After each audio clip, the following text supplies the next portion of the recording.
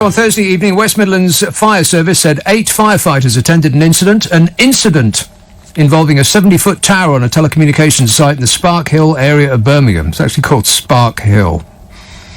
Fire crews were called to a blaze at a phone mast in Aintree in Merseyside on Friday night. A spokesperson said there were no signs of foul play. Really? Well, okay then. They are the experts. I suspect it was numpties with keyboards and firelights. It's the 5G problem. And where did the people get the idea that 5G might be an issue? From a real-life actual doctor. A YouTube video, it's on YouTube, claims that 5G has caused the coronavirus outbreak, and some people are convinced that their devices are killing them. I actually saw this thing today. The video was filmed earlier this month at a US health conference and has been heavily criticised for spreading bogus information during a very real crisis, as in fake news. The video shows a presentation by Dr. Thomas Cowan, MD, and was published by the Account Parents for Healthcare Rights. During his presentation, Cowan claims that Africa was not affected by the coronavirus outbreak because it's not a 5G region. However, since that video was published, the World Health Organization has confirmed over 600 cases of COVID-19 in Africa. The claims have largely been slammed and debunked online, but that hasn't stopped some people taking to Twitter to try to prove Cowan's point. One person tweeted, "So there is no coronavirus. The virus is a scam. It's actually 5G towers killing us, and Wuhan were the first to be affected. China built over 100,000 5G towers. It was actually planned years ago to depopulate and keep a low vibrational state." A low vibrational state. Wow, I'm in a high vibrational state at the moment. How about you? It said, and this tweet ends with, "Just did my research." This tweet said, "The rollout of 5G and the coronavirus map, almost identical." And that was a tweet by a person called Goat in a Moat. Well, that does sound like a reliable source. This one says, "There's no coronavirus. It's radiation poisoning due to 5G towers. Call me crazy, but do your research." Well, how about this? I'll do both. I'll do my research and I'll call you crazy. What is that noise, by the way? Can you hear that? It's like there's an issue in the background. You hear that? Well, can you hear what? Can you hear me in the background? No, I can't hear you. No, it's like there's a riot going on. Anyway, you know me, I never complain. According to the Huffington Post, Dr. George C. Benjamin, who is the executive director of the American Public Health Association, said COVID-19 is caused by a virus that came through a natural animal source and has no relation to 5G or any radiation links to technology, you idiots. He didn't say that last bit. That was me. I added that for effect. Other people have stressed that the human race has faced deadly virus outbreaks way before the invention of mobile phones. God, it seems hard to believe that we ever didn't have such a thing as a mobile phone. You see films that were made in the 1970s and some person is in great peril, like they're in their car or, in a deserted area of town and they're being chased by the Terminator, for instance. I know that wasn't made in the 70s, but, this is an example. And you're screaming at the screen saying, just use your phone, you idiot. Ain't got no phones.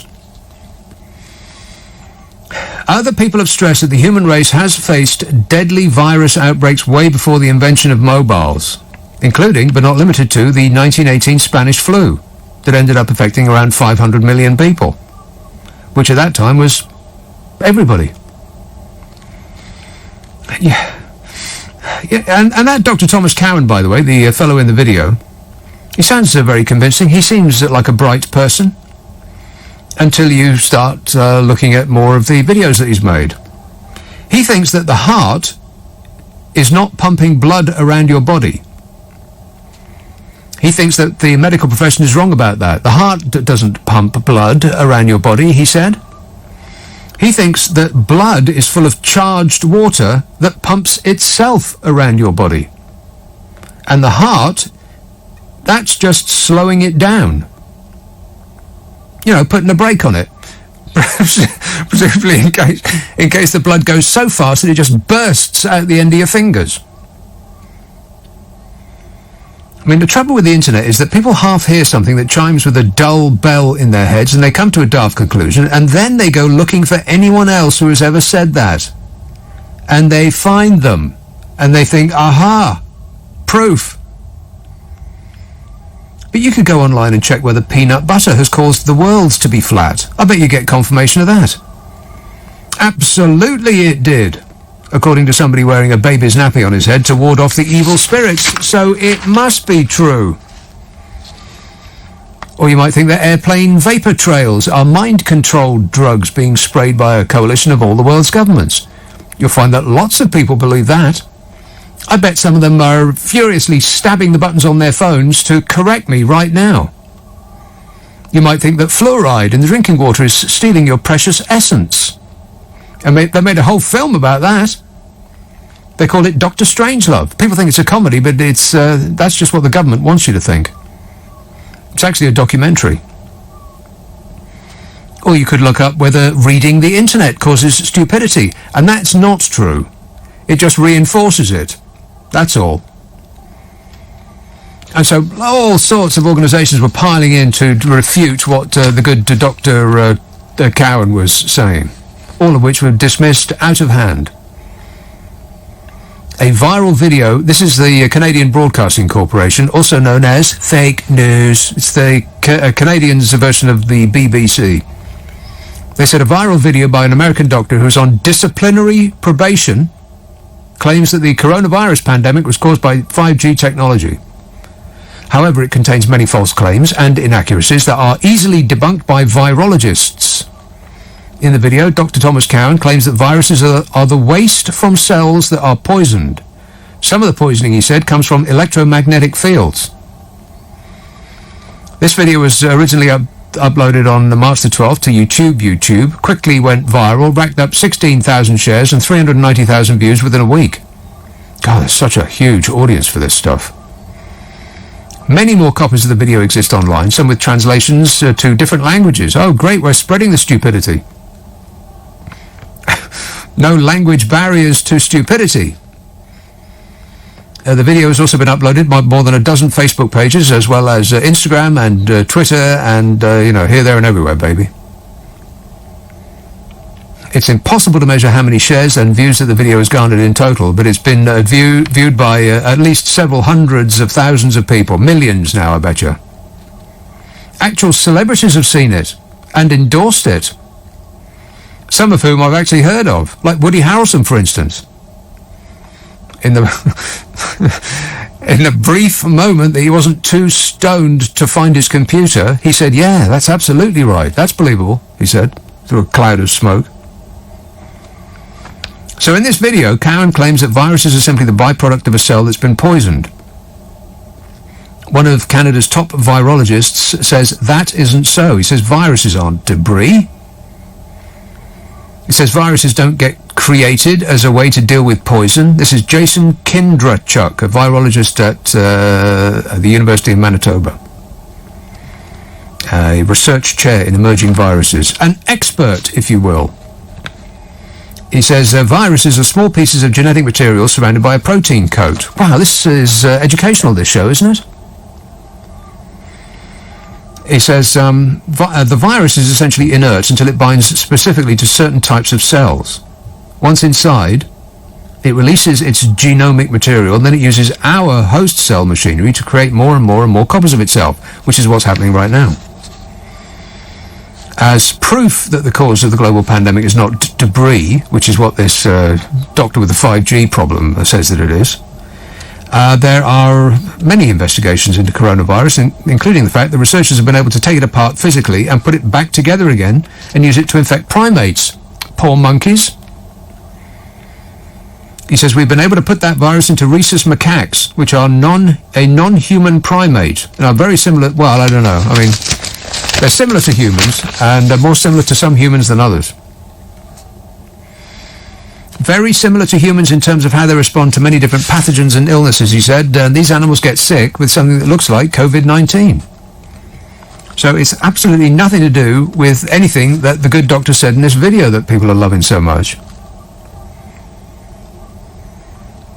And if you just go through the things that he said in that video, rather than just nodding sagely and thinking, yeah, that is absolutely right. Yeah, we're being poisoned as a way of limiting our numbers by evil men in dark suits who are directing operations from a hollowed-out volcano. Claims by Cowan made in the video don't hold up to scrutiny. He said the 1918 Spanish flu pandemic coincided with the worldwide introduction of radio. But it didn't. The worldwide introduction of radio started 2 years after the Spanish flu pandemic. He also claims that the Boston Health Department tried to experiment with the 1918 flu virus by purposefully infecting healthy people with the mucus of infected patients, and that the result was the healthy people did not get sick. There's absolutely no proof that this ever happened. In fact, if you look it up on the World Wide Web, the only story that you can find about the Boston Health Department experimenting with the 1918 flu virus and purposely infecting healthy people, the only story that you'll find is one that mentions this doctor, or on the doctor's site itself. There is no other evidence for it. Cowan claims that Wuhan, the location where the outbreak began, was the first city to be covered by 5G. But it's not. South Korea and the US had 5G networks before Wuhan did. Also, Iran, which is one of the world's hotspots for COVID-19, doesn't have a 5G network. They've barely got landlines. And Japan and Malaysia were also hit hard by the pandemic. They ain't got no 5G neither. So this doctor is an American holistic medical practitioner, and alarm bells should be ringing in your mind. He's currently operating on probation with the Medical Board of California and has limits on his practice after a complaint to the state medical board that, among other things, he'd offered an unlicensed drug to a breast cancer patient without informing her that it wasn't approved for use.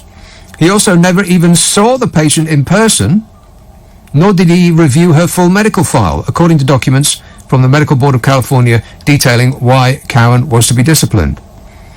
And yet people just see any old video from any old bloke online and they say, oh, yeah, that's right, and refuse to believe anything to the contrary, regardless of how many people tell them that they're wrong. And then they start setting fire to phone masts. No amount of evidence will persuade people to change their mind. They see one person on the internet also spouting nonsense, and they take that as proof before they would take a million contrary opinions and facts. Maybe it's just too much loss of face. And there's so many comments on these videos and stories of people saying, well, where's the proof that 5G is safe? There isn't any. So just by typing that, the evidence would present itself if it did exist. Where is the evidence, they say? And nobody rushes into the room and gives them any, so they conclude that none exists. There's loads of evidence that it's safe. The International Commission of Non-Ionizing Radiation Protection, which is an organisation that you flat out would not want to be the receptionist for. Can you imagine? Every time the phone goes, hello, the International Commission on Non-Ionizing Radiation Protection, how may I direct your call? You'd resign in an hour. Anyway, the ICNIRP, ICNIRP, a German-based scientific body that assesses the health risks of radio broadcasts, said that 5G in use in the US and coming to Europe has output levels significantly below the maximum allowed. Dr. Eric Van Rongen, the chair of that organisation, said, we know parts of the community are concerned about the safety of 5G, and we hope the updated guidelines will help put people at ease. No, they won't. The radio frequencies 5G uses in the UK are similar to those that have been used for mobile telephones since 1998. And we know that it doesn't cause cancer or viruses or anything like that. And there's a very good way to determine that. If you were really curious about the potential hazards to humans, we just have to look at the people who get the highest levels of 5G radiation exposure? The people, the construction workers who build and install the communication towers. They're right on them. And the National Register of Radio Frequency Workers, the body that looks after the health and safety of that group of people, and it's composed entirely of radio frequency workers themselves, say that no such threat exists. 4,500 people in the UK work in close proximity to radio frequency radiation, and the exposure they're allowed to receive is 5 times what we are. And there is no evidence that they have higher rates of cancer or any other health problems that could possibly be attributable to Wi-Fi radiation than any other population of humans. So if it's not any trouble to them who are working with the stuff on the towers, actually constructing them, then it ain't no trouble to us. Unless you believe everything you read on the internet, in which case please disregard everything that I have said on this matter. Stephen texts, wait and see. Trump will change his mind and start wearing his own special mask. A clear plastic globe will be affixed to his shoulders, fed by a 50-50 mix of breathable air and, and hairspray, and with a diameter wide enough that his blonde comb forward is left untampered. I actually think that that is fake news. It's not a comb forward. I think it's a comb forward and then a comb back and a bit around the sides, and then some mystical thing happens that defies the laws of physics. What is it? Where does it come from and where does it go to? Nobody has any idea. Apart from his own personal hair wrangler. I bet they have to build scaffolding around his head to create that thing every morning. That's why he's never seen in the morning. Teams of people work in close proximity, by the way. Don't breathe on him. We wouldn't want anything bad to happen to the president. Bromley. Hello, Ross. Hey, Nick. I just wanted to say the conversations we're having about coronavirus are based on certain assumptions that depending on the study that you look at and depending on the severity or the assumptions of the severity of the symptoms and the infection can vary. So I'm not sure if you've heard of the Oxford study that took an assumption that the coronavirus entered into the country only 4 days before the first case was detected, and that an average of 2.25 people are infected for every person that had it. And they assumed from that 50% of us already have had coronavirus. And I think the herd immunity strategy that Boris Johnson proposed may have been flawed because it assumed that more people would survive from it, but actually probably in the long term would be better. We don't want to open up after the shutdown and find that we have waves of people getting sick again. It might have been better to just weather the storm at the outset. You mean take it on the chin, in Boris Johnson's phrase?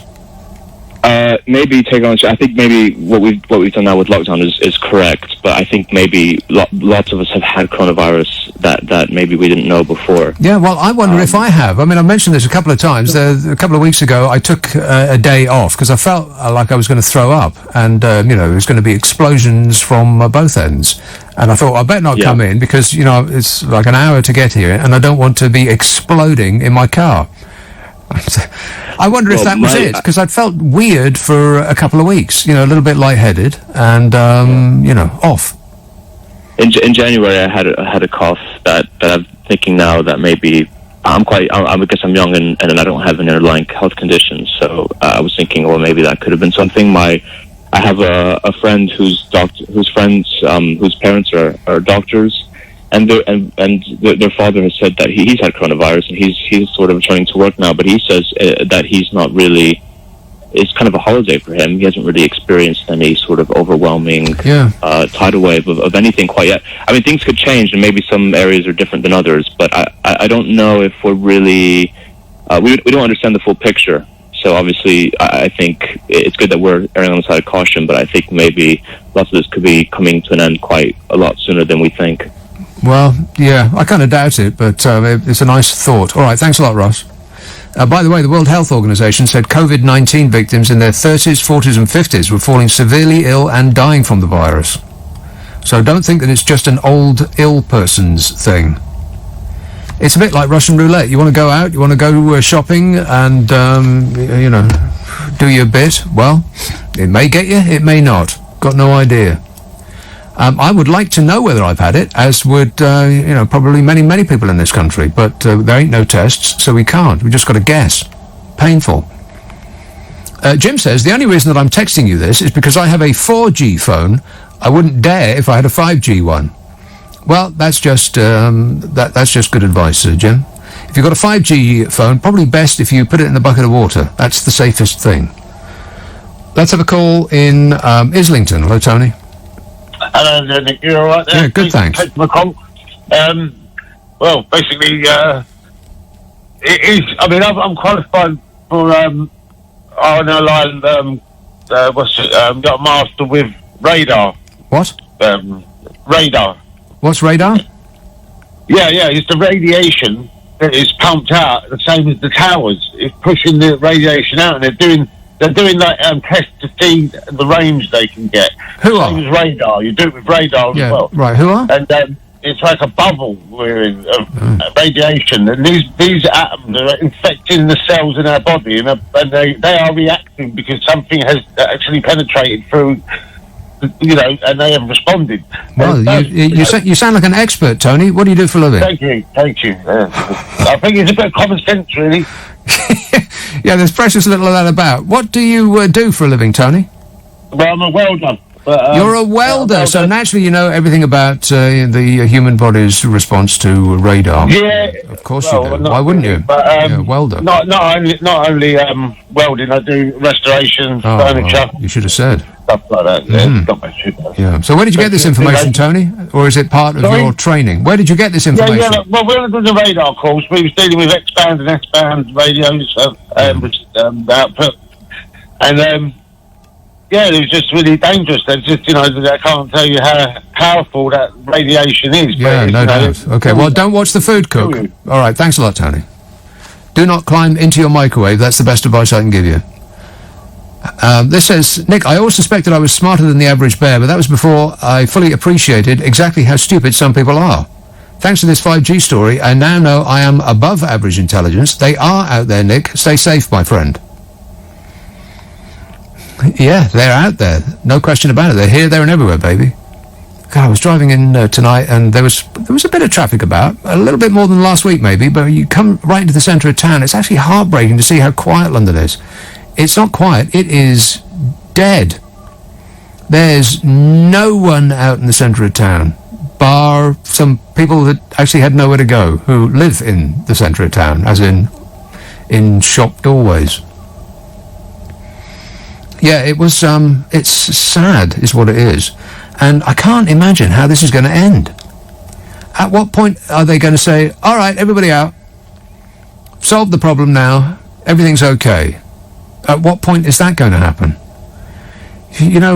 Boris Johnson at the beginning of this, he said, let's take it on the chin, and they had this herd immunity thing, and the people freaked out, and they said, we never said that, I don't know where you got that information from, it had nothing to do with us, and it was not our policy. But that might actually eventually be the policy. Unless they find a vaccine, then it's going to be herd immunity. And like I said, it's just Russian roulette. You may get it, you may not, and if you get it, it might be nothing, or it might be everything.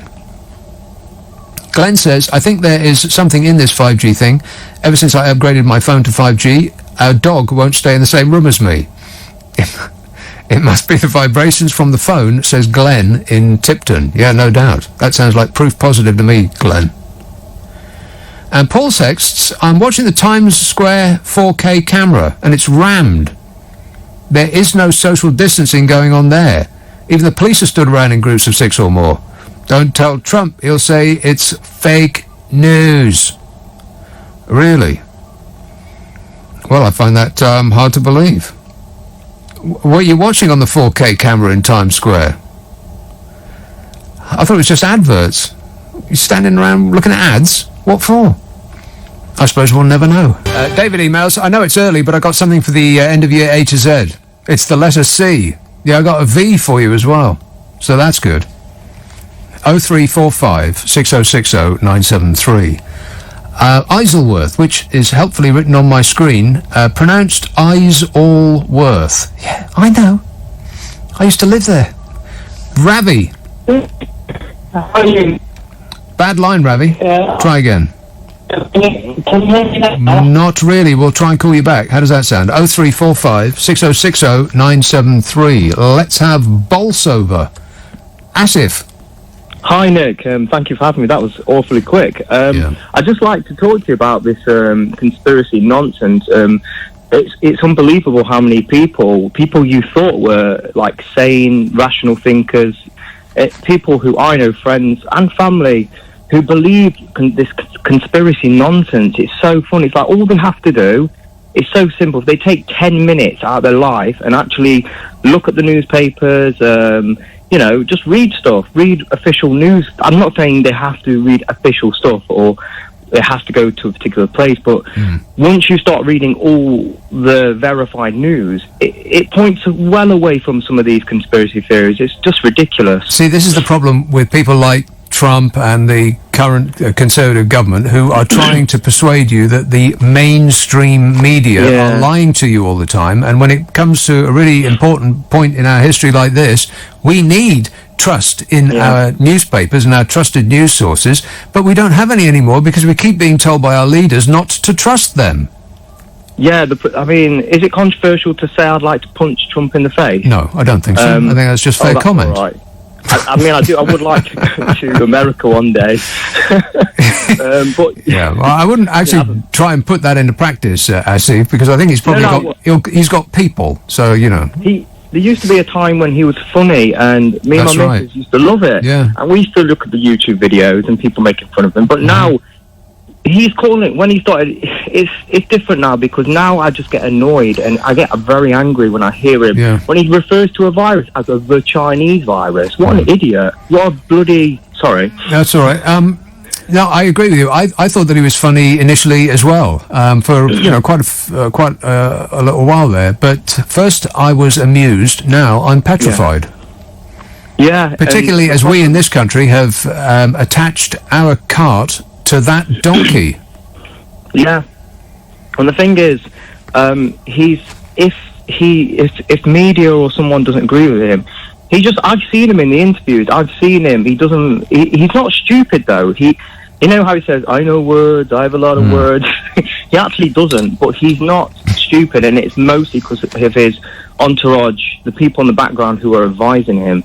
He slips those little dog whistles in there every now and again to appeal to his audience. He knows what he's saying is probably nonsense, but it's for his base. It's not for rational people like me and you. It's for his idiotic dinglings and he said it himself. I love the poorly educated. Those are the people that are voting for him. And exactly. And do you know when he said I could shoot someone in Fifth Avenue? Yeah, that's true. He's actually killing people now, but not with a gun. He's doing it by corporate. I don't know, probably corporate manslaughter, I guess, or negligence. Well, we're all living in Donny's world now, Asif, so get used to it. Thanks a lot, mate. Cheer up. It might never oh, no, that's right, it already has. 0345 6060 973. Doug says, my understanding of 5G is that it was developed to allow more people to use their phones to say, I'm on the bus. P.S. On my radio, it sounds like you've got a fan running in the background. Yeah, it does. I don't know why, because I've turned the fan way down, but it does sound as though I'm being buffeted. Let's have back to Ravi in Isleworth. Let's see what this line's like. Ravi. Yeah, is this a better line? Much better, yes. Well, Nick, I was absolutely shocked today. I heard Trump's interview at 9:30. A journalist asked him, what would you tell the states who are not in lockdown in the USA after New York has had 8,000 new cases and 2,000 deaths? He goes, it's not my problem. We need America to come back to work. Unbelievable. Well, it's not, sadly, Ravi, it's not unbelievable, it's entirely believable, because he is only concerned about being re-elected. And the reason that he's so concerned about winning the next election is that Barack Obama was a two-term president. He seems to base his entire life decisions on undoing everything that Barack Obama has done. And I suspect, because he's such a tiny-minded, thin-skinned baby, that it all goes back to that time that Barack Obama was ribbing him at the correspondence dinner. That video is still online. Barack Obama's on stage and he's making jokes about Donald Trump who's in the audience. And Donald Trump is leaning forward in his chair with his hands pressed together with this look of, fury etched across his orange features. And at that moment, I believe, Trump decided to go for president.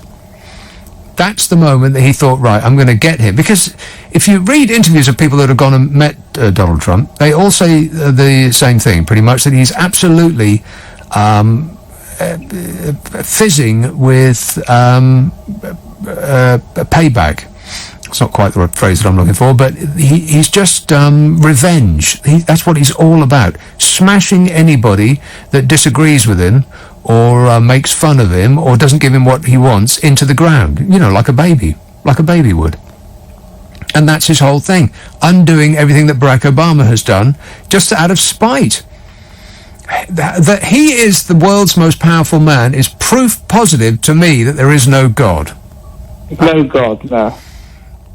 There may be a devil, but I'm not sure about the God part. Nick, can I say one more thing? Yes. Quickly?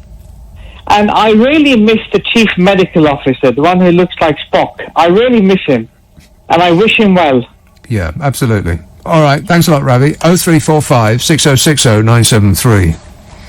Yeah, wouldn't it be nice if we had somebody who knew what they were talking about? This says radiation can cause heath problems. Really?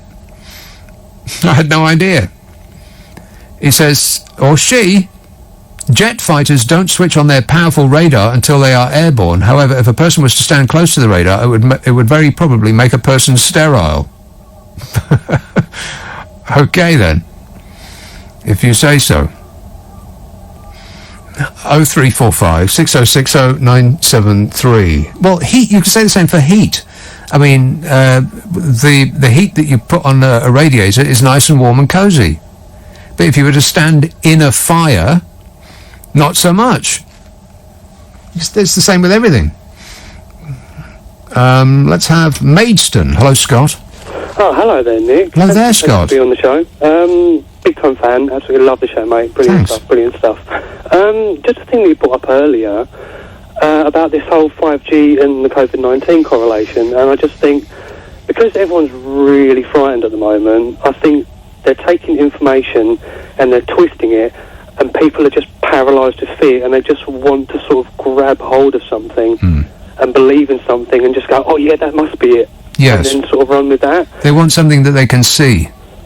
Basically, yes, exactly, because it's formless at the moment, because there's so much misinformation, and the current government's obviously flip-flopping about all over the place, and it's, I don't know, they're saying one thing one day and then another thing the next, and That's they're just right. U-turning, and it's almost like they're just doing a 360-degree, like just doing donuts.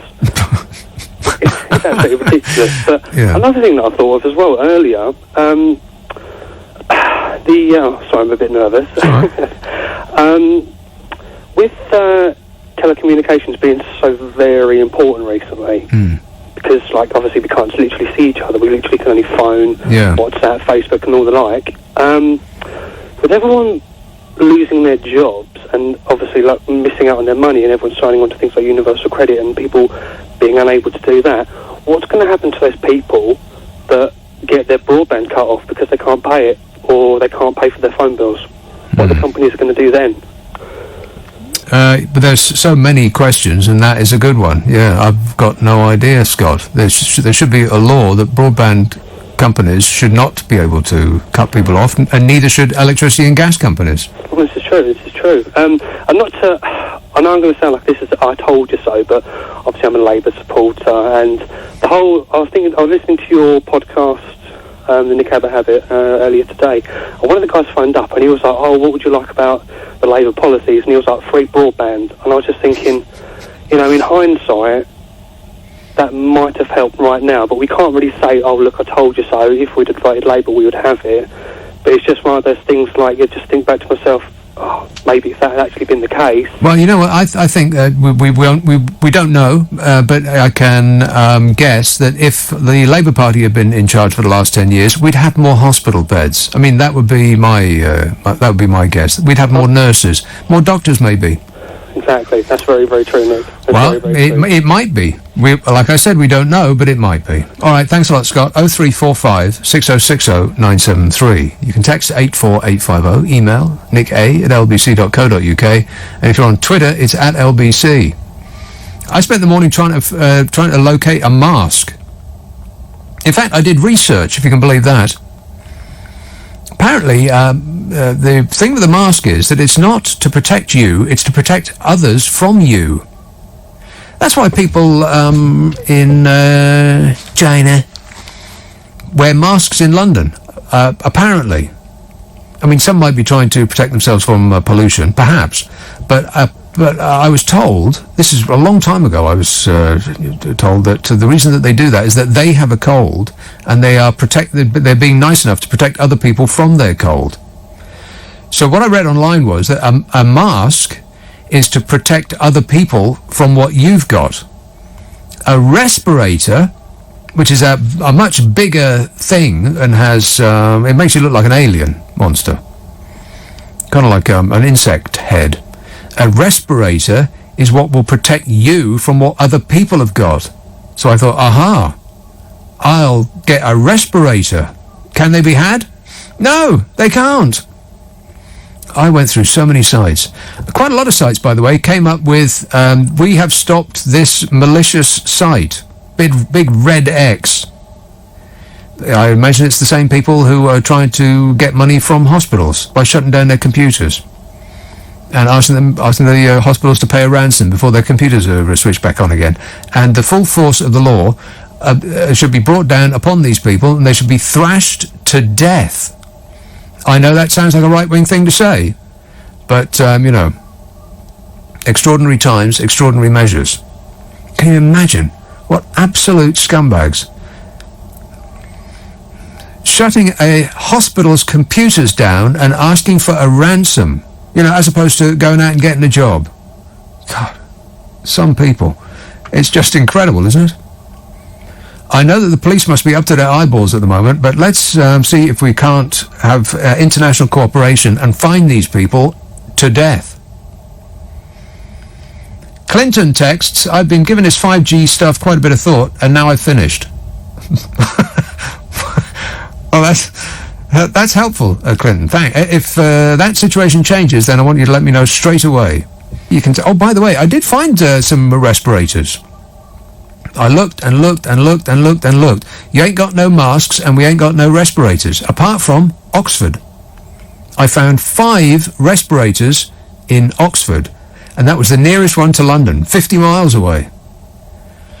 So it would have been a 100-mile round trip, and I thought, well, no, I just won't breathe in. That's all. I'll breathe out, but I won't breathe in, and that's my best advice to you. Scott texts, getting worried about my sanity with the stay-at-home thing. I had to nip out to the shops today, and as I opened the door, the cat said, can I leave the telly on? The thing is, I don't have a cat. Well, that is alarming, Scott. I like the tweet that I read, the very last thing I read on last night's show, and it was something of the order of, this lockdown is getting my goat. The cat went out and asked me if I wanted the radio on. 0345 6060 973. Maida Vale. Hello, Catherine. Good evening. Good evening. Did you ever get your washing machine installed? What? Oh, never mind. What washing machine? Washing machine. The last time I spoke to you, you were looking for someone to install your new washing machine. No, I don't think so. I think you may be hallucinating, Catherine. I haven't had a new washing machine for years. Oh, I got it wrong then. Maybe it's a fridge. No, also wrong. I think you got the wrong person. Oh, how are you? I'm okay. What did you want, Catherine? Anything at all, or just a chat? I wanted to make one or two serious points. Right, I doubt that, but go ahead. Well, regarding, going back to the 5G thing, we don't know that high-frequency radio waves and electrical impulses, we don't know whether they, over the planet, all around the planet, could be disturbing the human organism in some way that is possibly reducing Intelligence? human immunity. Right. That possibly might make us more susceptible to virulent viruses. Stupidity, yeah. Now, we don't know that, do we? Who don't? Well, any of us. We don't know You know, the what? scientists or lay people or anyone. We don't know We don't know what? whether the modern technology, Yeah, you're talking about 5G. not necessarily just 5G, any Well, what kind then? of G, Yeah, any kind of G you got. and added together with things like pollution, exhaust. Yeah. Well, we know that pollution is bad for us. fumes. Exhaust fumes are bad for us. We know that. Yes, and other elements, Stuff. chemical We know chemicals are bad for you. Don't drink chemicals. production. Yeah. Also bad for you. Nuclear radiation is That's obviously very bad for you, yes. So, Try to limit yeah. your nuclear radiation to a couple of buckets a day. well, this is it, Nick. I mean, perhaps we're killing ourselves. Yeah, modern life is very, very dangerous. There's no doubt about that. It would be better if we all lived up a hill and stayed in a yurt in Wales. We'd probably live longer, or it might just seem like we live longer. We might die earlier, but boy, would it seem like a long time. Personally, I'd like to be up in the Himalayas. Yeah, I'd like you to be up in the Himalayas. There's no signal up there. Just pure oxygen. Yeah, And another thing. and another thing. Well, we don't know what actually happened in Wuhan.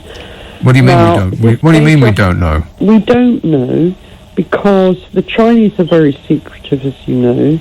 A friend of mine recently said, and I don't know where she got her information from. No, but it's almost certainly true because it was, she said it. Go ahead. Well, she said that next to the wet market where the virus was apparently originated Yeah. from, there was a laboratory of some kind. Well, that's it. Proof positive. I don't know. Yeah, we don't know. Yeah, okay. So we know. Do we really know? Is the World Health Organization leveling with the public? Or is it an organisation that's actually trying to just thin out the population? Make fewer of us. They're trying to kill us, Catherine. We don't know that they're not. So it's certainly true. We don't know. No, we don't know. No, we don't know. No, we don't. We don't know. You have to have some faith, obviously, in organisations and leading organisations. I mean, you have to have some faith, but we don't know. We don't. No, we don't. Okay. Thanks a lot, Catherine. What I took from that call is that we don't know. How about you?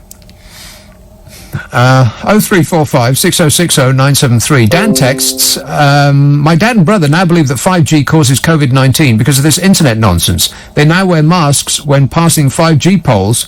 Tell me I'm adopted. We're all doomed.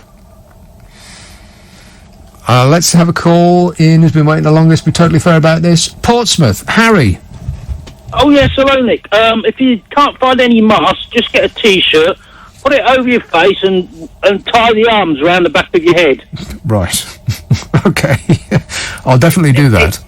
You've got one sitting in your drawer at home right this second, so no need to drive 55 miles. I guess so, yeah. Good advice. Thanks, Harry. Yeah. I don't want to specifically talk about the 5G, but about 10, 12 years ago, and I heard him again about 5 years ago on a radio documentary, there was a GP over near Salisbury Plain in one of those country areas, and he noticed that some of his patients who were dying of cancer, he made the link that they were all living within the vicinity of the old high voltage power cables. Oh, yeah. Which I assume, I never heard anything off of anyone else, but he came on twice over a period of a few years. Yes.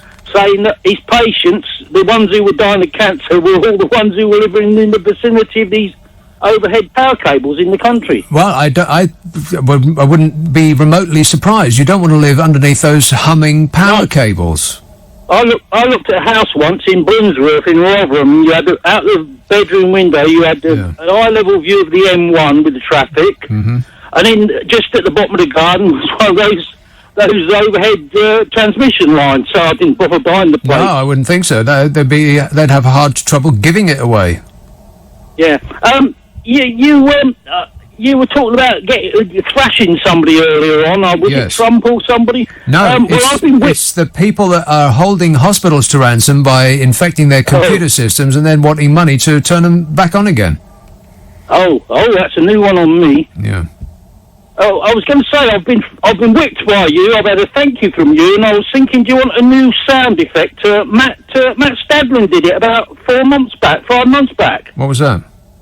Well, somebody was asking him a Brexit question. I suppose it was August, September time, and he was a fence sitter, and he kept saying, and he went on for about 20 seconds, and it reminded me of an old character on a radio station from 30 years ago, Inspector Hector. He opened up his... It was a little Cluedo mystery that come on every Sunday, and it was just this... Well, you want me to go and look that up? Some show at some point in December? Leave it with me, Harry. 0345 6060 973. Steve tweets, if 5G can make people sterile, can I use it instead of hand gel? Absolutely, Steve. And that is the official advice of LBC. 0345 6060 973. Can I squeeze one in? Maybe not. Oh, well, I'll try. Great Yarmouth. Hello, Tina. Hello, Nick. Tina. I'm in the process of making you some masks. Oh, yeah. And your sister. I just wanted the address to send them to. We're absolutely so I rang not. Up and No, we don't want any. Oh, you don't want any? Well, we do want any. We do want some, but we can't take them from you because we don't know who you are. Oh. Well. I mean, you might be absolutely infested with disease, Tina. Well, I could be, but I'm not. Have you washed your hands before making this call? Oh, don't be silly now. You've been ridiculous. Oh, I'm being ridiculous. What are you going to make a mask out of? Fabric. Fabric. Okay. Yeah, layers of fabric. Layers? What kind of fabric? Percale cotton. Percale cotton? Percale. Well, that sounds lovely to make a duvet out of, but not a mask. No, this is a very high thread count. Is it? So, if you've got a very high thread count, you've got less gaps in it. Okay. Right, you understand how tiny, microscopically small... Yes, I know, but you've got layers, and they've got barriers to get through. They're going to fight all the way to get through there. Well, I'm of the opinion, being completely ignorant about this and every other subject, that anything is better than nothing. Exactly. Yeah. But I appreciate the offer, Tina, but don't cut up anything on my account. Well, I'm not just making for you, I'm making for someone else, other people as well. Right. What, people that you know, or are you just going to send them randomly? Care homes. Care homes? Yeah. Right. They probably want the actual real thing, don't they? Well, they can't get hold of the real thing. Yeah, it's shocking, isn't it? This is the problem. Yeah, the problem is that the government, very late in the day, decided, oh, you know what, this is a serious thing, and maybe we should treat it like a serious thing. At which point, the reserves of all the masks and all the other equipment that they're in need of, they'd all been bought by somebody else. Too late. Got to act quickly. And they'll have an investigation about this, an inquiry. Of course, there'll be an inquiry, and I'll prejudge the inquiry for you. It will cost £60 million, and it will take 6 months, a year, or a year and 6 months. And at the end of it, Lord this and Lady that will produce their pronouncements, and it will be that lessons must be learned. That's it. Case closed. Nothing to see here. Please move along. And everybody concerned will get a badge and a funny title. Am I hallucinating, or are the birds singing louder in the trees? So there also seems to be more of them. Tweety birds, here, there and everywhere. It's a delight outside. You don't have to actually go outside, you can just stick your head out the window. If you've got a garden, sit in it. Because the only winner in this coronavirus pandemic is everything except us. Everything except us is currently enjoying a nice holiday from us. The skies are clearer. The crowds have vanished. I mean, you've seen the waters in Venice. They can see the bottom now, and all the filth and detritus that goes with clear water. In the Mexican resort of Tulum, usually absolutely crammed with holidaymakers, a jaguar was captured roaming the empty streets. In sunny Cancun, the Mexican resort, a crocodile was filmed sliding down a canal. A coyote was spotted on the streets of San Francisco. Spotted deer were seen in Andhra Pradesh. Bison wandered through a market in Southeast Asia. Swans have flocked to Venice. Dolphins were swimming in the port of Cagliari. Wild boar have been creeping into towns in Italy. Have you seen that video of the goats in Llandudno? 800 lions released onto the streets of Russia by President Vladimir Putin to keep people inside during the lockdown transpired to be fake news. But the birds are singing louder in the trees. Foxes have become even more bold than they were before. I mean, I did drive in tonight, but apart from tonight, I've not been in the car. Because I'm a good boy, I am. But last week, there were plenty of foxes just wandering about the place. Normally they scarper when a car comes up, but they seem to be more reluctant to do so, as though they thought, well, what's that? Martin Fowley from the RSPB, the Royal Society for the Prevention of Birds, I think that's right, he said that many of Britain's rare birds are enjoying a respite from visitors to the countryside, especially those that build nests on the ground. He said one might expect ground nesting birds to have a slightly easier time of it, without us giant sacks of fat lumbering about the place.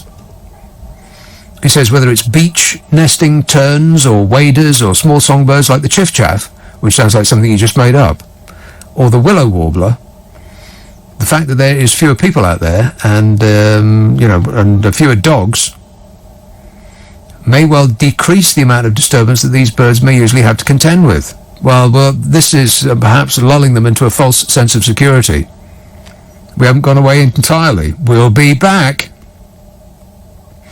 Mike Swan, the head of education at the Game and Wildlife Conservation Trust, said skylarks, curlews, grey partridges and corn buntings stand to have a really good year this year. But that just sounds like a bunch of names he made up. And fewer cars on the road means less roadkill.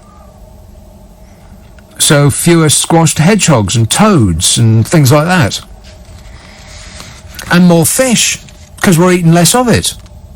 Pubs and restaurants used to serve fish and chips. We ain't eating that no more. So there's more fish. You know, the fishing business might not actually go out of business for a lack of fish now. Stocks might recover. Insects are enjoying a brief respite from being trampled underfoot like Led Zeppelin. And reduced air pollution as well. All that reduced economic activity has reduced air pollution. You've probably seen those pictures on the World Wide Web, the before and after pictures. The air is clearer. Bees can find flowers more easily, because exhaust fumes apparently disguise the floral scents that tell them where to go. It will also reduce the current damaging eutrophication of grasslands, wetlands, heathlands and woodlands. And so I looked up eutrophication. I actually did homework, if you can believe that. And it means excessive richness of nutrients in a lake or other body of water, frequently due to runoff from the land, which causes a dense growth of plant life. So there's less of that now because, we're spreading less... I've got no idea, to be honest. But it's apparently a good thing. You want less eutrophication in your life. And the air is easier to breathe. And the sky is clearer. We can see the stars more easily. Air pollution in London has fallen so dramatically that monitors that are used to measure toxicity are alerting the data collectors to possible faults with the readings. The machines think there's something wrong with them. Dr. Benjamin Barrett at King's College London said, "We've been given a natural experiment that we never expected to have to drastically cut those levels of transport emissions." He said, "We've had huge behavioural changes forced upon us in this situation. We're having to adapt and behave slightly differently, particularly how we work a lot more remotely. That should make us realise that we don't have to take a car to work. We don't have to travel into the office every single day. I think it could be one positive that comes out of this. We reevaluate how we do things." Yeah, I think that too. I've been saying that for weeks now. What we're seeing now is a different life. And it might be that we are fast-forwarded into a place where it might have taken 10 years to get to. Not going into work. It's crazy. Half the planet gets up an hour before they actually want to, rush out of the house late, squeeze themselves onto public transport or sit in a traffic jam in their cars, and their stress levels go through the roof. They waste all that time. If it's an hour in and an hour out every day, that's 10 hours a week. That's a whole day. Makes no sense. So maybe that will be a fast forward in how we lead our lives. Something that might have happened in a decade is going to happen in 1 year. I also think that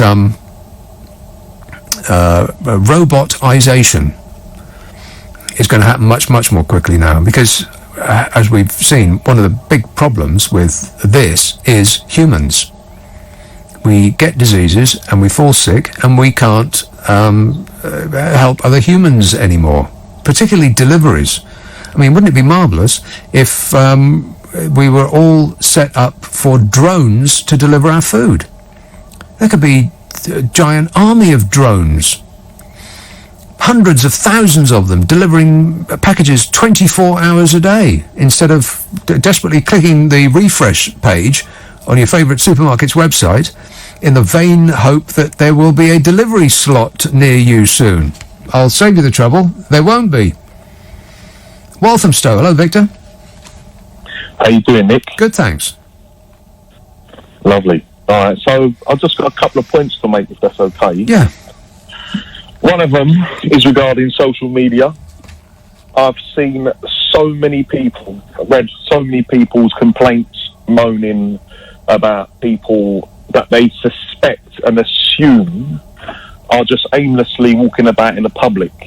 And it's quite arrogant for people to assume that these people that are walking about in the public are not going to get food, are not going to get any medicine, or are not working as a volunteer for the local council to help vulnerable people and deliver medication and food and stuff. Yeah. So there's a lot of people seeing people and just assuming that they're disobeying the stay-at-home suggestions, even though legally and human rights say you're allowed exercise. Members of the same household are allowed to go out. You know, and social media is full of people moaning and complaining, and then normally got profile pictures of their cats. Well, the problem is, I suppose, that people have vast acres of time on their hands now, and precious little positive to fill their hours with. They're also all massively inconvenienced by not being able to go out, and so if they peer out their window and they see people just walking by, they think, "Oh, why is that person allowed out and I'm not?" Yeah. So I kind of get it. The inner child is coming out in a lot of people. But if they've obviously got time on their hands, they're obviously vocal and opinionated, and they obviously don't mind sharing. Well, this sounds quite personal, Victor. This sounds personal, Victor. So somebody done this to you then? No, not at all. Right. Not at all. Nobody's done it to me. I've got legitimate reasons for coming out of my house.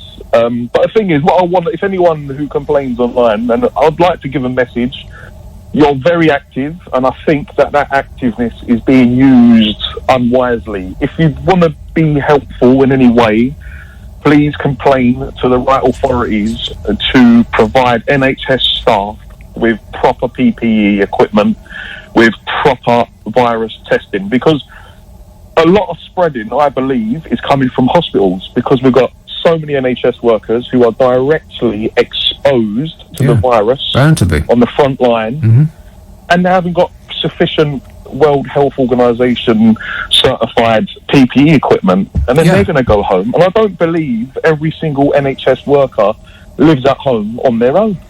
Some of them have got housemates and flatmates, and some of them live with their family and their cohabitants and their children. Yes, you know, NHS, which is why, which underlines the importance of staying in. Yeah, but I believe a lot of the infection and spreading are coming from NHS workers. Yes, but the ones I understand what you're saying, but that underlines the importance of staying in, though, doesn't it? Although when this staying in is over, I can't imagine. I mean, at what point is the government going to say, "Okay, everybody out. It's problem solved," unless we come up with an antibody, some sort of vaccine injection or whatever. Then I can't see how this is going to end. How is this going to end? It can't end. It won't end for a long time, honestly, because the nurses and doctors are spreading around the virus a lot as well. They're directly exposed. They haven't got sufficient PPE. A lot of them are carriers and don't even know it. A lot of them don't even display symptoms for 7 days or so they can spread it on to multiple handfuls of people without even realising, and then so on and so forth. So until the doctors are getting sufficient testing and sufficient certified PPE, say if we all do stay at home, say for example, something happens, everybody stays at home, okay? The doctors are still at work. The doctors and nurses are still directly exposed to the virus without PPE, without testing. They're going to come home and carry this virus to their family and their housemates. Yeah, I know. We've been over this, which is why the importance is underlined of staying at home. I get it. All right. Okay, we're going in a tight circle, around and around again. We're just repeating ourselves. Okay, good work. Thanks a lot, mate. But quite right. They do not have the personal protection equipment that they need. But this country seems to... that's how we go, it seems. I mean, do you remember the Land Rovers, the Snatch Land Rovers? We were sending our troops, our boys, which we were supposed to be supporting, out in Afghanistan. And they were regularly being blown up because those Snatch Land Rovers had all the protection of a biscuit tin. And how many people died from those? PPE. I mean, talk about personal protection equipment. But they weren't given it. This says, a Bob Dylan lyric in his song License to Kill, man has invented his doom, first step was touching the moon. Well, I bow to no one in my admiration of Bob Dylan, but what's that got to do with anything? Derek emails, I think whoever screens your calls needs to be put on furlough. Needs to be put on furlough. And Joan says, do you think that beards and moustaches could harbour the virus? Well, it's interesting you say that, Joan. I've got no idea. But I even though I didn't have to, because I was stuck indoors all week, I thought, I'm going to shave, just because it seems like there's less stuff on your face for ick to stick to. Oh, I don't know whether that's a thing or not, but it just made sense to me. Every little helps, right? This text from Rob says, to anyone thinking of making a mask from cotton, breathing cotton fibres can cause a variety of lung diseases, including but not limited to byssinosis. Byssinosis narrows the airways, causes pulmonary... I'm going to have to take a run up at this. Causes pulmonary fibrosis and ultimately leads to death by respiratory failure. But other than that, it's fine. So I thought, yeah, right. And I looked it up. Byssinosis, it says, is a rare lung disease. It's caused by inhaling hemp, flax and cotton particles and is sometimes referred to as brown lung disease. It's a form of occupational asthma. In the United States, byssinosis occurs almost exclusively in people who work with unprocessed cotton. So it doesn't sound like you're going to get it by sticking a T-shirt over your face. That is busy nonsense. Keep thinking though, Rob. 0345 6060 973. Let's take a call in North Shields. Chris. Hi, Nick. Chris. Hello, nice to speak to you. I was just saying I agree with the previous caller as well. I don't particularly want people assuming when I go out for my half-hour walk and then quickly to the supermarket that I'm out on a jolly. Yeah. Something I've got to do. I was just thinking, I'm a teacher, so I've got this sort of ongoing quantity of work I've got to be getting on with to plonk onto the system for the kids, etc. Right. But it's other things that you do when you're at home. I've found what's been very useful for me is to note down anything that I think I wanted to get around to doing, which I haven't been able to when I've been at work. Mm. And for example, this evening, it's not thrilling, but I got out some bank statements. People are probably miles ahead of me with spreadsheets, etc. But boring. Looking at, it is boring, but looking at what do you call them? Comparing insurance premiums over the last few years, and they're going up instead of going down. It's boring. But I'm going to get onto those and get my premiums down. I'm slipping into a coma just thinking about it, Chris. I don't blame you.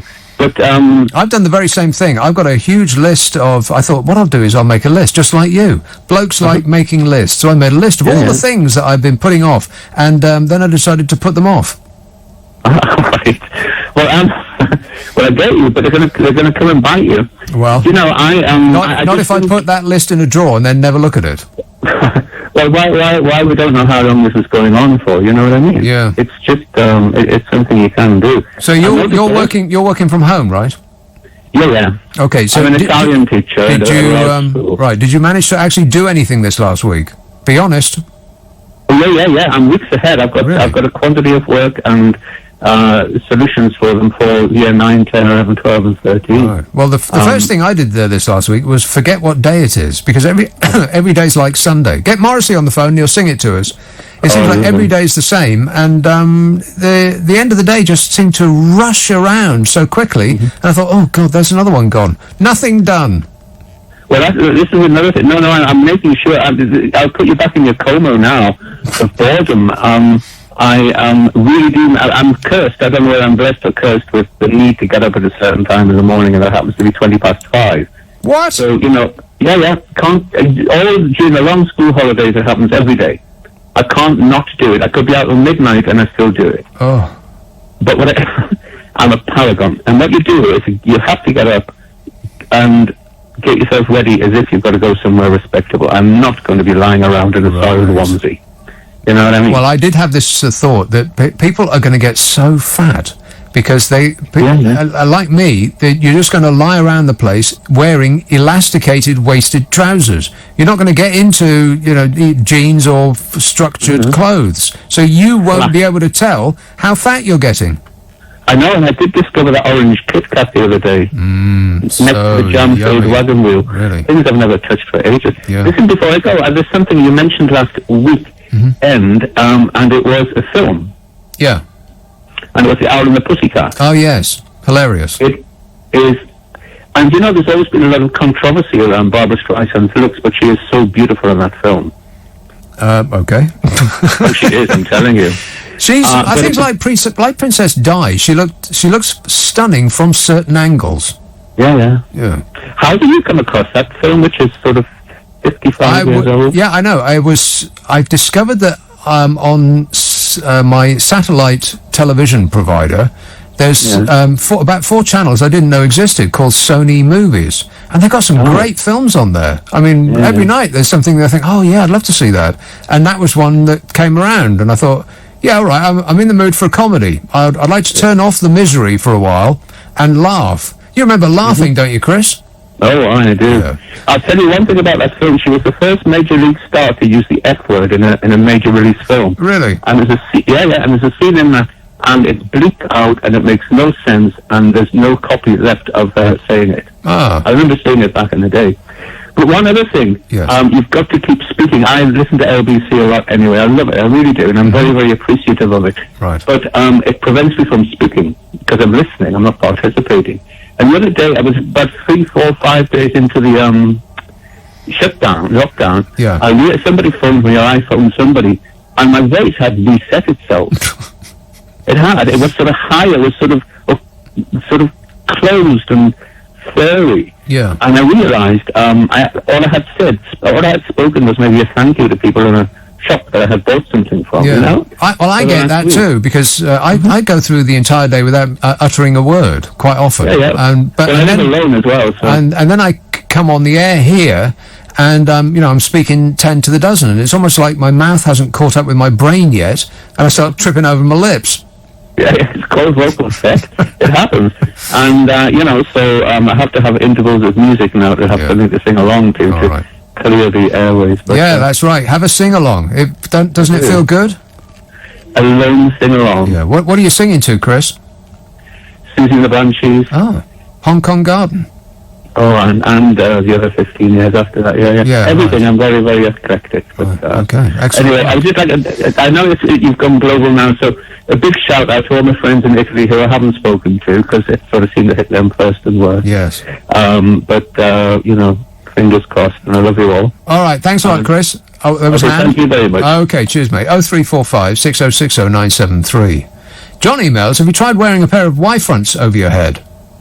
Well, yes, but it didn't have anything to do with COVID-19. Simon tweets, I agree that there will be changes with people who work after the coronavirus lockdown is over. It's hard enough to go back to work after a 1 or 2 week holiday. If we've got 2 or 3 months off, how hard is that going to be? Yeah, I think that we should really fast forward this working from home thing. It doesn't make any sense that half of the planet gets up and moves 10, 20, 30 miles away from where they are just to sit at a desk and stare at a computer screen, which they could easily do at home without all that pollution and the stress and the wasting time. And the companies, of course, could save a massive amount of money on not having to hire such huge buildings.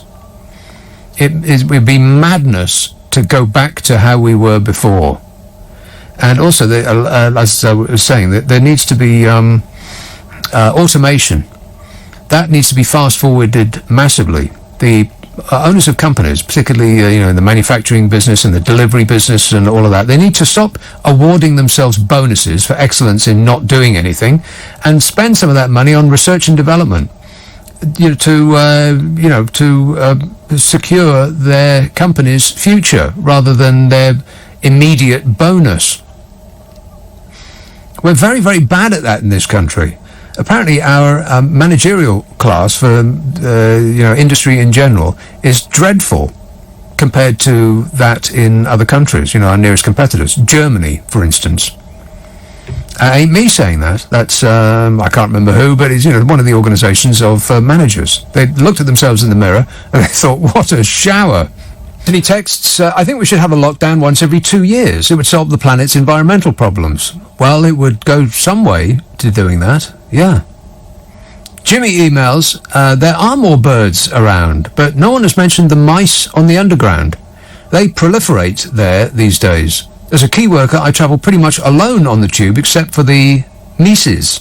Mises.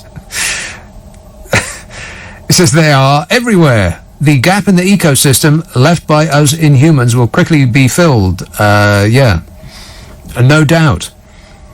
It used to be thought that, it would take nature quite a while to come back once we left, but we've left and nature came back almost straight away. A fox. Just, there's so many foxes around, but just sleeping right in the middle of the garden next door.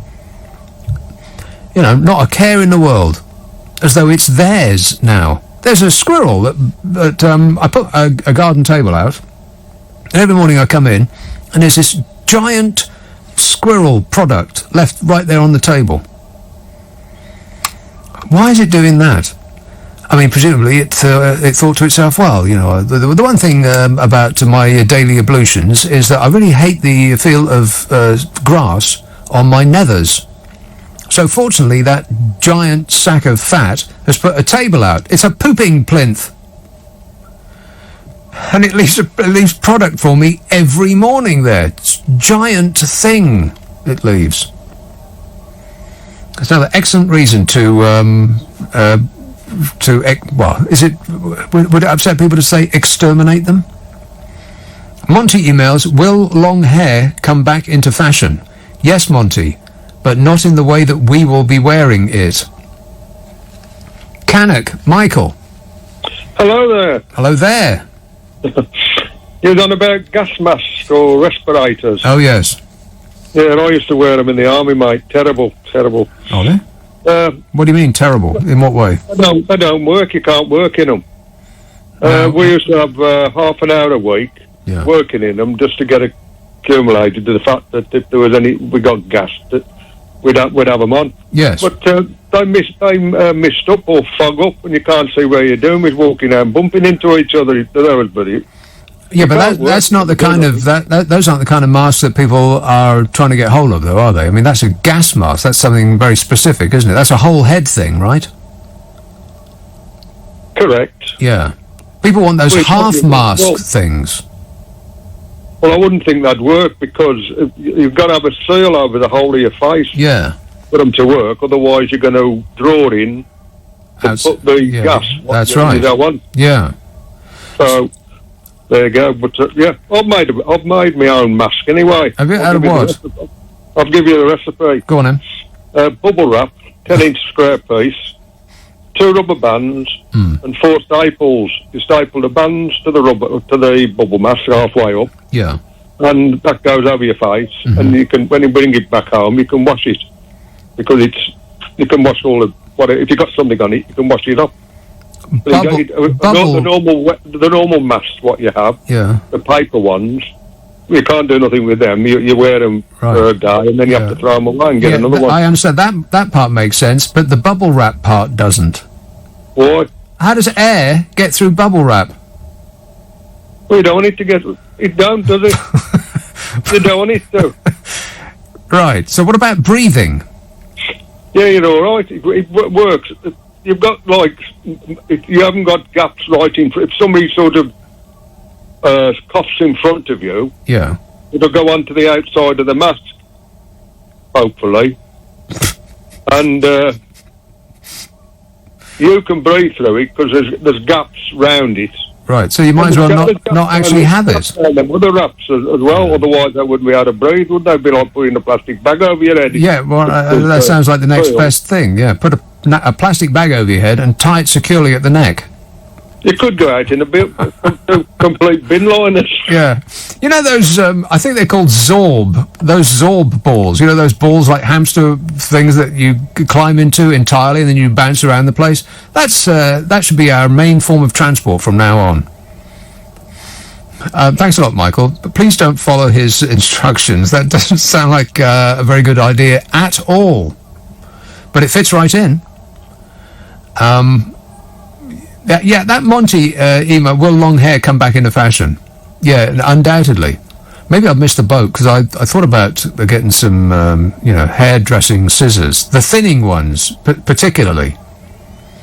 Because I know I don't have the skill to thin hair, so you want scissors that do that for you. And I would imagine that they are about as hard to get as masks are now, but I'll give it a go. But long hair will certainly come back into fashion at one time or other, if indeed it hasn't already. But not in the way that we'll be wearing them. We'll be wearing a long hair like they used to in 1974. All we'll need is orange shirts, and it'll be like being propelled back in time. There'll be thick hair helmets with flicks at the shoulder. Remember flicks? Awful. And there'll be mud and the rubettes coming out the radio. Actually, that doesn't sound that bad. Richie texts, where were you last night, and was your sound effects machine, is your sound effects machine quarantined? I was at home, and yes. Chris says, I can highly recommend tadpole counting in the garden pond. Now we can't count ducks, thrushes, or owls. Why can't you? Is there a moratorium on counting ducks and thrushes and owls? I don't get that. Way over my head. Here's calling Southampton. Hello, Simon. Good evening, Simon. I've got three things that I want to talk about, really. A couple of three things. First of all, I think that after this is all done and dusted, I think it would be a very good idea. You know how hindsight is a wonderful thing. I think that hindsight should step up now, actually, whilst we're in the throes of this, and I'd like to see a fund set up where every person, every adult in the developed world has to, by law, put £10 a year into a pot, and then that could be a future pandemic fund, so that, you know, all the financial stuff is hopefully taken care of, and we don't have to worry about economy. Yes, that's a good idea, but I've got a better idea. How about everybody in the land should have to have their own respirator? You know, if the government bought everybody in the land a respirator, I spent the entire morning trying to find a respirator, and they cannot be had, but there's plenty of sites that would sell them if only they had them. And they're about £17 retail. So if the... Done. So if the government were buying, say, 65 million of them, then they'd easily be able to get them at a tenner, right? So that would be £650 million, which is a microscopic fraction of the amount of money that we're going to be losing, because we're about to be plunged into a depression that's going to probably be the worst in recorded history. It's going to be way worse than the 2007 financial crash. It's probably going to be worse than the financial crash of the 1930s. So what we're about to spend and lose is a massive amount more than 650 million, which would buy every person in the land a respirator, and we'd be able to walk around and you know, sun not our faces, of course. Wouldn't be able to sun our faces because they'd be covered, but we'd be able to sun our, you know, giant wobbling bellies, and we'd be able to go to work and ride the tube and all the rest of it. Yeah, well, that brings me on to my next point, really. You know, even you were saying earlier on about masks being worn to stop transmitting instead of breathing something in. Yeah. So to aid the transmit-e instead of the transmit-er, if you get what I mean. Shall I sum it up for you before you go on to make your point? I'll make it clearer. Masks...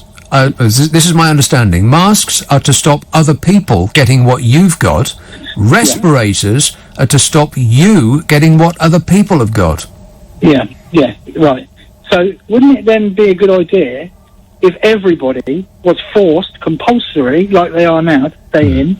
Yeah. Wouldn't it then be a good idea to make it compulsory that if you want to go out, you have to wear a mask? Yes. Because that would solve a lot of problems. Wear a respirator, not a mask.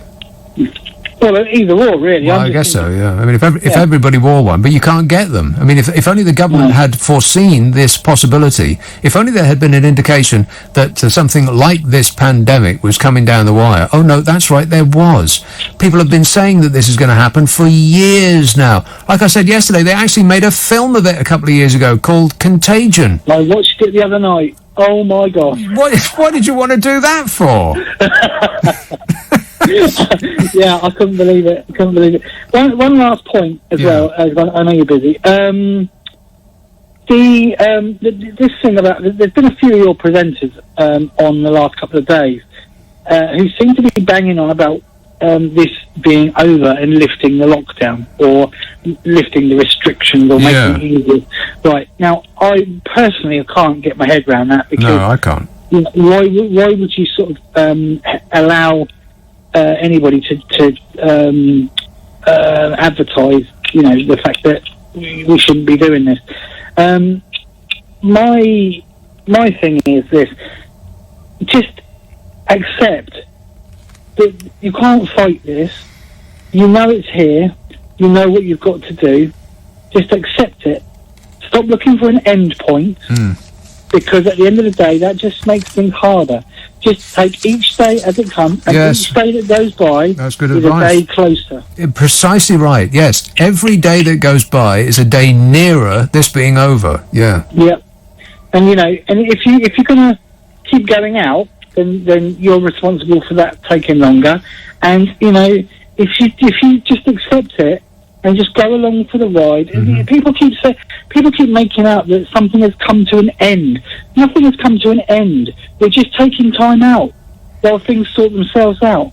So yes, I mean, but to be fair, there's a lot of things that are coming to an end. I mean, businesses are going to collapse, people's fortunes are going to disappear, their futures are going to be upended, and all of the rest of that. But you can't personally fight it. We've got to go along with the plan if is indeed such a thing. It's just that how that is going to come to an end, how this position that we got in, that we painted ourselves into now, how that ends, I can't quite picture it. I can. Go on. Well, it would have to be done gradually. So when it is sufficient that things have gone semi back to where they need to be, or they're going back to where they need to be, then a certain section of society can then go back out and go back to doing what they do, and then it will be monitored for a couple of weeks to see if there's any further spread, and then if that's a success, you can then release another section. Do it gradually. If anybody thinks that there's going to come a particular point where it goes bingo, all done, off you go, you can go out and play now. Yeah. That's not going to happen. It's going to have to be done with kid gloves. Otherwise, the whole thing about being isolated and lockdown is been a complete waste of time, and all that money that we know has been wasted. What's that all been for? So it will come, but it will have to be done gradually, with a caveat that if things start to go south again, then they'll have to be brought back in. Yeah. And at some point, not too far in the future, there will be vaccines. Well, I don't know. That fingers crossed, but I think the people that are working on them would expect that at the earliest it'll be a year and a half. That's fine. It's not a lifetime, is it? That's not a lifetime. I'm bored. I'm going stir crazy, right? Yeah. I've worked 7 days a week for the last 12 years, and I've been so stuck in my flat, apart from taking a dog for a walk, for nearly a month now, because I've got asthma and stuff, right? Yeah. And all I think is, there's nothing I can do about it. Just chill out, and at some point there will be some clever clog somewhere who flicks the switch, the light bulb will go on, and they will sort the problem out. And until they do, that's fine. At least I've not lost my relatives, touch wood, or myself. I'm not gasping for breath on a hospital bed. Yeah. Des texts, if I remember my school physics, the best protection for nurses and doctors would be a brown paper bag over the head with 2 eye holes cut out. The downside would be that patients think they're on some sort of bad trip. Well, I think I may be hallucinating, because I thought you just said that if you remember your school physics, the best protection for nurses and doctors would be a brown paper bag with 2 eye holes cut out. But that can't be true. You can't possibly have said that. Let's have Stowmarket. Hello, Joe. Hello, Nick. Hello. Yeah. Joe. Well, I don't see any. I mean, how can you say this? People keep saying this thing is going to come to an end. I mean, possibly it will come to an end after we're all dead. I mean, there's no evidence that this is going to come to an end. Well, anyway, there was a good article about just exactly that in Bloomberg, which was entitled "So How Does This End?" And so I'll come to that in a minute. Oh, interesting. The reason I rang was to me, I think to many people, an obvious point and important and rarely discussed, I've found, is it's very difficult now for us to get off with each other. Being as how you have to keep 6 feet away, you mean? Well, yes. I mean, see, back in January, I thought I was in. I met a lady, and I thought, oh yeah, and everything's gone haywire now. I haven't even seen her for 3 weeks. Right. So. Now, when you say met, do you mean peered at through binoculars? Or? Well, I've seen her around. Right. But I thought, well, the usual thing. Yeah, of course. For people. Yeah, so you set up camp outside her house. Yeah. A sweet lady. Oh, yeah, I know where she lives. Yeah. That sounds like a threat, Joe. I never got around to getting her phone number. No. But too busy running away, was she? No, we did get reasonably friendly in the street. Wait a moment, in the street? Oh. Well, tastefully. Anyway. Oh, of course, yeah, tastefully. If everybody goes around wearing these masks, yeah. I mean, how do you know they're attractive? Well, you could see how they are from the eyeballs up. How does that sound? No, not good enough. I don't think so. You could use your imagination, Joe. So this article by Bloomfield. Bloomberg, yeah. Bloomberg. Right, you want to hear it? Sure. Well, go on, yeah. All right, well, leave it to me, and I'll fill you in, okay? Oh, yeah, I'll listen to you later. All right, thanks a lot, mate. Best of luck with the, catching up with that woman. So this was in Bloomberg. How does this end? Which is what attracted my attention, because I'd like to know. It says there's a consensus that the pandemic will only end with the establishment of so-called herd immunity. We're back to that. That occurs when enough people in the community are protected from a pathogen that it can't take hold and dies out. There are two paths to that outcome. One is immunization. Researchers would have to develop a vaccine that proves safe and effective against the coronavirus, and health authorities would have to get it to a sufficient number of people. The second path to herd immunity comes about after a large proportion of a community has been infected with a pathogen and develops resistance to it that way. This is what the government was spouting on about initially. Boris Johnson, let's just take it on the chin thing. How do we manage until then, it says. There's 9 points, and they answer all of them. This is quite informative. Well, it was to me. How do we manage till then, it says? Well, for many countries, the strategy is to lock down movement to dramatically slow the spread, closing businesses and schools, banning gatherings, and keeping people at home. The idea is to prevent a huge burst of infections that overwhelms the medical system, causing excessive deaths as care is rationed. Flattening the curve staggers cases over a longer period of time and buys authorities and healthcare providers time to mobilise. When can restrictions loosen? Well, the public should not expect life to return to normal quickly. Lifting restrictions too early risks inviting a new spike. Authorities in China began to reopen the city of Wuhan, where the pandemic began, 2 months after it was sealed off from the world, when transmission had virtually halted. But China's measures were stricter than anywhere else so far, and at least one county has gone back to a lockdown. England's Deputy Chief Medical Officer Jenny Harries said lockdown measures need to last 2, 3, or ideally up to 6 months.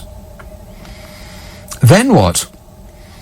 Well, researchers at Imperial College London suggest that for at least 2/3 of the time until herd immunity is established, all households will need to reduce contact with schools, workplaces, or the public by 75%.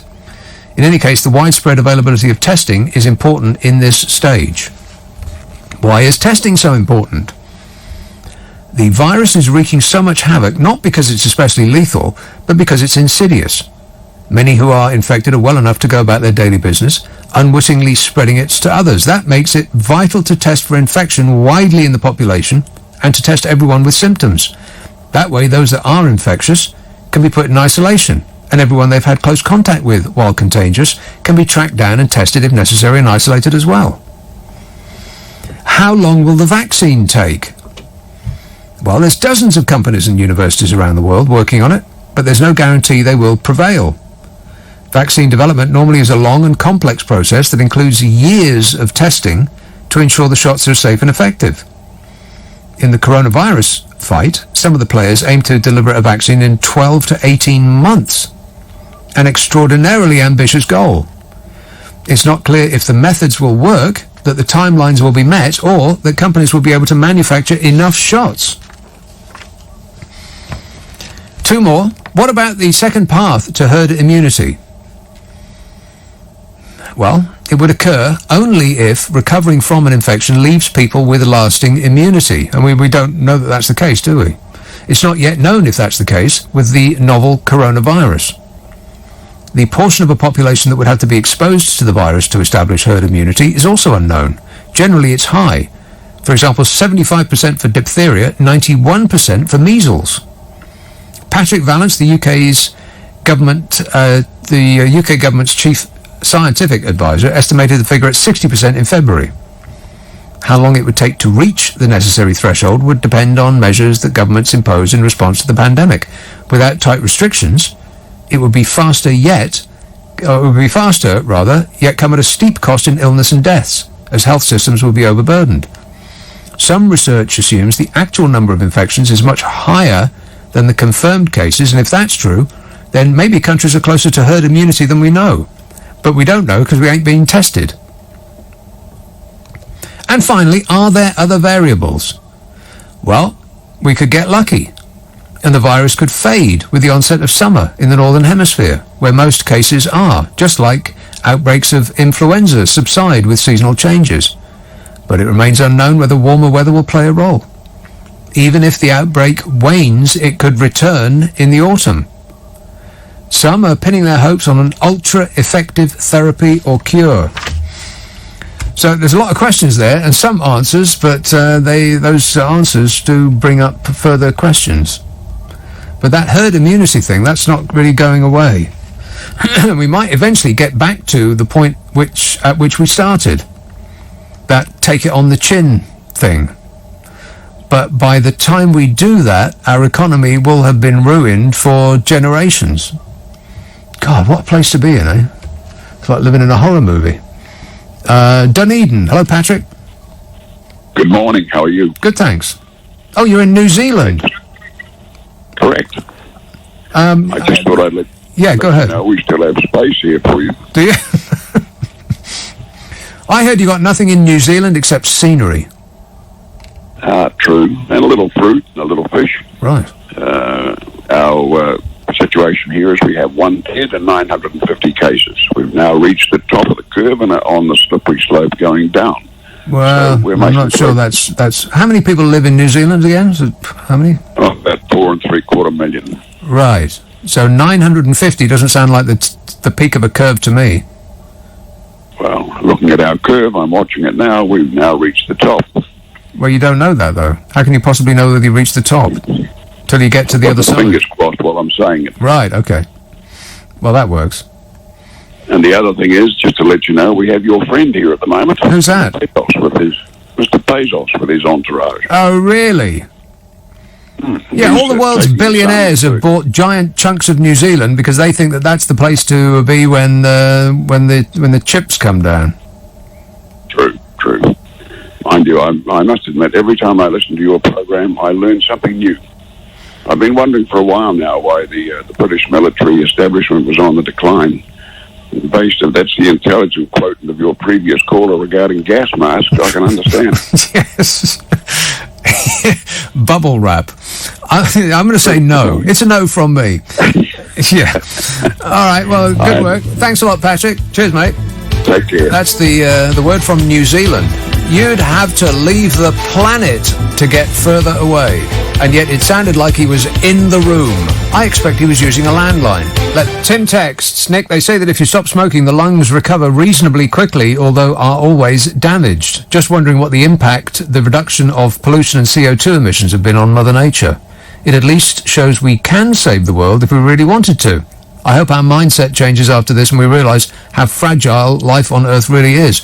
Actually, it's proving not to be fragile. It's proving to be quite resilient, actually, because the moment that we go away, life just explodes where we used to walk. It's us that's the problem.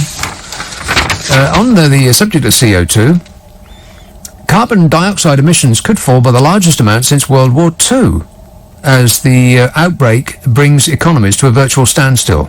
See, there are a few good things happening around this. It seems like a chance to reset the world. I feel absolutely confident, on the other hand, that we will screw it up, but whatever changes will be for the worst. It's what we do. But there is a possibility of a better way of living, and we can see it. I mean, let's embrace that drop in pollution, and when we all get back to something approaching normal, maybe we should continue to work from home as much as possible. You know, the race to work and then back again. It's just madness, and it's ruining the planet. It's 10 hours a week. If it's just an hour a day there and an hour a day back, that's 10. That's 2 hours longer than a work day. Also, maybe we could carry on not eating so much. I mean, the thought of going to the supermarket has made me eat less.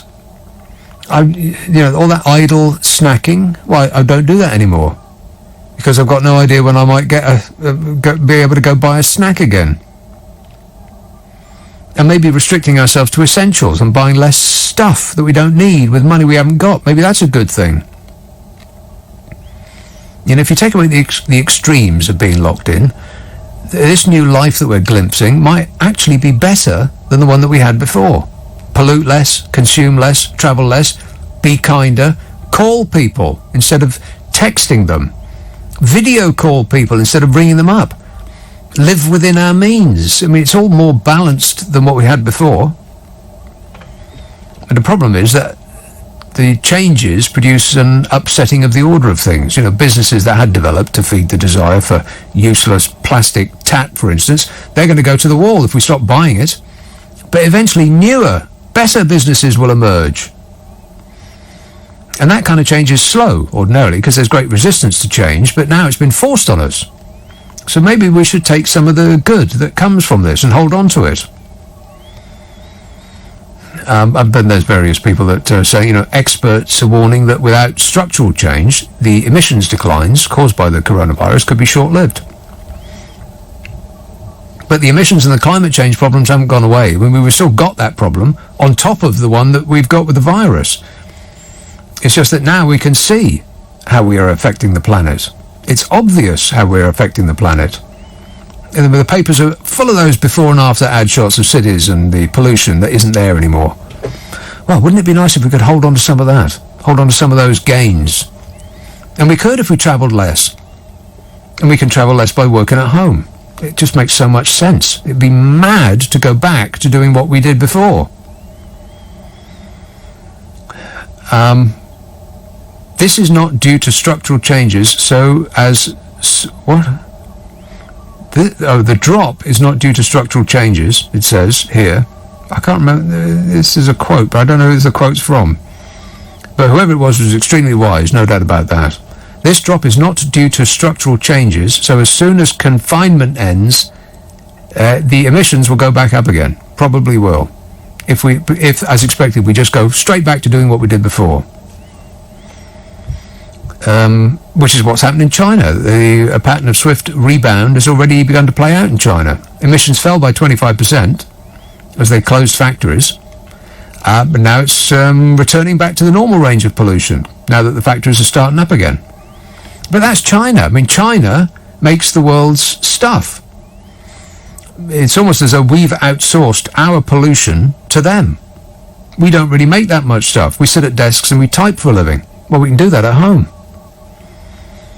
It might not solve the problem of climate change, but it would help, wouldn't it? And it would make the morning commute a lot nicer too, from your bedroom to the living room. You wouldn't even have to get dressed. Think of the money you'd save. Lewisham, Barry. Good morning, Nick. Barry. Hi there. Isn't it great how Donald Trump can go from one extreme to the other? Just the other day it was a hoax. Now he's so somber and serious. Yeah.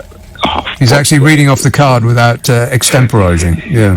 Just, man. But, I mean, that kind of leads me to this point I'm coming on. On the 23rd of January, I watch Parliament and that sort of stuff, because I do. And I remember the Shadow Health Secretary asking the Health Secretary about testing people coming on the flights from Italy. Yeah. And at the point, there's no point in testing and blah, blah, blah. And they were very adamant that there was no need for a testing thing going on. And my daughter asked me the other day, well, Dad, how long is this going to go on for?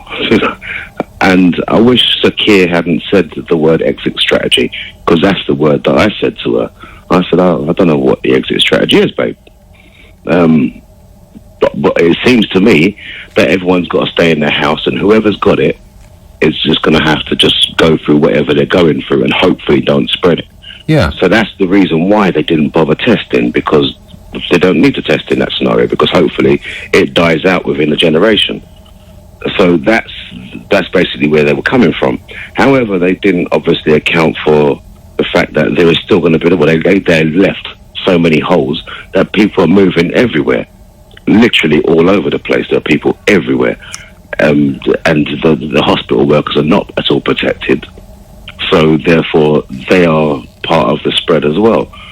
So they haven't really sort of tightened up and done anything. So it makes me wonder whether the Project Sigma report that was done, what the conclusions were, because once the report is done, you come to conclusions and action points.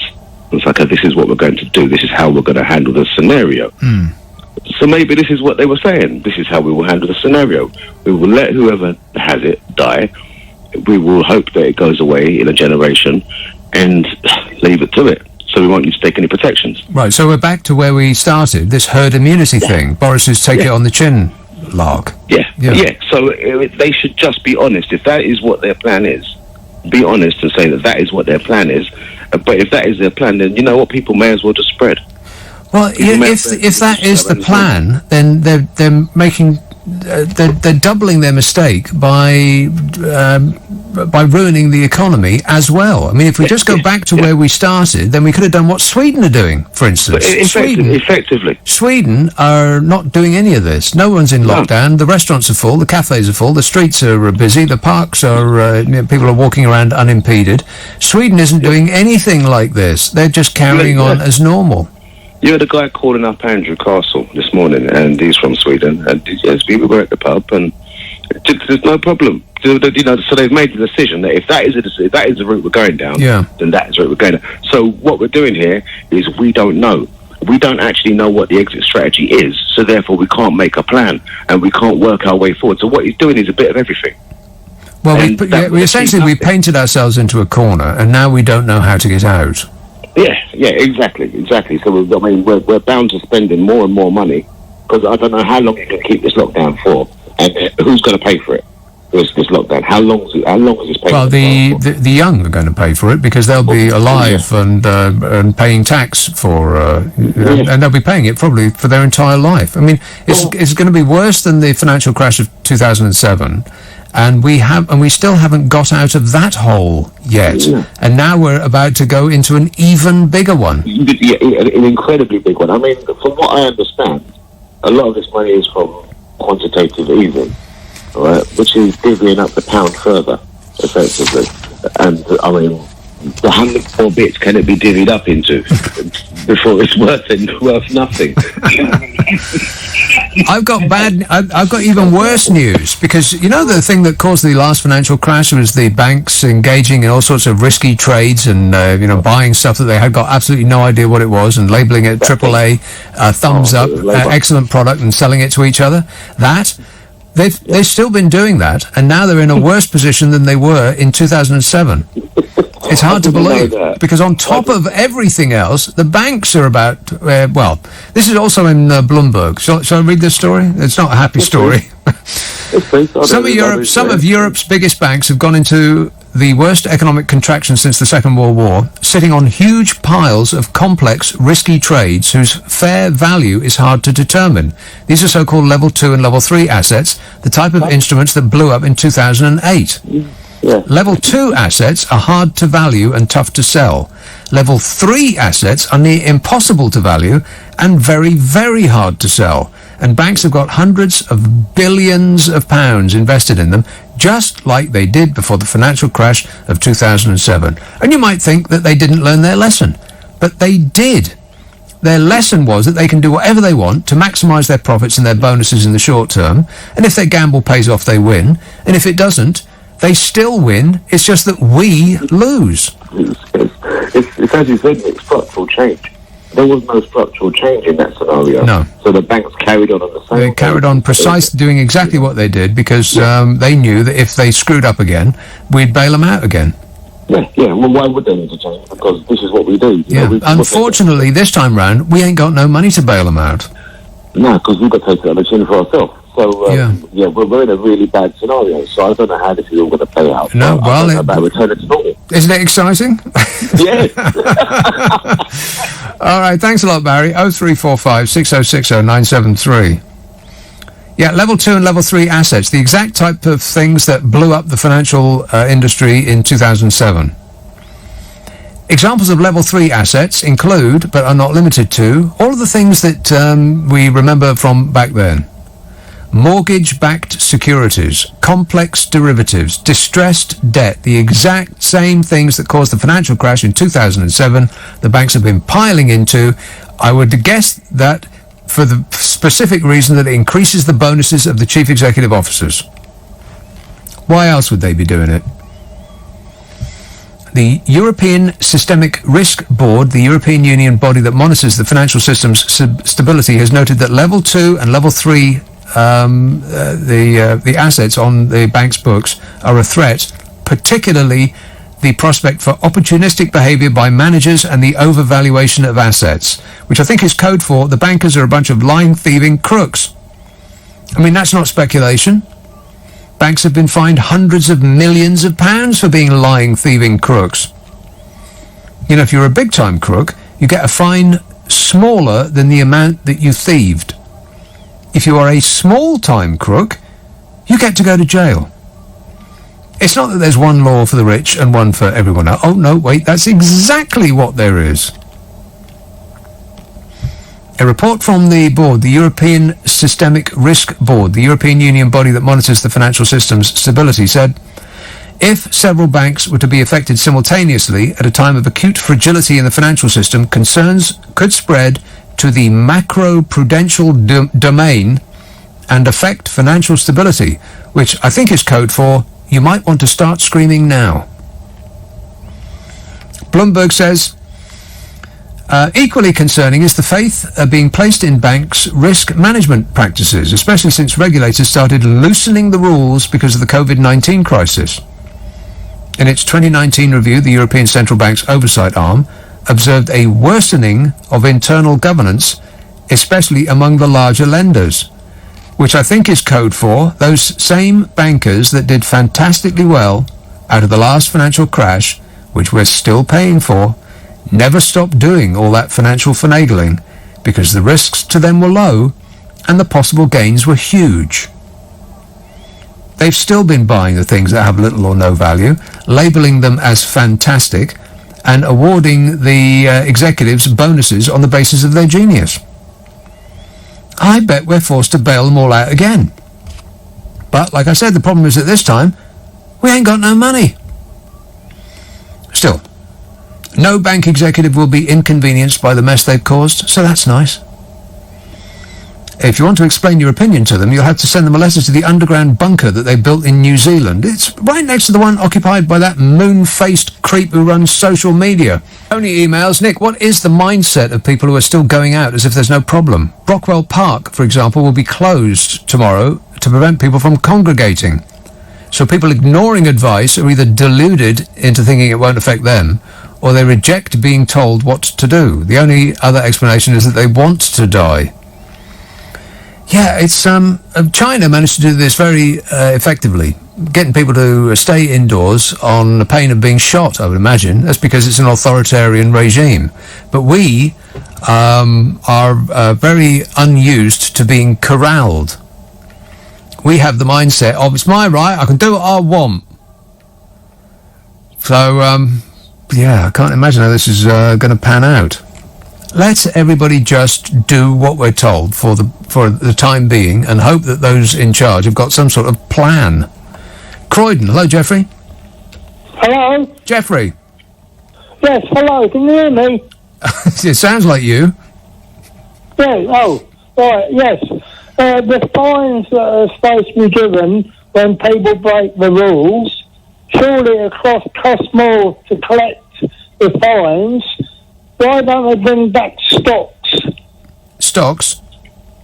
Yeah, what they used to put people in. Oh, right, okay. Not the thing you make soup with. Right, stocks. Publicly show other people what they could land up with. Right. I know it sounds severe silly. Not really, no. But, no, I mean... You have my full support, Jeffrey. Knock up one and put it in the town square. Let me know when it's done. 0345 6060 973. Let's have Tottenham. Stephen. Hello. Hello. Right, first a dark note. We must remember that during the Great Plague, we had plague doctors going round. saying you've got the plague, and then they'd nail you up in your house and put a white cross on the door, and you'd just be left, wouldn't you? So at least we haven't gone that far. Not yet. Well, not yet. But I was able to go and stand in the garden tonight in Tottenham. Normally very light polluted, and I counted 15 stars, but one of them moved, so it was obviously that Seoul aeroplane scooting away. But I counted 14 stars. 14 stars in a... I could see the pole star, most definitely. I could see a little bit of the plough. Yeah, you can see Venus, no doubt. That's the brightest thing in the sky, apart from the moon. Oh, was that what I saw? Venus, yeah. There was a bright one. It was quite low down. Oh, it's low down now, is it? Because it was quite high in the sky the last time I looked. It's almost as though it's moving. Well, it obviously does. It's a planet. Or we are. Or wouldn't that? Well, I don't feel sick, and I get terribly motion sick. Yeah, there's it must be Venus that's moving. There's no evidence to suggest that the Earth is moving. No, none at all. Surely the sun goes round us, doesn't it? Yeah, the sun goes round us. Yeah, that is an actual fact. We are the centre of the Earth. I know I am. Yeah. All right. Good work, Stephen. Keep your eyes peeled. 0345 6060 973. Stu texts, drop in pollution and suddenly warm weather. It's even stopped raining in Glasgow. It's all backwards. Stop raining in Glasgow? I seriously doubt that. I can check, though, while you wait. I've actually got marigolds on. The thing that surprises me about marigolds is that you can operate a touch screen with them. I'm amazed at that. I thought it was finger sensitive, but you can use luminous yellow rubber. Okay, so I'm not as dexterous with these clumsy things on, but let me just check it for you. What? No rain in Glasgow tonight, or tomorrow. In fact, you'll get sun tomorrow. And on Monday, it will rain until midday, and then it's sunny. And sunny on Tuesday. And dry on Wednesday, and dry on Thursday. And raining for a brief period on Friday. And then next weekend, dry, followed by dry, and dry, and dry. I am stunned. Proof positive of whatever it is that Stu just said. 0345 6060 973. Here is Warrington. Pete. Oh, good morning, Nick. Yes, Pete. I just thought maybe it's time to bring a bit of hope to the situation. Yes. I looked at a tweet that you put out a few days ago about copper. Copper? And about copper's antiviral properties. Oh, yes. And why isn't it everywhere? And I started to think, well, you know, I used to do chemistry. I studied and worked as a research chemist for about 15 years. And I thought, well, I've seen fabric that is infused with copper. And then I started to think, well, if you can infuse fabric with copper, why couldn't you make a face mask with copper-infused fabric? Right. So I started to look it up, research it, and indeed, somebody's already beaten me to this. There's a company out there who is making a face mask that they say is effective against coronavirus, but not the specific virus, because obviously it's not been tested for that, but the coronavirus family. So they also make gloves. You might be able to get rid of your marigolds. But these things are able, you can pre-order them. Yeah. And they're in the UK in 5 weeks. 5 weeks? Yeah, but I think we're going to still think in 5 weeks' time, if you ended up with a face mask that you thought would actually protect you, but also protect other people as well. So, you know, like you were saying before, a respirator will protect you, but a face mask would only protect other people. Yes. Well, I spent hours this morning looking. There's no mask of any description to be had in the entirety of London. You know, you do a Google search and you always look at the first page, and nobody ever goes on the second page, right?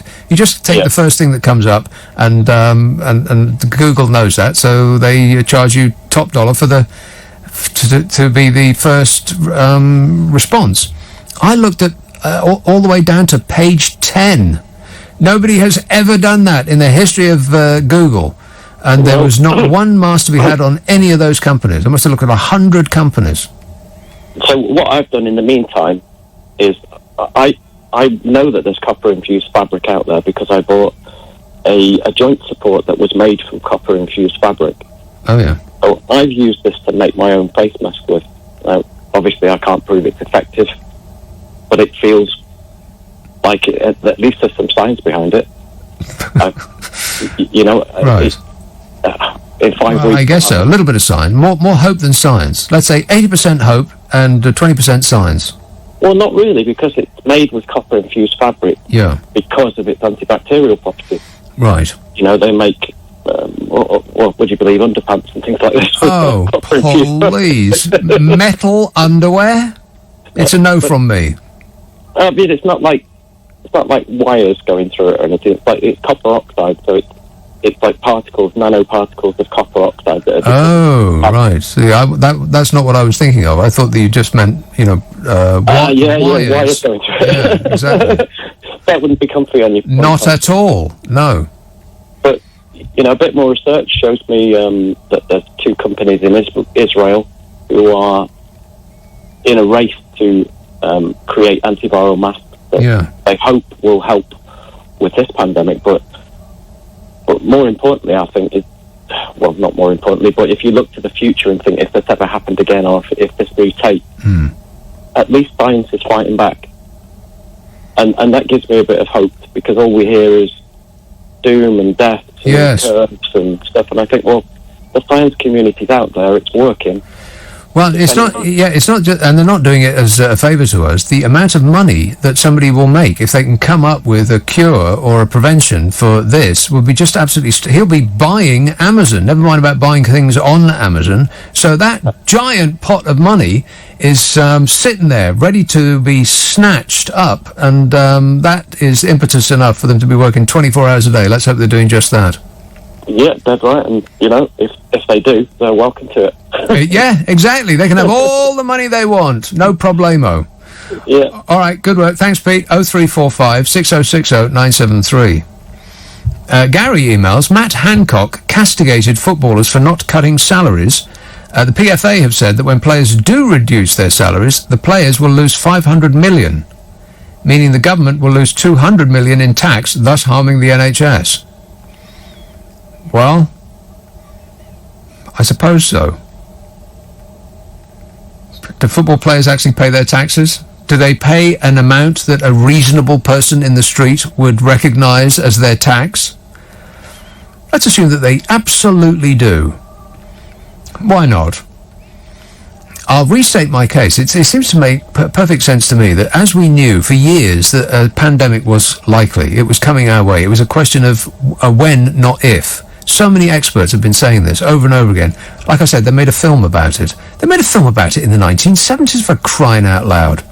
So we've known this is coming for ages. And like most things that a government knows is a possible disaster at some undefined point in the future, they do absolutely nothing about it, cross their fingers and hope it doesn't happen on their watch. Well, wouldn't it be great if every person in the land had their own respirator, as in something that you can wear and not be concerned that you will get this virus? Because when we get through this, we can't possibly imagine that this is going to be the only time that this will happen. I mean, the next one might be even worse. So shouldn't we be preparing now? I mean, people used to have to carry a gas mask with them during the Second World War. Surely we can do that now. Not necessarily carry it all the time, but have it at home. Everybody gets one. If they were £10 each, that'd be £650 million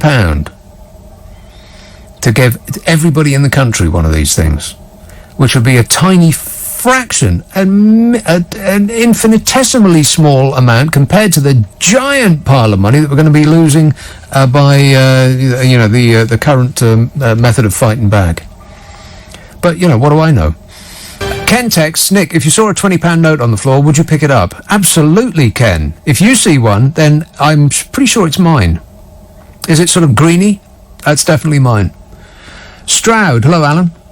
Hello there, Nick. Hello there, Alan. Caller. Good man. Just a comment you made earlier on about people working from home. Yes. Well, in the modern society that we're in today, people coming to this country from all over the world, and how would that work out with the people that run these buildings, the maintenance engineers, the electricians, the cleaners, the window cleaners? Yeah. You'd be putting all those people out of work. No, but there's a whole industry. Yes, which is, some people have to travel to work, but most people, everybody that works in an office, for instance, they probably don't. That's absolutely true. I mean, some people can work from home if they have, internet available, and they can work on a computer. But again, it's like if you were to take all the office people and say, right now you can work from home because we are tech savvy and we have computers everywhere, and then you start closing down these buildings, then these people become unemployed. Who do? Oh, the people who clean and right. The cleaners, the maintenance engineers, all the entourage that goes along with these buildings. It's not just somebody builds a building and it just works itself. No, I get that. Yes, whole industry around it. Yeah, but there's things change all the time. Industry changes all the time, and some people who are trained for certain jobs, they're going to be inconvenienced, or they'll lose their jobs. I mean that's just the natural churn of things. And if this is just fast forwarding, let's say 10 years, when people would have perhaps started to work from home more, if we're going to be propelled towards that change, then but some people will be out of work, but they'll find other, perhaps better jobs. But I mean, jobs are becoming limited, as we know. Well, it's not a good reason to continue to go back to what we used to do just because a porter will lose his job.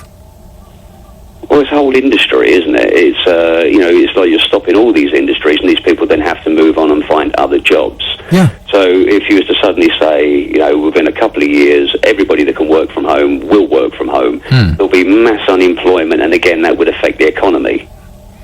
Yes, but there will be other things to do. It's like saying that we should never have closed down the coal mines, because what are coal miners going to do? Well, most of them are still unemployed. Well, I'm not sure that's true. There's swathes of the country which is unemployed because these industries have been closed down. Right, but that's not a good reason to keep them open. Maybe it's not a good reason to keep them open, but then it's a good idea to start moving jobs further up north into these areas that don't have jobs. Well, you see, now, if people could work at home, then they wouldn't have to live anywhere near London. You could... people have to live near London because the commute is short. But if you could live in Newcastle and work essentially from an office in London without actually travelling there, then that solves that problem completely. Yeah, that's okay for, say, office staff, but then there's a whole industry like car mechanics. Yeah, no, I get all that. Some industries, some jobs, you have to be present at that location. But this is a country that sits at a desk and stares at a computer screen all day, mostly. I mean, all that banging, crashing stuff, we don't really do that anymore. That's why we have so many unemployed people, because... Well, we don't, though. I mean, we do now, but we didn't before. Well, there was not a giant pool of unemployed people. It was virtually full employment, by which I mean about 3.5% unneemployed. Well, nowadays we have people on 0-hour contracts, part-time jobs. Yeah, but that's a different issue entirely. Full-time jobs. Yes, but what's that got to do with what we're talking about? Oh, that's got nothing to do with what we're talking about. You went off on a sidetrack there. No, I didn't. You said that we shouldn't jump to working at home because what about all the people who depend on us working in offices, who depend, like the railway drivers who drive us to work, and the sandwich shops outside office blocks, and the shirt shops and the suit shops and all of that stuff, and the people who are overnight security people who work in these office buildings, and that like infrastructure of jobs around that depend on people commuting. But the commuting part is ruining the planet, and it's ruining lives, and it takes a vast amount of time and energy and all of the rest of that stuff. So it's undeniably better that people work at home if they want or can. And that some people lose out by a big change, well, that's always going to happen. But if we were to never change anything for the better, because some people might lose out, well, we'd still be sticking kids up chimneys. Yeah, or maybe it could give them a job. Okay then, thanks Alan. 0345 6060 973. Yeah, stick them up the chimney, that'll teach them. Here's Rickmansworth. Hello, Ryan. Hi, how you going? Good, thanks. That's good.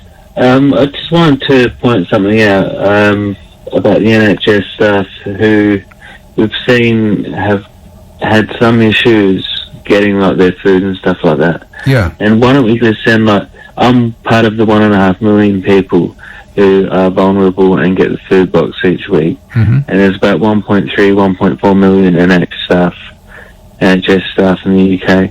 Why can't we get them deliveries with fresh meat or whatever like they decide they want to eat, and just get it delivered to them so they don't have to come out of the hospital on the front line, then go into the supermarkets, possibly spreading it as well. So I couldn't agree more. Absolutely correct. Furthermore, we should give them a tax break. If they are there on the front line risking their lives to save us, they shouldn't be paying any tax anymore. That should be down to us. We should be picking up that bill. And you know what? There's so many drivers, people with vans, people who drive taxis. All of those vehicles are sitting idly by the road in front of their homes. They're not doing anything.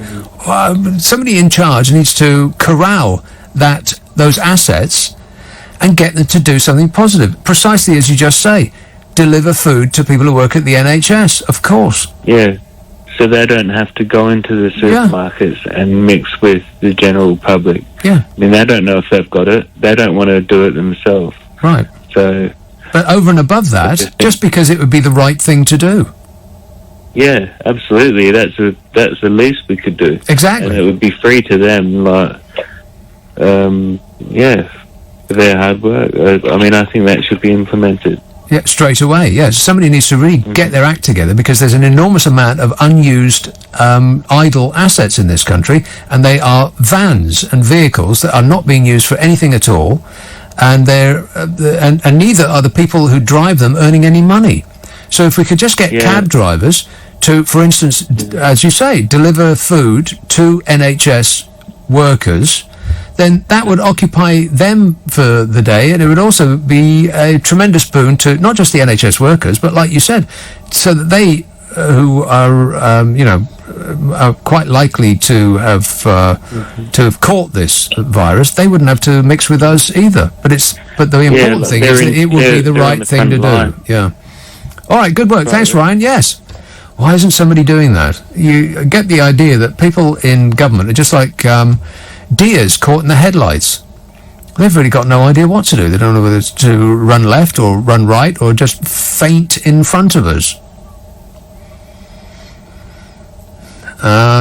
George emails, not sure if you have any factory shops near you, but down here they seem to have an abundance of decent masks in black or pink. Take your pick. Well, it would have to be black, George, because pink won't go with my eyes. You can't wear red and pink. But what's a factory shop? I mean, I know what a factory shop normally is. It's a shop appended to a factory. But is it a brand of shops called factory shops? I've got no idea. But I certainly am glad that you gave alerted me to that fact. If indeed it is a fact. Desborough. Dean. Good morning, Nick. Yes, Dean.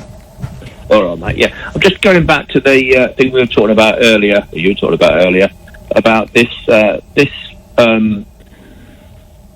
thing that, well, something that it felt like I had this thing earlier in the year. So what did it feel like? What were your symptoms?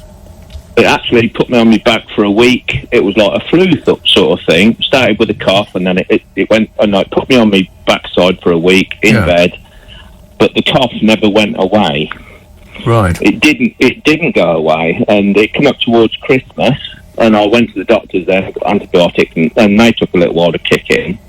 And and then it sort of died down a little bit. But it was something like I've never felt before in my life. Well, had you come into contact with anybody from China? No, I hadn't. No, because that's way before it's. I know. Yeah, I know. I mean, December, it really started kicking off in January in China, and then it didn't arrive here for, well, who knows when it arrived here. There was quite a few people around here that sort of had the same sort of thing after me. Right. And then this whole thing kicked off. Yeah. And I know it's been dismissed as something that didn't start in this country until January, but who knows? I know. This was a thing, and I think it ought to be looked at, because, I mean, I should... people like me probably should be tested. Yes, absolutely. I mean, because I was involved with the doctors and obviously the hospital afterwards.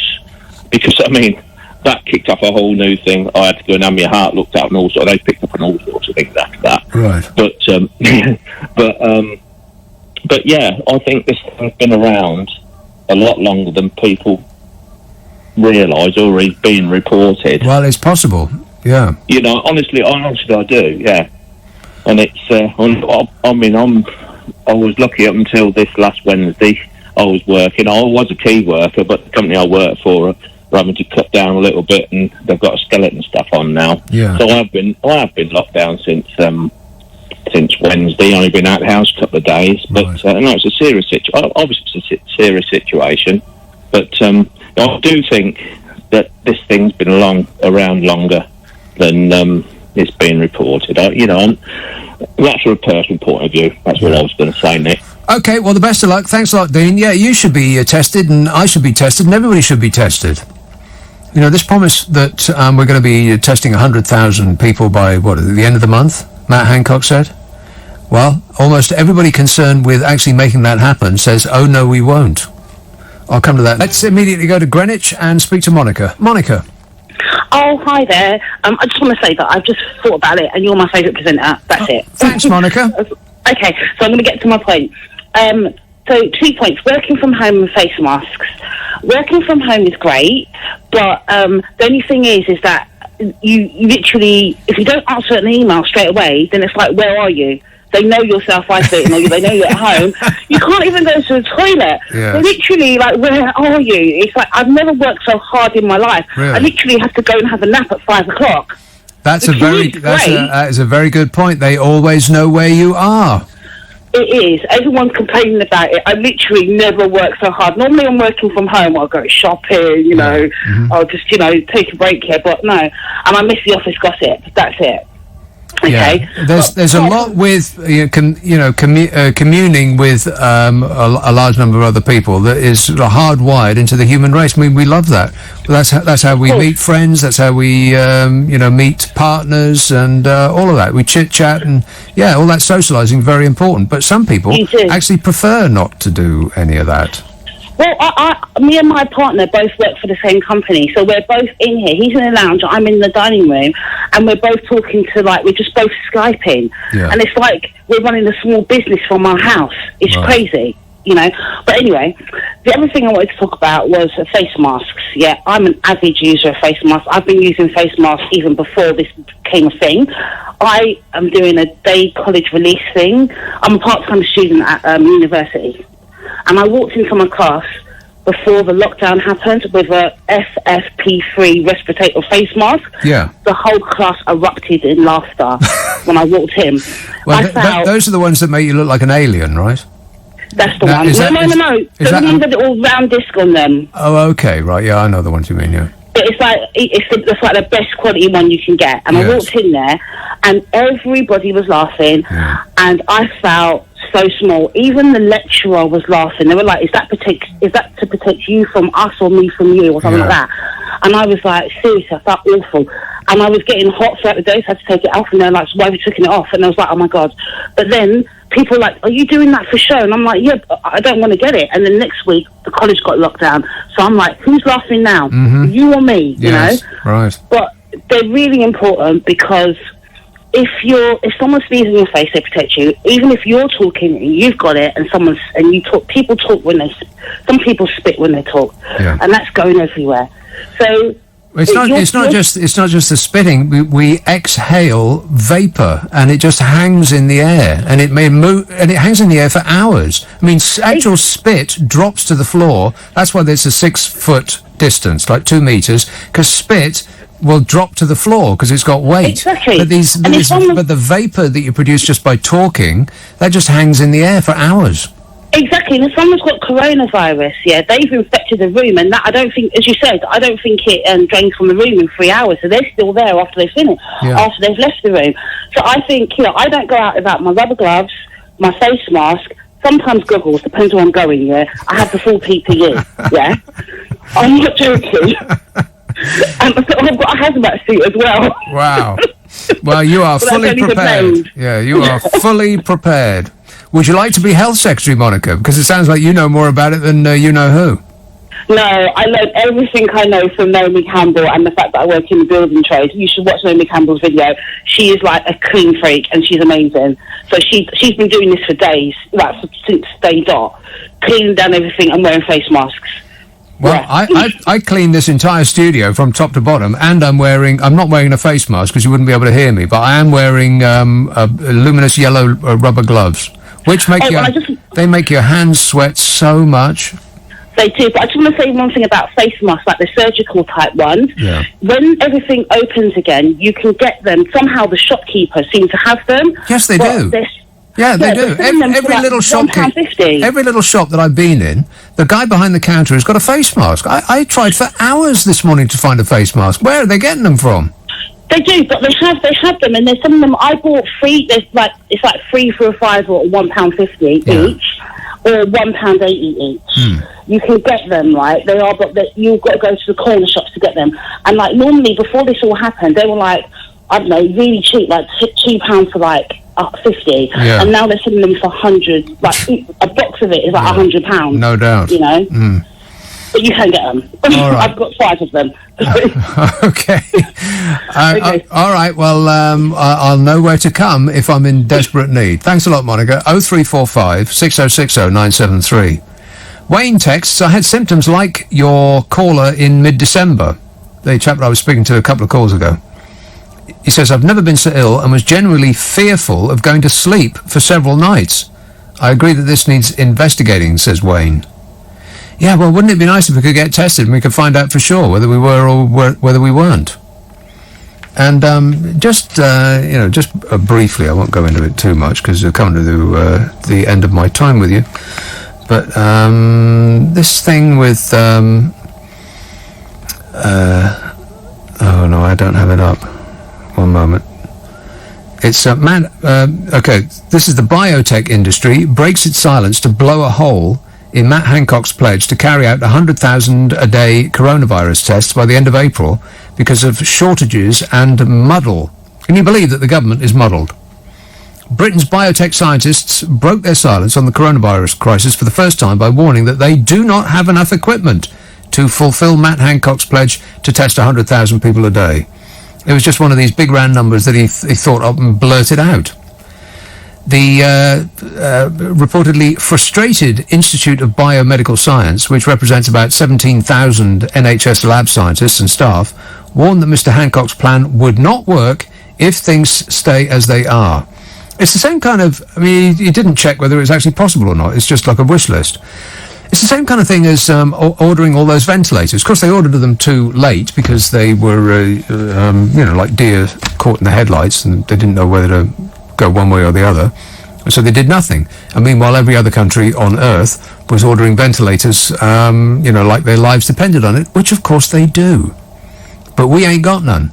But now we're ordering tens of thousands from companies that have never made a ventilator before, while also ignoring other companies that do it for a living, who've been calling the government saying, we've got some, do you want them? And then never got a call back. It's just staggering what's going on. But the problem with getting all of these ventilators is, who's going to operate them? You can't just plug them in and connect a person to them and then walk away. You need an expert to use a ventilator. Where are the experts going to come from? It's okay, you can get 10,000 of them, if you can, but have you got 10,000 people that will be able to make them function? Did they even think of that? 0345 6060 973. Oh, and by the way, maths fans, correct me if I'm wrong, but if they do 100,000 a day, doesn't that mean it would take 2 years to test everybody in the country? Or have I got that wrong? I think that's right. 0345 60... by which time, of course, they'd have to start again. Like painting the Fourth Rail Bridge. Here's a call in Belfast. Hey, Tony. Hiya. Tony. Hiya, Nick. It was a couple of people saying things there about, people lost their jobs there, in big buildings, call centres and stuff like that in London and all that there. Right.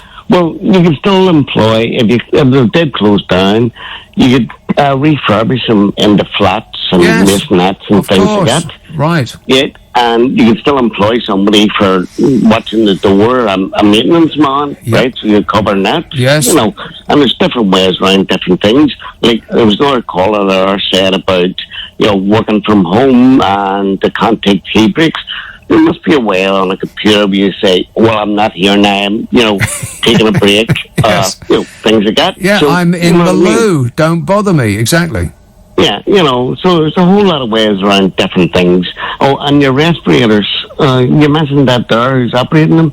Well, most of them are actually electronic, and it's just a matter of setting them up at the beginning. Yeah, I very much doubt that. I mean, they're connected intimately to a person. There does need to be some level of skill and expertise to actually make them function, surely. But what there is now at the minute, they're in them big hospitals that they're building, they're reckoning that one nurse can do 6 patients. So, that's what's going to be happening there. Well, unfortunately, we were already short of tens of thousands of nurses, so I don't know where they're going to find the nurses from. But again, that was all the cutbacks, wasn't it? Right. Yeah, exactly. That's 10 years of the NHS is safe in our hands, Yeah. And see that got them. Well, exactly. That's right. All right, thanks a lot, Tony. Cheers, mate. Here is the weather forecast for people with gardens and balconies and front steps and parks up their way that the police aren't shooing you out of. It's about to get cooler. It started well, nice and hot and sunny, and tomorrow's going to be more of the same. But as the weekend continues, there's an increasing risk of showers. And all over the country, people are saying yes. Some showers could be heavy or thundery. And by the start of next week, it will definitely feel cooler. It's like our prayers have been answered. If prayers were ever actually answered. Temperatures are going to be reaching the mid-teens at best. That's about 15 degrees, and that's centigrade, of course. But you double it and add 32 to get Fahrenheit, so double 15 is 40.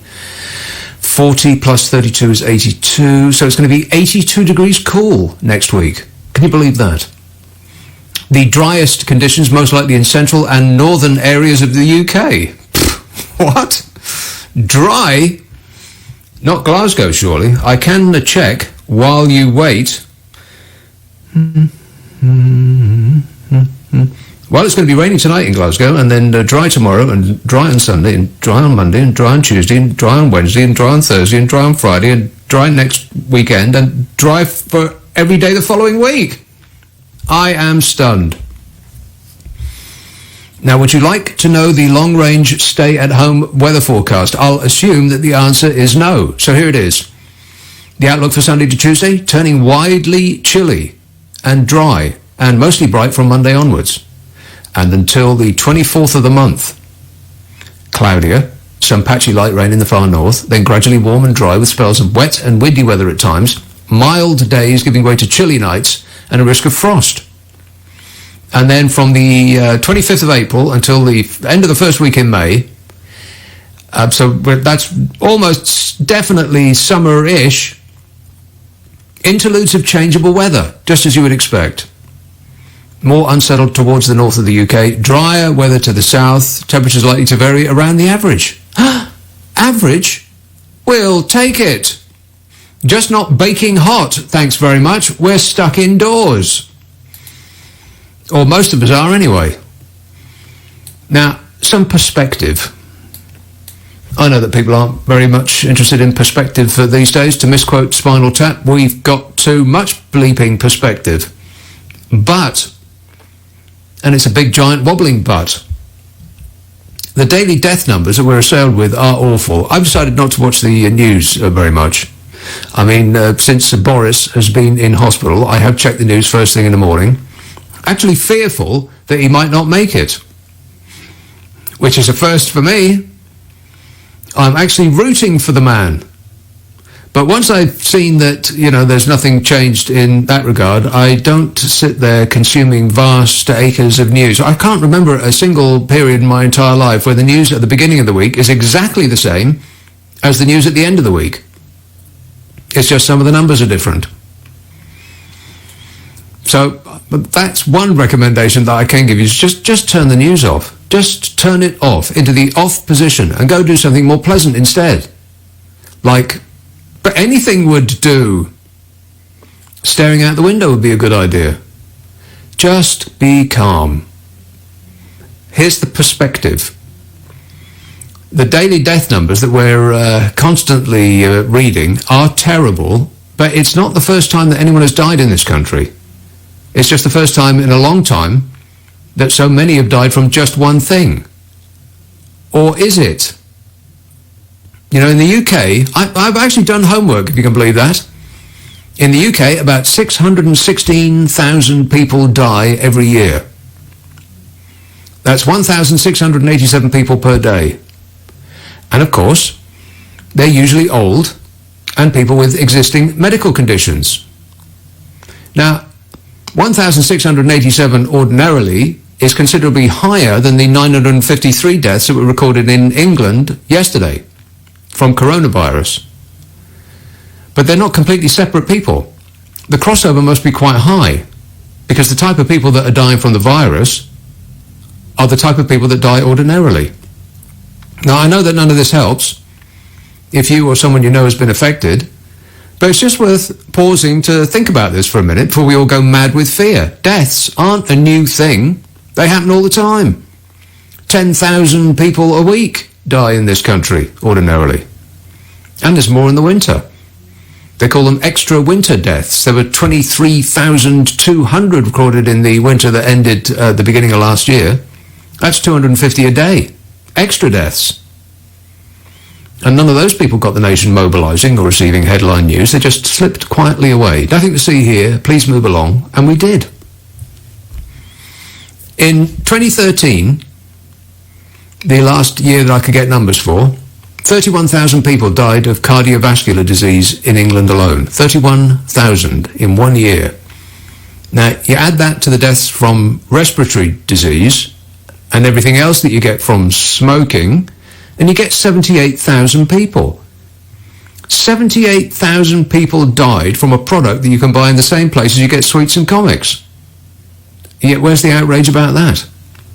It's a drug that's addictive, that children have always been able to get hold of, and once hooked, it's incredibly hard to stop, and it kills 78,000 people a year, 213 a day. Cancer kills 165,000 people a year in the UK. That's 3,173 a week. It accounts for more than a quarter of all deaths. And I know it doesn't help. There's no point to this other than to give some perspective, because we are being faced with our own mortality, and we're reacting to it as though previous to this virus no one has ever died. They did. And it's usually the same kind of people that are dying of this now. 0345 6060 973. You can text 84850, email nick@lbc.co.uk, and if you're on Twitter, it's @lbc. Mal texts, supposedly letting young people out first would be the best thing that we could do. Let's face it, they would be the first to do everything that we all shouldn't be doing. Well, yeah. They would be having parties in large groups, probably looking for intimate interaction. Interaction, yeah, that is a word. And engaging in antisocial behaviour that would stretch our police forces. Seems like a brilliant plan, says Mal. Well, I don't know whether you're being sarcastic or not, but that does seem like a brilliant plan to me. It seems like the only thing that actually makes any sense. I mean, if we are looking at the ruination of this once great nation, the economy isn't going to stand up to much more of this staying indoors. There might not be any economy left to revisit once we all get released. So let the young people out. I mean, that was one idea that I saw put about this week. That seems smart. Anybody under the age of, I don't know, like Donald Trump said the other day, I'm not a doctor. I'm not a doctor, he said, after pushing some mystery drug that actual doctors are saying, no, don't take it. I'm not a doctor, but let's say anybody under the age of 30, anybody under the age of 30 should be able to go out at some near point and, gallivant about the place. And go back to work, more importantly. I mean, maybe anybody under the age of 40, which would be seriously distressing and inconvenient and just downright plain annoying for us oldsters. Who are you calling old? But that does make sense, doesn't it? I mean, if they're going to if the virus is just going to bounce off the vast majority of them, let anybody under the age of 30 out, or 35. And then they can go back to, interfering with each other's clothing and stacking shelves and all of the rest of that stuff. Waiting tables for other youngsters. Sounds like a brilliant plan. And Irvin texts, well, finally, Glasgow gets beautiful weather and then and then along comes the plague. Well, that is a good point, Irvin. I think God's just playing with you. If there was such a thing as God, you might think that she was responding to our pleas on a wide variety of problems in the most wicked way possible. Just think of all the things that we've been talking about as major problems before the virus came along. I mean, the increasing population. People have been going on and on. Get David Attenborough on the phone. He'll explain it to us. The increase in population. Exponential it is. Well, not no more. The ageing population. There's a vast inverted pyramid of age. A small number of young people, a vast number of old people. Well, that virus is taking mostly older people. And then with a vast ageing population, there's the massive bill for dealing with the health needs of an older population and the very ill and the unfit or the overweight. And the virus is taking mostly those with all of those conditions. Pollution was another thing that we were constantly going on about. And that affects the health of everyone, especially the young. Well, the skies are clearer now than at any time since the Second World War. Never mind about the stars, you can actually see the moon now. The crowded commute in the morning, this insane rush, first thing and last thing first thing in the morning and last thing at night. Now, with people working from home, if that continues, their problem solved. The lack of social contact. I mean, they call it social media, but it's anything but. And people are calling each other now when they would have texted. I know I am. And they're video calling, where once they would have just rung somebody up. People are becoming more social. I actually nodded to a neighbour the other day. The number of food poisonings have gone down because people are washing their hands more. Climate change caused by CO2 and other things that man is pumping into the atmosphere. Well, the virus has helped there too. And if we were to continue working from home and travelling less, that'd be a great help in dealing with climate change. And that desperate consumerism of the West, never satisfied, always wanting more stuff. Well, that stopped too. People are buying less, maybe mending, making do. And people felt that they were on a treadmill of life, just running to keep up. Now we've all had the time to just sit and think. Couples have time with each other. There's not the sense of missing out, because there's nothing to miss out on. People are just taking a pause. And just read the comment section of the news stories on the internet. And you'll find that we are a usually twisted, sneering, furious lot with nothing but anger for other people. Except now, the comment sections are full of positive messages of support and kindness. I couldn't believe it, so I started looking at other stories than the one that I was, just to amuse myself and to remind myself what human beings are actually like under the thin veneer of civilization that we paint ourselves with. I do look down to the comment section, particularly on the Daily Mail website, and it's usually full of the most angry people just spitting out their fury. Well, I looked quite a lot at multiple stories, and I found much less of it than there was before. It's like somebody turned off the nasty switch.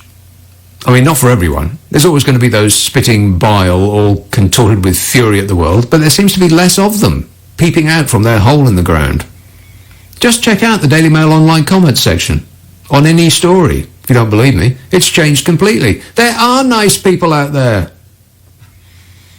It's as though some higher being had been snoozing for the past 50 years, woke up, and heard the clamour of people looking for a solution to all of these problems, and said, all right, here you go, this will fix the lot. Don't say I don't do anything for you. Yeah, well, thanks a lot, your enormous fabulousness, but couldn't you have done something a little less dramatic? But I suppose gods traditionally don't do the undramatic. They make grand, sweeping gestures, and everyone gets it in the neck, regardless of how good they've been. So be careful what you wish for. Tom. Hi, Nick. Tom. I think you were talking about something last week to do with people thinking that 5G is creating this virus. Yeah. And I ran into somebody outside the store just down the street from me who was enamoured of this idea. I mean, really seriously enamoured of it. And yeah. I was just amazed that I think these people, I get the impression that these people don't like whatever comes out of the government or of the so-called mainstream media or the newspapers or whatever. Oh, anytime you hear the phrase mainstream media, just smile benignly and back slowly out the door. Don't make any sudden moves. I know. But it's just, I don't know, it just seemed like a useful phrase to use. But I think I think there is something wrong with them, that they think that they think they're cynical and they're sussed out, so they use the internet. And I thought about this phrase viral, which they use on the internet. You know, things go viral there, right? Yeah. Right.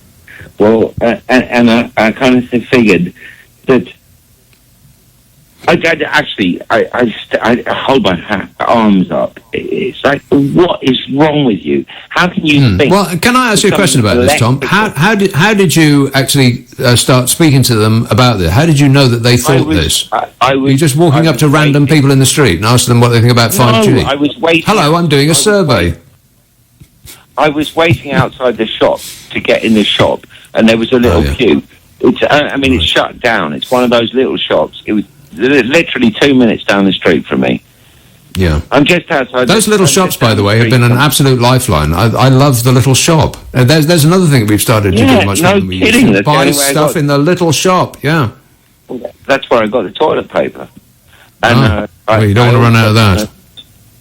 Well, it's a little more. They're a little more expensive, but I bought. I got dried beans and lentils. Yeah, I've stopped looking at the price of things. I'm normally very cost-conscious shopper, but I just don't look at the price of anything anymore. I go, oh yeah, I'll have that, and I'll have that, and I'll have that. Just get it now, quickly, and then run out.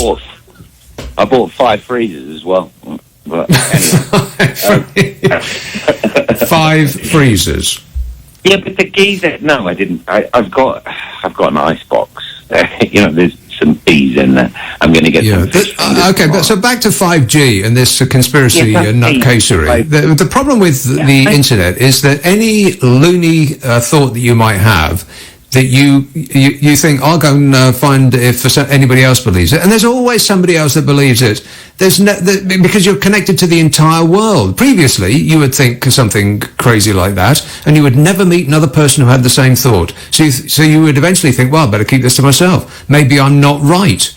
But of course, if you if you have a thought like 5G is causing the virus, and you look it up on the internet, there's no end of people who will think that the exact same thing as you. So it just reinforces your notion that you've got it right. You have some sort of insight, and everybody else is getting it wrong, or is involved in a conspiracy to defraud you.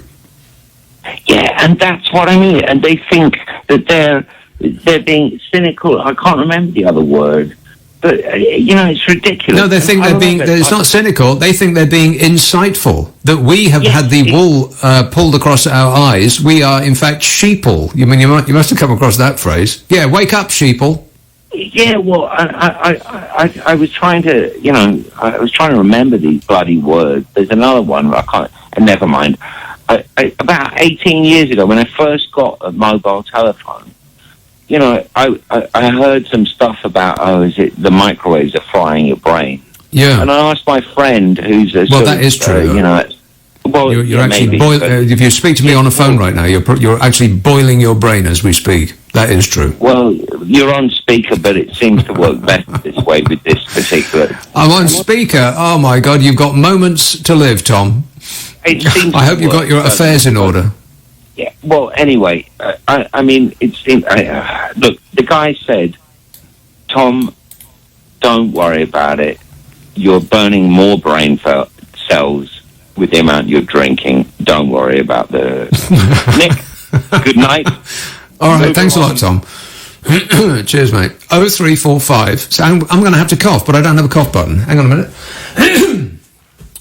Yeah, those people on the internet. Oh my God, I've just touched my lips with my fingers. Caro texts, another silver lining on this very dark cloud is how quiet and peaceful it is. I've never heard the bird song so clearly. Yeah, that's right. I've never slept so long. Normally the traffic outside my my window will wake me up at about 7:30, 8 o'clock. If I sleep till 8:30, I'm lucky. These days I wake up and it can be 10. I know that after the clocks go forward, after they change, you're all a bit your timing is all out. But I actually slept till midday a couple of days after the clocks went forward, which to me is like sleeping through I might as well have slept 24 hours. So yes, it is peaceful out there. And the birds seem particularly tweetful, which is an actual ornithological phrase. Look it up. Callum says, why are you mad at a God you don't believe in? Doesn't really make sense. Well, nothing about religion makes sense, said Callum. I think that's part of the point. None of it makes sense. Sense isn't a part of religion. Jeff says, 9 months from now, we'll have a new epidemic, Nick. The hospitals will be overrun with pregnant women. Wow. As bad as this isn't a particularly bad virus. I might get to that in a while as well. So much to talk about. Steve says, thanks for the perspective stats and the idea of releasing the young before they explode. I've been thinking that for a couple of weeks, he says. Time to suck it up and get on with it. Otherwise, there's going to be nothing left to get on with. Yeah, that is right. I mean, if it is true that the young fairly bounce back after a very short period, or they don't even notice it at all, it just, goes off from like water off a duck's back, then why not let them out? I mean, they're going to go mad. In short order, if they're not able to go out and, interface with each other.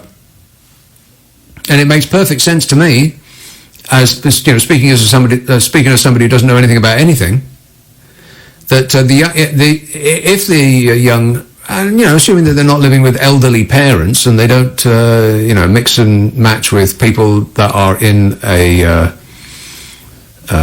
at-risk group, then get them out there, get them working, get them in the fields. Go on, pull some tubers up, kids. Do us all a favour. That makes sense to me. The only problem with that is that if everybody else is out there, having a nice time and gallivanting about, then the people who are, let's say, 50 plus, who are stuck in, when do they get to go out? Because if everybody under the age, let's say we draw the line at 50, everybody under the age of 50 gets to go out and play and, do work and business and all that. Everybody over the age of 50 is an at-risk person, so they got to stay in. But at what point do they get to go out? Because if you don't get it and you don't acquire some immunity, there's always the chance that you could get it. So everybody over the age of 50 is going to have to stay in forever.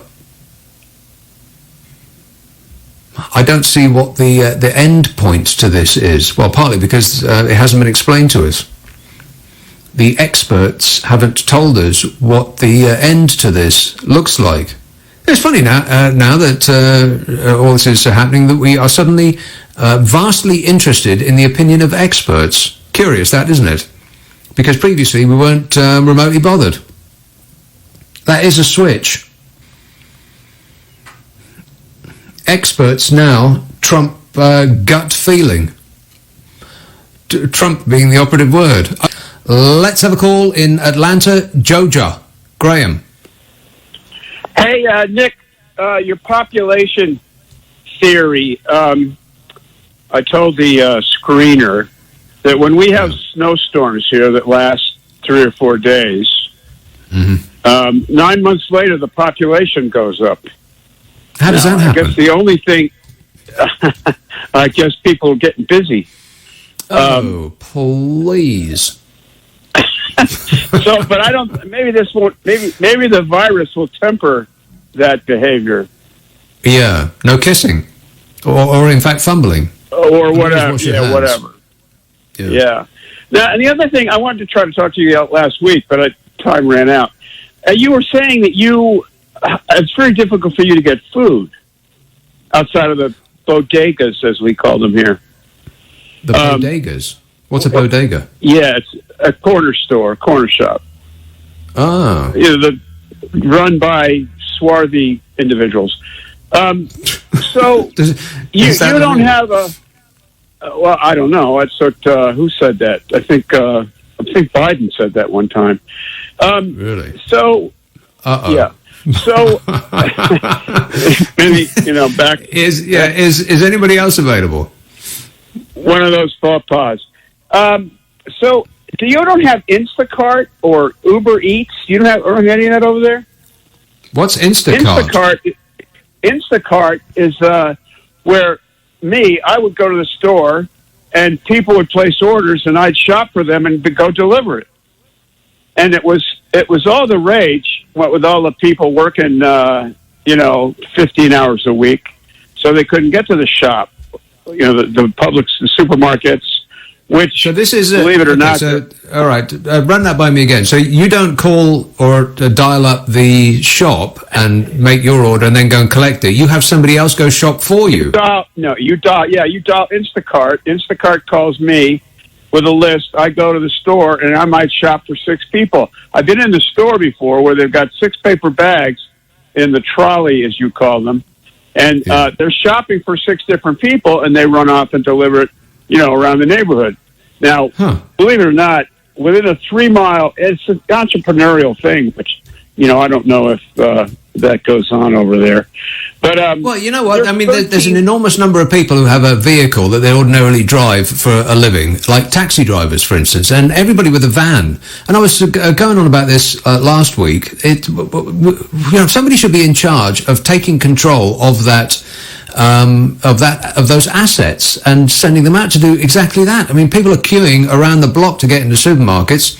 Why can't people who find it difficult to do that, or just flat out don't want to, why can't they get a cab driver, give them a respirator and a trolley, as we say? What do you call it? Right. That's exactly why I tried to get in touch with you to talk to you about that, because here it's done we have 13 supermarkets within a 3-mile radius of my place.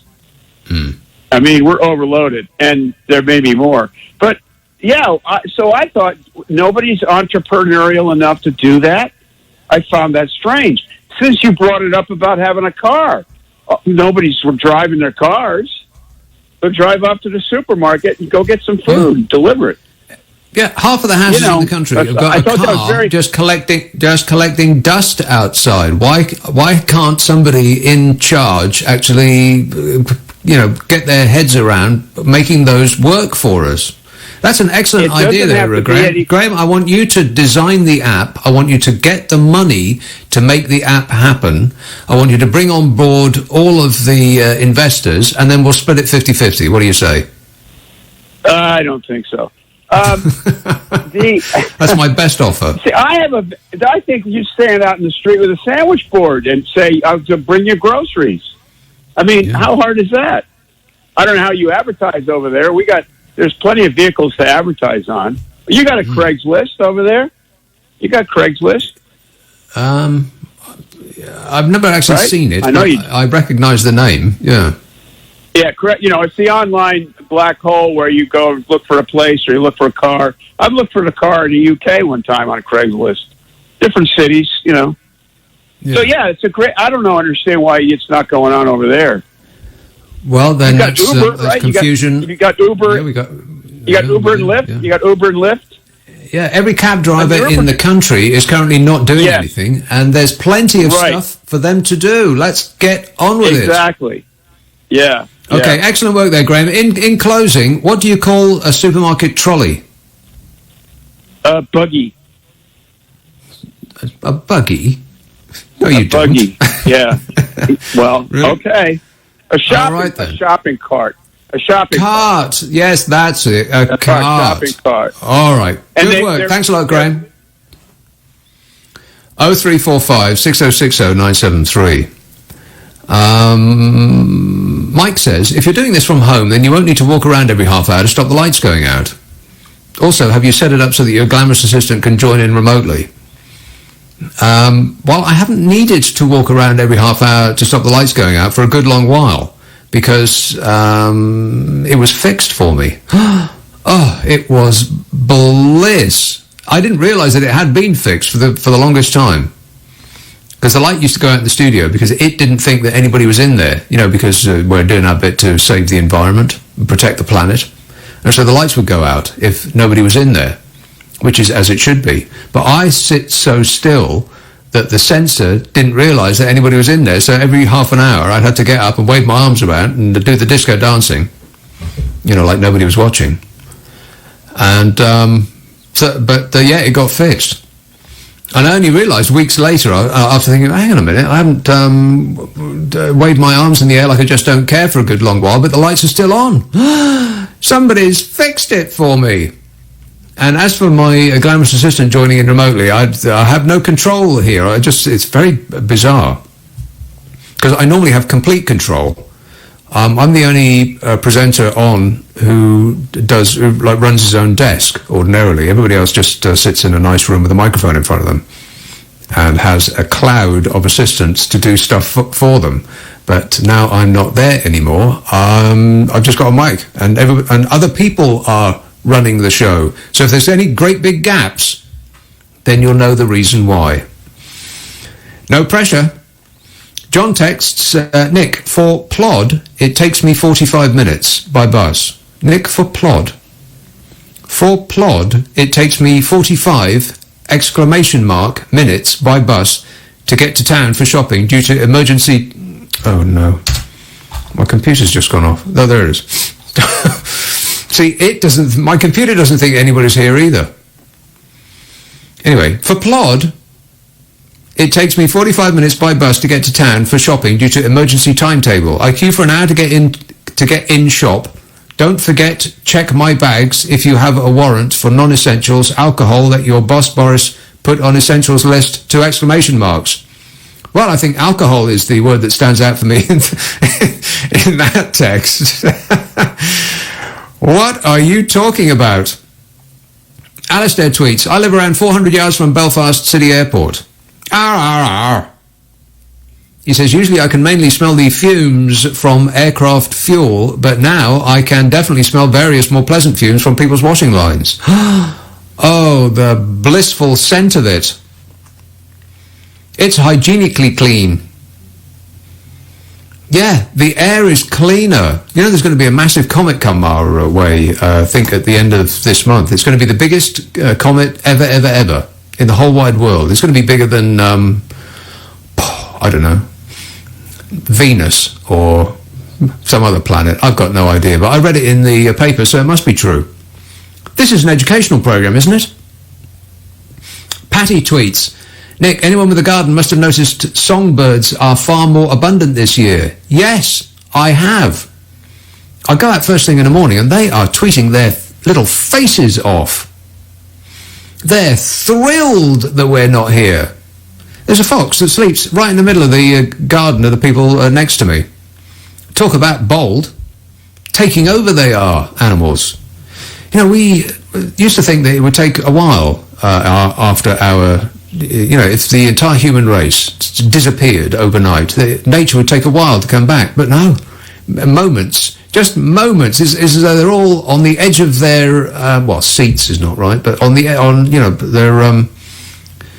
edge of their perches, just desperate for us to disappear so they can take over again, and they are. And anyway, she says, or he, sexist. Patty tweets, anyone with a garden must have noticed songbirds are more abundant this year. The circumstance is not something to wish for, but I love how nature is booming with fewer humans on the street. The air is cleaner than ever. I hope this aspect of change is permanent. Yeah, me too. But I doubt it. You know, I think that we've all been shown a better life in many, many different ways. And I expect that when we're all let out again, we will go back to doing the same wrong things that got us into much of the mess that we have in the first place. We've been shown a better life, but I bet we don't stick to it. But wouldn't it be marvellous if we did? You know, travelling less and consuming less. Just buying less rubbish. Less plastic tat surrounding us. Eating less. I mean, I managed to secure one of those slots that I was just talking to that bloke about, where you dial up a... I can't be the only one, but I've had a massive shopping list with multiple food outlets for ages just looking for a delivery slot, and they do not exist. Although, I'm seeing people around me get delivered to every day. How do they do it? I couldn't get one. Not one single one. Months I've been looking for a delivery slot to get food. But I've got, you know, everything that I would need already waiting to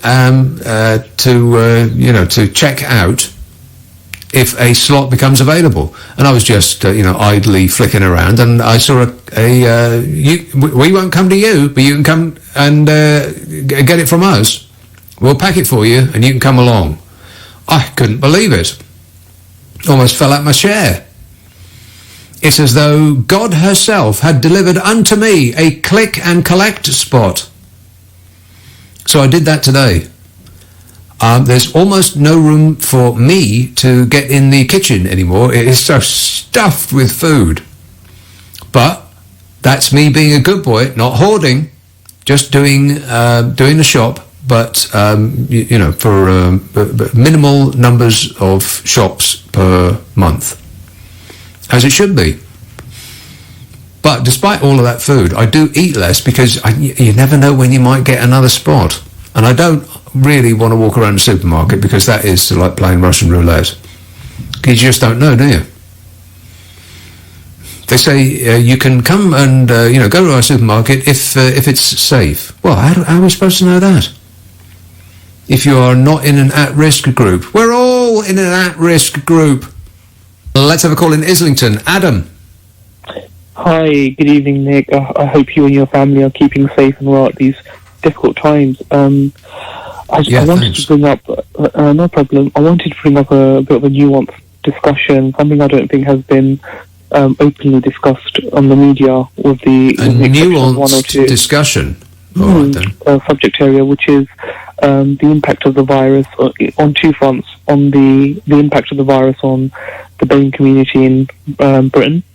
What's been widely accepted and discussed now is that it's going to change the demographics because it's no exaggeration that the concept of the extended family is still alive with Southeast Asian people, British British Asians.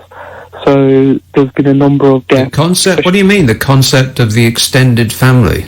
What does that mean? Well, basically in contrast to your typical white Anglo family where people move out, they don't live with their parents.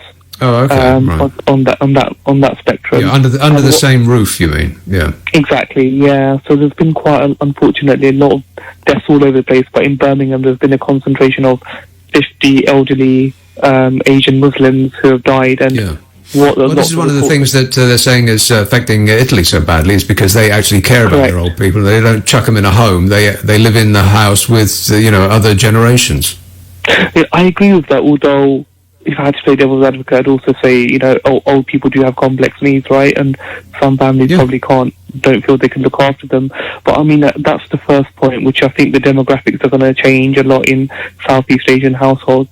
And the second thing that's caused... Well, what do you mean by the demographics? You mean so many people are going to die that the demographics are going to... There's going to be far fewer older people? Well, yes. So the idea of living with your elders, them being part of the grandchildren's life, that's going to change dramatically because... Right, so you don't mean the demographics, you mean that people are going to cease to live in houses with multiple generations? Yeah, sorry if I've used the term incorrectly. Well, I just thought that you meant that it was going to be so bad that there was going to be the actual number of old people was going to change so dramatically that I don't think that's true. Well, actually, let me just add something in there. Nutritionists who taught me many years ago said a disproportionate amount of Southeast Asians have diabetes, high blood pressure, who are not old. So they do fall into that category of high risk. So that's an actual problem. I mean, even way before this, for some reason, first generation ethnic minorities have a bigger problems with nutrition and health than any other community, Southeast Asian. Why is that? So there's been a lot of theory. Theory one is that when Southeast Asian migrants move to the host country, when they adapt to the country in terms of they're not used to our rubbish food. Yeah, absolutely. Processed food isn't part of that. And what tends to happen, and has happened, especially in Southeast Asian communities, is their children sometimes reject their cultural food, but they don't go and get good food. They'll just have fast food. No, they go, burgers. Yeah, burgers and chips. So that's the first one. See, if you grow up with that, then you maybe have a stronger constitution. I got a constitution like a waste disposal. I'll eat anything. Well, yeah, just don't eat cats and dogs. Leave that to China. Don't eat cats and dogs. I'll keep that in mind. Thanks for the advice. Yeah. If I can just make the final point. Second point, yes. Yeah, there's a concern that there's a high proportion of BAME professionals dying in the healthcare, in healthcare. And BBC did a report on this where they found the higher up the chain you go from nurses up to doctor level, you're then getting 40% frontline BAME service doctors. And there was a black nurse that died about a couple of days ago, I think it was, and there was a discussion between my doctor friends and even myself via Zoom, and the worry was that people do feel, and I'm not saying this is happening but deliberately, but there is a little bit of unconscious bias going on, that some people feel people who are of ethnic minority, who can't speak up, who are not sophisticated in the language, are not able to get that same treatment had they been white middle class. And this is being discussed because the question around Boris getting intensive treatment, which is fine, even before he needed it, is drawing questions around who are we actually prioritising for. Well, I mean, you wouldn't be surprised if the Prime Minister of the country got better help than the ordinary average Joe, any more than you'd be surprised if Prince Charles got better help than the ordinary average person in the street. Yeah, I don't know, but is it possible that people from black and ethnic minority groups are more represented as workers of the NHS than they are in the general community? That might inform the higher percentage of... Correct. No, I mean, the report does confirm what you just said, but in addition to that, there's a concern around why are they not also being treated with ventilators earlier on? Why are paramedics because the nurse that died is 20 years service. All right. Well, I don't know about that, but I think being put on a ventilator is no small thing, and you absolutely have to require it if it's not. You don't just elect to be put on a ventilator. It's a big deal. But I don't really know is the answer to that, Adam. But thanks for bringing those points up. 0345 6060 973. Lauren texts, I've made 2 masks from using my wife's bra. I have one and my wife has one. Are these as good as normal masks? Well, they're funnier, if that's any help. I've got no idea. I mean, the amount of information that contradicts itself that we've been told about masks, I've got no idea what to believe anymore. I mean, for the longest while, they were saying, I think they probably still are, that nobody needs to wear a mask unless you are, a medical professional on the front line, because they don't work. Well, okay, they might not stop the bug going through if they're not of a particular type, but they can't be as poorly performing as nothing at all, surely. I mean, if these things are airborne, then they will go up your hooter just by you walking through a cloud of it. But if you've got something over your face and it causes the air to move around your head, as opposed to going up your nose, well, doesn't that protect you from a little bit? And isn't a little bit better than nothing at all? Again, I've got no idea what I'm talking about on this or any other subject, but I've ordered some. God, I spent about 4 hours trying to find one of these N95 masks. They cannot be had at all anywhere, apart from Oxford, weirdly. I found about 10 of them in Oxford in a DIY place, which was closed for your convenience. It seems to me that there's a lot of shops that are closed that doesn't really make much sense for them being closed. I mean, if you can catch it in a supermarket, then surely you can catch it in a DIY store. And if supermarkets can, make you queue outside and one in, one out, like a nightclub, then can't DIY stores do that too? I mean, for crying out loud. Easter is usually the peak business period for DIY. And people are stuck at home. What else are they going to do? They're looking at that wall that's needed painting for the last 3 years, and they've got a creaky door, and they want to change the handles on their windows and, paint the decking outside and all manner of things. But instead, all of that stuff is collecting dust in stores that are closed and which are rapidly going out of business. This can't go on very much longer, you wouldn't think. Otherwise, there won't be an economy to come back to when we all do get let out. Something's got to change. But the problem is, one of the many problems is, I don't think the government has got any idea what to do next. I mean, that's the impression that I get. I just don't think that they've got a clue. Which is fair enough, I suppose, assuming that none of them had predicted that anything like this was going to happen. People keep saying, people in positions of authority, I'm thinking particularly of Donald Trump, but it's not just him. They keep saying, well, nobody saw this coming. Who ever saw this coming? Well, loads of people saw it coming. Over and over again we've been told that this kind of thing was coming. And that's what governments are for. That's why we pay all the tax, isn't it? For periods of national emergency like this, we want to be taken care of. That's what the tax is supposed to be for. But unfortunately, certain parties are sort of ideologically opposed to what they call big government. Well, we all want big government now, don't we? Stu says, how freaked out would you be if you got one of those random people walking into your, in inverted commas, studio tonight? I'd be very freaked out indeed, Stu.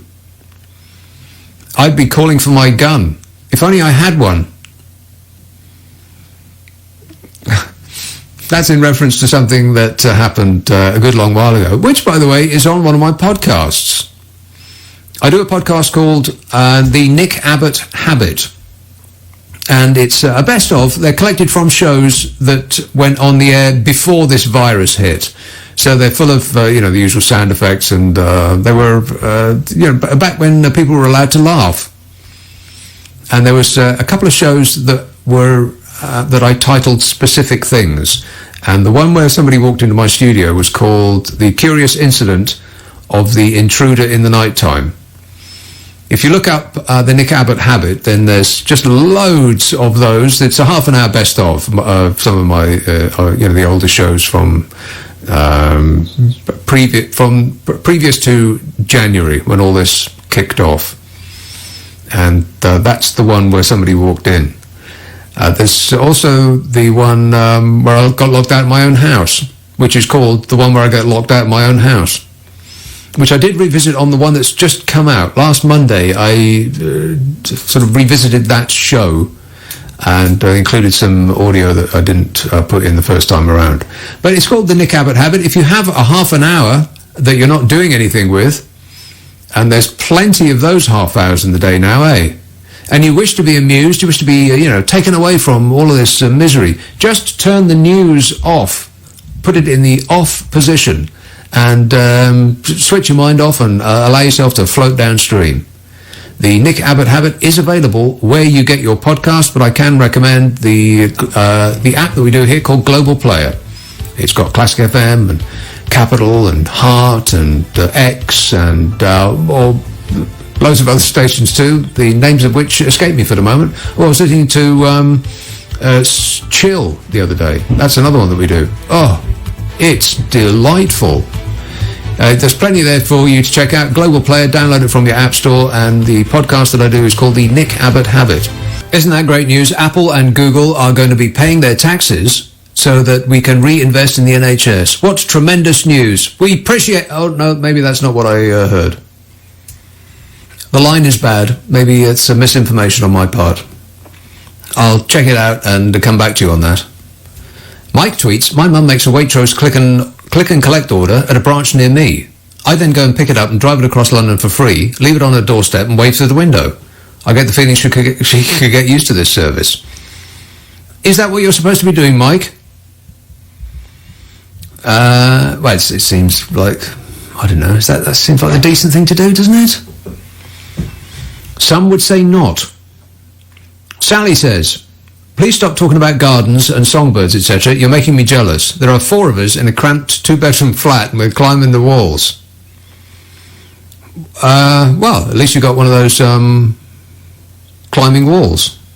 That's great, Sally. Must be a huge flat.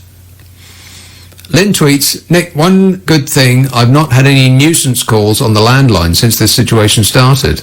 Huh. Well, that is a good thing. Here's a call in Worthing. Jack. Hello? Yes, Jack. Oh, yeah. I just wanted to say one thing about your last caller, Adam. He mentioned China's cats and dogs and the fact that they eat them. And it's just like, what's the difference? It's like in India, cows are sacred, but yet we eat them. So I just think that there's a whole weird thing going on there with like the cultural differences and pointing at fingers at people. When it comes we are weird in this country in the way that we don't like eating animals that could also be a stuffed children's toy. We're very, very concerned about that. Also, things that we would describe as being icky. Well, that's true, all but fish. Fish, we still eat fish, and you can stuff a fish and call it Nemo, so... But that's not what I called about, but... Well, I suppose so, yeah. I called about... You talk a lot about short-termism, and I completely agree with you. I think the human race is doomed because of short-termism. And, we're going through this coronavirus right now, and it was all created because of, essentially factory farming. I know it came from the Wuhan meat market, but essentially... all of these types of diseases come through factory farming, and it's just becoming more and more common practice. And it's just like, we might get rid of coronavirus, and in 2 years' time we forget. But then in the future, even more things will happen that are even worse. Can you imagine an Ebola virus that was as contagious as COVID-19? It would be horrendous. Yeah. Oh, exactly. Yes, we should actually be, I know it's a weird thing to say, but we should be grateful that this thing isn't as dangerous as, SARS, for instance. If SARS was as Yeah, if you could contract it in the same way as the virus that we've got at the moment is spread about, and it had the same death rate as SARS, well, we'd be looking at a completely different thing entirely. We should actually think of this as a warning. Yeah, no, I agree with that. In fact, there's another issue that's even bigger than this and all of the other types of kind of viruses that are going around, and that's antibiotic resistance. I don't know if you know about this, but the World Health Organization is saying, by 2050, we're going to run out and we're going to have more deaths by antibiotic resistance than we are by cancer, which is insane. It's like, why are we not addressing this? Well, yes, I think that the successive governments, when faced with a problem that is of a huge magnitude, just do nothing, cross their fingers and hope it all doesn't go belly up on their watch. I couldn't agree more, absolutely. But I tell you what, Nick, I do love your under 35 idea. I think that's a really good one, because even though I'm just under 35, I feel like you're right. Like the herd immunity is the way we are kind of going. So if we're going to do it, why play lottery with the old people? Why not just say, hey, look, maybe some people under 35 will die, but at the end of the day, it's like either we do that or lots and lots of old people will die. Yeah. Plus, you'd be able to go to a club and you won't get leered at by any older people. Yeah, absolutely, yeah. All right. Thanks a lot, Jack. 0345 6060 973. You can text 84850, email nick@lbc.co.uk. If you're on Twitter, it's @LBC. Yeah, herd immunity. It does seem to be the only way out of this. I know that that's what Boris was talking about, and his evil hench person. They were trying to spread this idea of herd immunity, take it on the chin. And that's the way to get out of this. But it does actually seem, as awful as it seems, is the only way to get out of this. The only other way is an antidote, and that's just not going to happen. I mean, people are sort of pinning their hopes on some kind of what's the phrase? Not antidote. It's anti. I was having trouble with this word last week. A thing that stops you from getting it in the first place, whatever that is. People are, hoping beyond hope that people are going to come up with that. Toot sweet. But it's not going to happen. I mean, think of the flu. We get a jab for the flu every year, and what's the success rate of that? If it gets up to 50%, they start congratulating themselves and awarding themselves bonuses for a job well done. The common cold. People have been trying to solve that for decades. And with zero success, despite the massive amount of money that would be pouring all over whoever comes up with a solution to the common cold. So it's not going to happen. So I think the only other way out of it, not that I know anything about this or anything else for that matter, but it's just a thought that the only way out of this is for everybody to get it and come through the other side, and then we'll see where we are. And I suspect that, well, I don't suspect it, they've said it out loud, that what we're doing at the moment is just to try not to overwhelm the health service with everybody getting it at the same time. But everybody's going to get it eventually. I mean, that just seems inevitable, doesn't it? I mean, if it's so easily spread that you can't go on a beach and not get it, then everyone's going to get it. In fact, everyone may already have had it. Who knows? I might have had it already. I've got no idea. A couple of weeks ago, I had to take a day off because I felt like I was going to explode from both ends. And I didn't want to do it in my car on the way to work. So I thought I'd better take the day off. And that might have been it. I've got no idea. And neither does anybody else know whether they've got it because we're not being tested. Which is a blooming outrage. Like I said, it's not as though this came out of the blue. We've been told that this kind of thing was coming for ages. And they did nothing. Because it would have cost a lot of money, and it would have been to prevent something that hadn't already happened. So it wouldn't have been a popular, vote-winning thing. So they just cross their fingers and hope it all doesn't go wrong on their watch. Lynn tweets, one good thing I've read that. Helen says, I love the tale of the bra face masks. I've made my own from a Henry Hoover bag. An unused one, of course. I was told that the HEPA filter in a vacuum bag was an ideal face mask material. Hoover bag and a couple of pieces of elastic. Well, you'd look fantastic with, actually, maybe just put the Henry Hoover on your head, Helen. Did you think of that? Try it and thank me later. London Colney, Mandy. Nick. Mandy. How are you? Hope you're well. I am great, mate. Yeah, I am well, thanks. Right.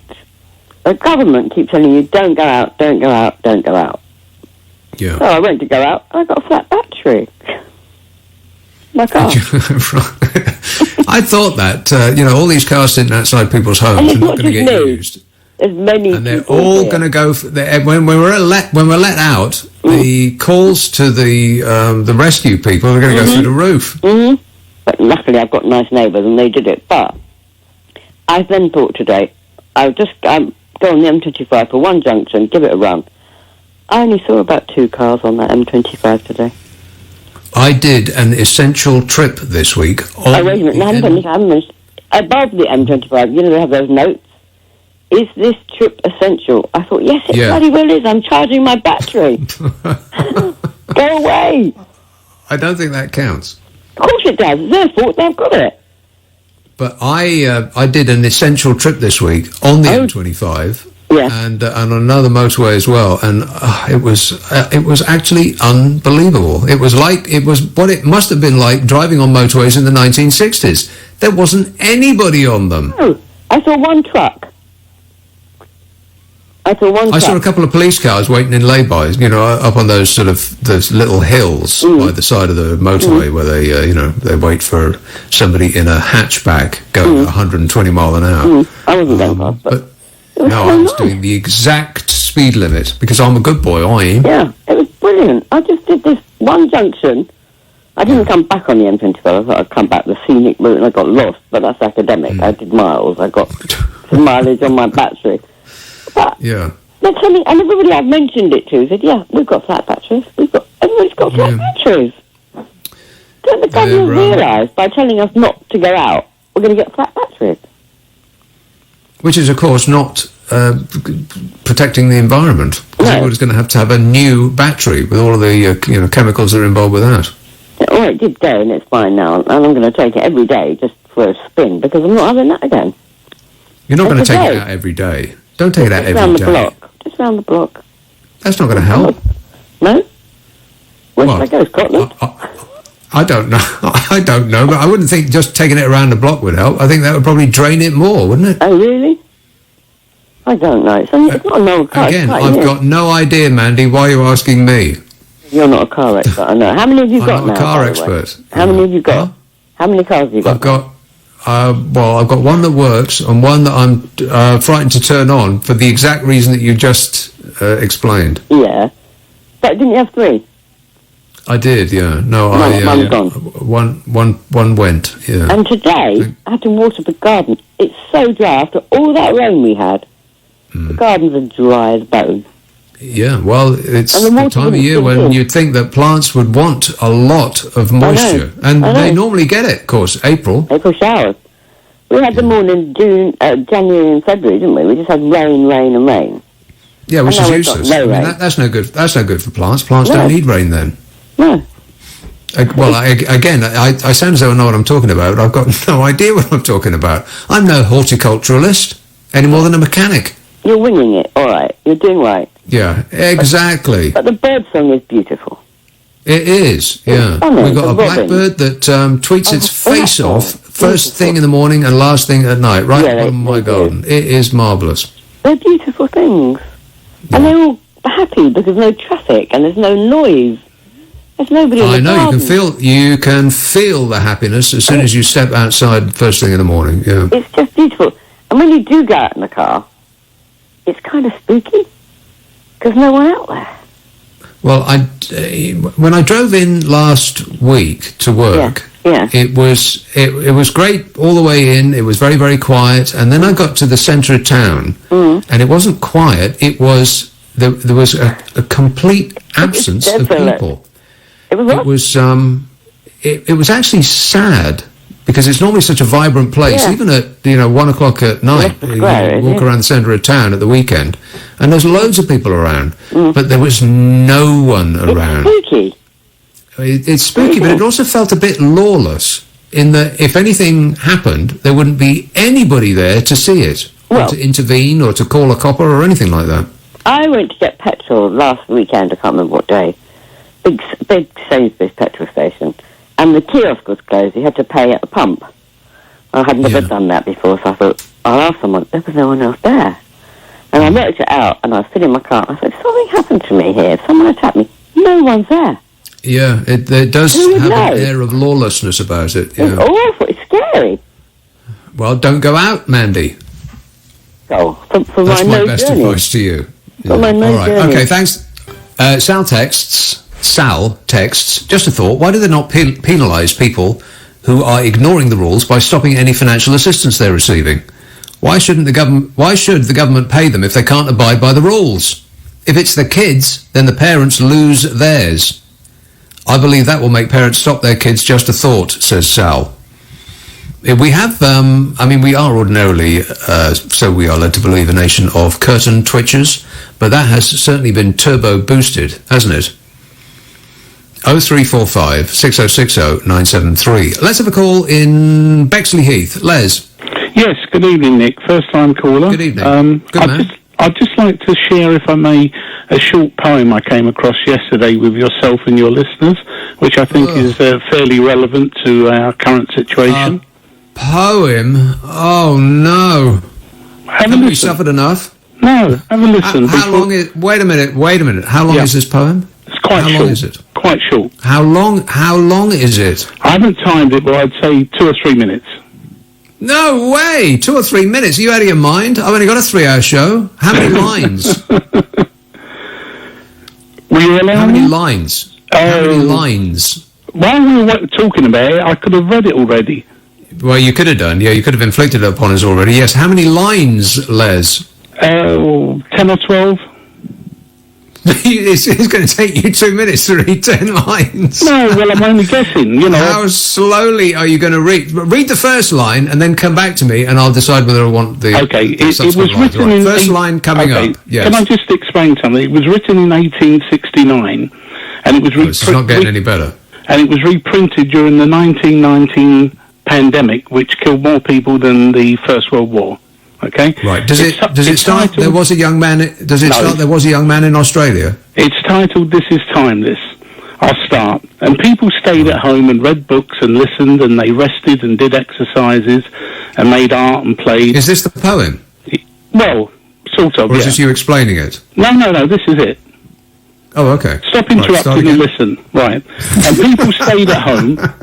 And people stayed at home and read books and listened, and they rested and did exercises and made art and played and learned new ways of being and stopped and listened more deeply. Someone meditated, someone prayed, someone met their shadow, and people began to think differently, and people healed. And in the absence of people who lived in ignorant ways, dangerous, meaningless and heartless, the earth also began to heal. And when the danger ended and people found themselves, they grieved for the dead and made new choices and dreamed of new visions and created new ways of living and completely healed the earth just as they were healed. Well, that didn't last very long, though, did it? I mean, healing the earth part, because it was ruined shortly thereafter by, us. But a nice thought. History and much less than 2 minutes long. I was only guessing. Yeah, okay. All right, good guess. Thanks a lot, Les. 0345 6060 973. This text says, Liam Gallagher announces a free gig for thousands of NHS workers. Dear God, have they not suffered enough? I'm mad for it. Nick texts, is it just me, or does the world seem to have gone nova since David Bowie died? Oh, come on, Nick. How many times have I said that? He says, go back to when that news broke and then look at what's gone on since. Yeah, thanks a lot, David Bowie. Couldn't have hung on for another couple of years. Everything was ruined when David Bowie died, which, by the way, was the best death ever. That's just a fact. No artist in history has ever died as well as David Bowie died. It may well be his greatest achievement. Because that last album came out, Black Star, and then, like a couple of days later, the videos came out for those tremendous songs on there, which were very, for considering that he was extremely ill at the time, just days from death. They were a giant achievement, those videos. And then he released those 2 pictures of him in front of like a boarded up shop. Not boarded up, but it's got those what do you call them? Shutters. Like a shuttered shop, just laughing his face off. And it looked really genuine as well, as though he was laughing in the face of death. And then he died. Brilliant. Best death ever. 0345 6060 973. Muswell Hill, Michael. Oh, hi, Nick. I don't want to bring the tone of the programme down. But here we go. I know, I'm sorry, but it seems to me, and I know we're all meant to be acting together and surging forward as one team, but it does seem, because of that, there's been very little negative, I think, attention given to the performance of the current government. And I think they've achieved that by wrapping themselves very tightly with the NHS. And somehow any criticism of them must be a criticism of the NHS. And I just think it's worth, in the last 24 hours, over 3 times the number of people have died in the UK than have died in the whole of Ireland over the whole period of this crisis. Over 3 times the number of people in a 24-hour period. Now, Ireland is about 12th of the population, but the death rate is significantly higher in this country. Now, that's not the problem. Well, it's significantly higher than it is Germany per head of population. Way more. Absolutely. Now, it's not a criticism of the NHS to make that observation. And I just find it a bit much for the government that has spent the last 10 years denuding the NHS. And who less than 3 years ago, the Tory party applauding themselves in Parliament when they want to vote not to give the nurses a pay increase. Yeah, that's right. Yeah. Yeah, to suddenly wrap themselves in the NHS, which they've been doing quite successfully. I mean, I'm a big fan of your colleague Sheila, but she shut down a caller a couple of days ago because she saw any criticism of the current performance as being criticism of the NHS, and I think that's because the government has been very successful in wrapping themselves in the NHS, and actually they're 2 completely different things.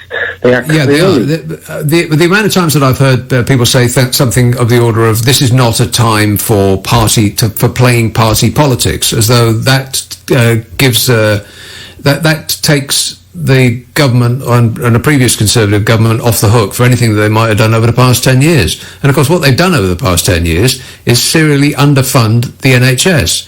And that's the reason that there are so few nurses, and that's the reason that there are so few ventilators, and that's the reason there are so few beds, and that's the reason, partly, for the mess that we're in at the moment. If you look at other countries, our competitive countries, our competitor countries rather, then you'll see that there's way more beds. I mean, one of the reasons that Germany's figures may be so low is that they have a massive number of beds more than we do compared to the number of people there in their population.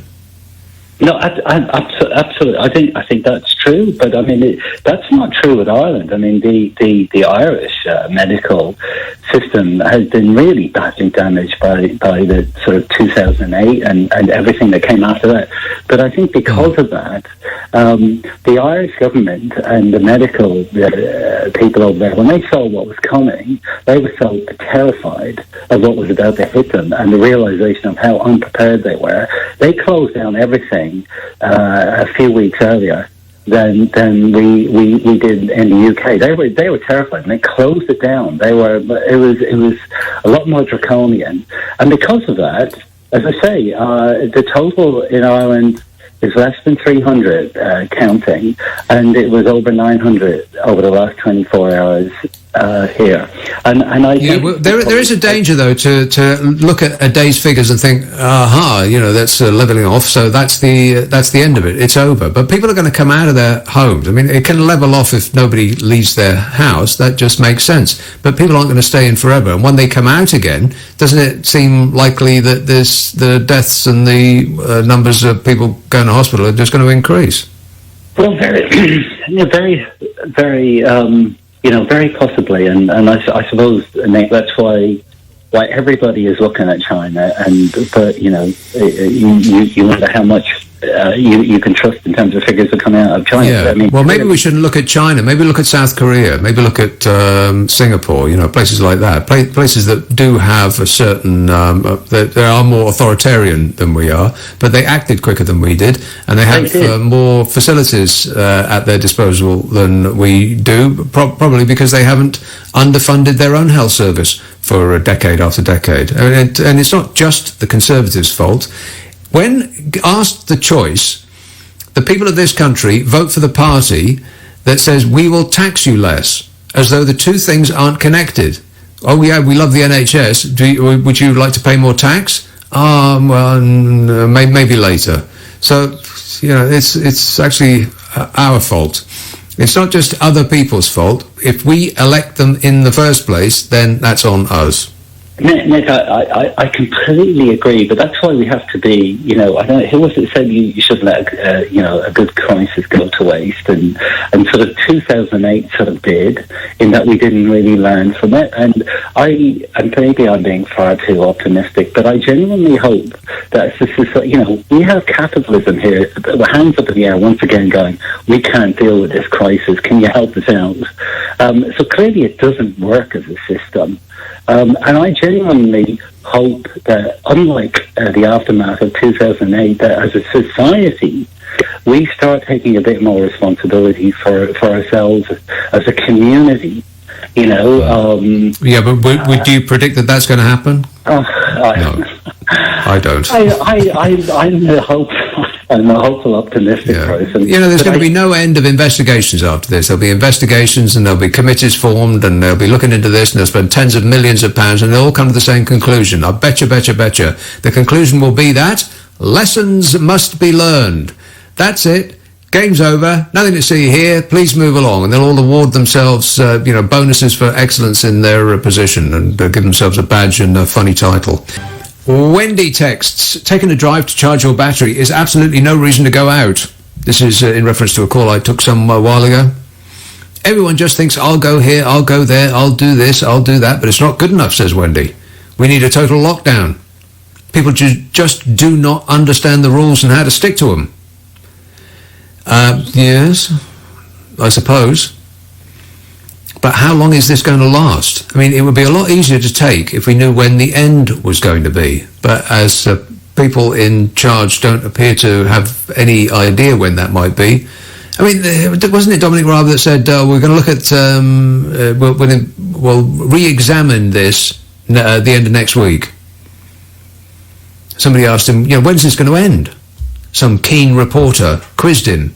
When are we going to be allowed out again, he said. And I think Dominic Raab said, we'll look at this at the end of next week. As though that's not what you say to people. You don't say that. That just gives false hope. This is embarrassing. Turkey is sending plane loads of emergency equipment to us. Turkey today began sending plane loads of emergency equipment to Britain. The first flight from Ankara took off today carrying personal protective equipment, including surgical masks, N95 industrial masks and hazmat suits, with the second flight due to take off on Saturday. That's according to the Defence Ministry. And I'm sorry, no offence, but that's just embarrassing. Turkey is helping us out. Shouldn't that be the other way around? Fifth largest economy in the world and all that? I am stunned. The items, including but not limited to surgical masks, N95 industrial masks, which I did try to find myself, hours and hours, and there isn't a single one to be had anywhere except Oxford, weirdly. They're going to be sent in boxes displaying the words of the 13th century Sufi poet whose name I can't pronounce. And the quote is, "After hopelessness, there is so much hope, and after darkness, there is the much brighter sun." Blimey, we're getting an emergency shipment of poems. Thanks, Turkey. We appreciate it. Meanwhile, Germany is donating 60 mobile ventilators to the NHS. Just gets worse and worse, doesn't it? Officials are scrambling to get enough life-saving equipment to meet the expected peak of the coronavirus epidemic. Bloomin' EU, eh? They send stuff over here, save our lives. Why can't they just let us die a majestic, exceptional, standalone British death in peace? I saw... Speaking of that kind of thing, I saw Nigel Farage in his shorts today. Oh, my God. Wanted to poke my eyes out. That was horrific. First of all, you should never wear shorts, Nige. Not now, not ever, never. Second of all, if you're wearing shorts, which you shouldn't, and you're on an internet camera thing, what do they call them? Internet camera thing. Don't, as he did, he was sitting on his sofa and he put the internet camera thing on his coffee table, which meant that we had a view up his shorts. Oh my God, I've never seen anything like it in my life. That was horrific. Anyway, the German embassy confirmed in a report in Der Spiegel that the Bundeswehr would be sending ventilators to the UK as soon as possible. They got so many over there that they're treating us. Danke. Schön. A statement on the embassy's Twitter feed said, support for our friends in the UK, the Bundeswehr is donating 60 mobile ventilators to the United Kingdom. It's embarrassment, pardon, embarrassment. I thought that the NHS was supposed to be the envy of the world. The NHS is currently reported to have around 10,000 ventilators, 8,000 short of the 18,000 that Health Secretary Matt Hancock said will be required. But, you know, what does he know? The government has appealed to British manufacturers to fill the gap. Yeah, they did, but while ignoring firms that actually make them, who were calling them up and they were ringing the phone off the hook, except that nobody in the government was picking up. They heard that people who actually make ventilators wanted to chip in and help, but they said, oh, no, that's all right, we've got this. Incredible. I mean, the companies that actually make ventilators, whose calls to assist went unanswered by the government, who preferred to ask their personal friends if they would like to stop making unrelated products and start making ventilators instead, with all the problems and the time lag that would involve. That makes absolutely no sense. And I know that this is old news now, but they said, oh, we don't want to join in the European Union, collective efforts to, get all of this equipment. That's okay. We're not in the EU anymore. As though the ideology of exiting the European Union trumps actual deaths. No, you go ahead. We're not in the EU anymore. Thanks for asking. We're making our own arrangements, as though the one cancelled out the other.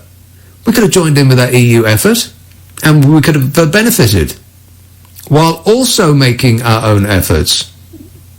You could have had both, but we said, no, you're all right. We've got this. And now we're getting emergency equipment from Turkey, for crying out loud. And on our hands and knees begging Donald Trump. God. Hoping that we can appeal to his good side. Well, here's the news. He doesn't have one. The NHS has been seeking to source supplies from the US, with Donald Trump saying they need them desperately. It is embarrassing, isn't it? But you know what? No, Donny. America needs them desperately. I mean, our response has been inept, but Trump's response has been a daily car crash of lies and false promises and unhinged conspiracy theories and boasting about the ratings his TV addresses achieve. I'm not making that up. He does. They have a daily address, an address the nation, a question and answer session. Donald Trump does his demented rally thing because he can't have his demented rallies anymore, so he does it, in the guise of telling the American people about the problems that they're facing. And of course they're tuning in. But he's boasting about the ratings that he's getting on television. That man is the person that we have hooked our cart to. That donkey. It's painful. I think Donald Trump better keep at least one ventilator for himself. I mean, he sucks all of the oxygen out of every room that he's in. I mean, that nice doctor with his head in his hands during his demented daily replacement rallies is going to need one of those eventually. 0345 6060 973. Let's have a call in Bedfordshire. Yvonne. Yeah, hi Nick, how are you? Good, thanks. Good. I can't get my head around it. First World War One, they had everything for bus drivers. In fact, the bus driver wouldn't allow anybody on passengers without wearing a mask. And now... Are you talking about... Did you just say World War One? Yeah, when the Spanish flu was around. Oh, right. 1800s. Do you know about it, do you? No, it's a bit before my time. Yeah, right. But, the Spanish flu was... Anyway, my point of phoning in, and I've just seen the documentary. It was amazing. They were filming ants, I think, in the Amazon. And some of the ants caught the virus. And they got this ant, the other ant, into the colony to mingle and inject with their saliva onto them. And they become immune. It was amazing. So surely herdism would be the best, wouldn't it? Well, that's what we're having anyway. I mean, that's what's going to happen anyway. They're just slowing it down so that not everybody gets sick all at the same time. But it seems inevitable that we're all going to get it, doesn't it? Well, why can't they keep the old people at home? Well, forever? Sorry? Forever? No. Well, for how long?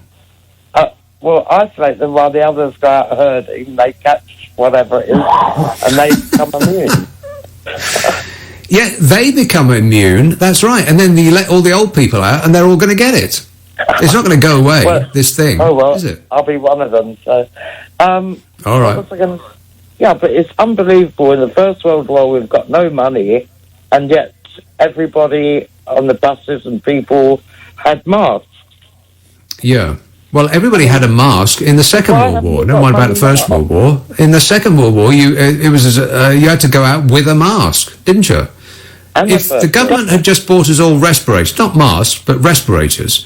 As far as I know, a mask is to stop other people getting what you've got. A respirator is to stop you getting what other people have got. I want a respirator. So if everybody got a respirator, free respirator from the government, and let's say they cost a tenner. I mean, the amount of discount that the government would get at such volume, but that's the absolute outside of how much a respirator would cost, then that would be £650 million.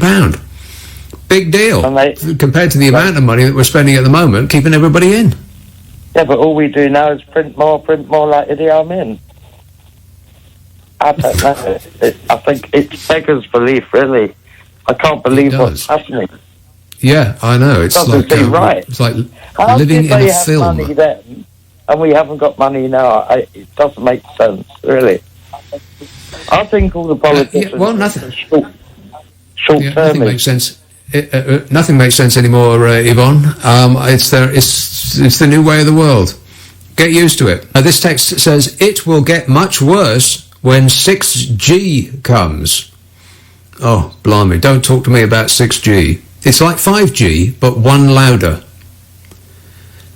Raymond texts, I'm still waiting for Saint Bono to clap his hands and end this virus.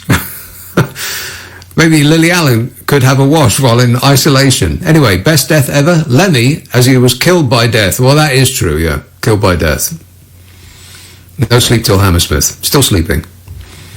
Didn't Bongo give, or you too, give £10 million to the Irish Health Service? 10 million euros. Did I read that or did I dream that? Am I hallucinating or is that true?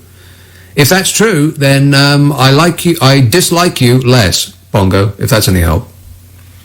I mean, I'm still irritated by your whole, your whole thing with your silly sunglasses and your leather trousers and your whole bonio-ness. But if you have actually given £10 million or euros, whatever, then, well, okay. Maybe in the future you might pay what a reasonable person in the street would describe as your fair share of tax. Just think about it. I mean, let's not get carried away. Just give it a thought. This says, idiots that deliberately cough or spit at people should be arrested for attempted murder. Many thanks, says Kim. Not a fascist, really. I'll go further, Kim. They should be thrashed to within an inch of their life. Never mind about arrested for attempted murder. Absolutely. Either it's serious or it isn't. No mucking about. Barking. John. Hi. John. Yeah, hi, Nick. I'm ringing because I'm a first-time caller actually to any show ever. I just wanted to ring to say that I'm very unhappy with what Matt Hancock said this afternoon. About PPE is a precious resource and NHS staff should use it only appropriately. I think that's shocking. I'm unfamiliar with this. I don't hang on the news all the time, so it's too depressing. Okay. What happened? No. In the briefing he said this afternoon, he said that PPE is a precious resource and NHS staff should only use it when they need to, and I just think that's actually the implication of that is quite shocking because I work in mental health, and I have colleagues in the NHS who don't right now have PPE, and also the ones that do are being expected to wear their gloves all day. So that could cause patient-to-patient infection. And I just think it's absolutely shocking that he's implying that NHS staff aren't actually be able to use it as they should do, rather than actually own up. I've actually got that story here. It says, I'll fill in people, including myself, who aren't familiar with this. The Health Secretary, Matt Hancock, has urged NHS staff not to overuse personal protective equipment, sparking criticism from doctors and nurses leaders. We need everyone to treat PPE, personal protective equipment, like the precious resource it is, he said on Friday, today.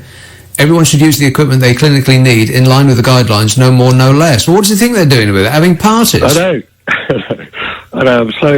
I'm so angry. I can't tell you how angry I am. I think we're all living in Donald Trump's world now. You know, Donald Trump said that I don't see why hospitals used to need 20,000 masks and now they need 100,000 masks. I don't know why that is. Maybe they're selling them out the back. Somebody should look into that. It's just shocking. I agree. I think we are in Trump's world, and I think that RPM is like a bit of a sort of like a subversion, if you like, of Donald Trump. The mini Trump. And I think, sorry, I'm just so angry about it. I just wanted to talk to you about it because it's an outrage. Okay, well, let me just read the next paragraph. This is in The Guardian. After weeks of also known as fake news, after weeks of criticism over the lack of vital equipment, Hancock told the Daily Downing Street briefing a Herculean effort was underway to ensure every health and social care worker dealing with the coronavirus has the equipment they need. Well, you only need to have a Herculean effort, Mr. Hancock, because over the last 10 years you've serially underfunded the health service. Well, I think he's one that's had his hair cut, if you know what I mean, in terms of Hercules. So he's he's not doing it.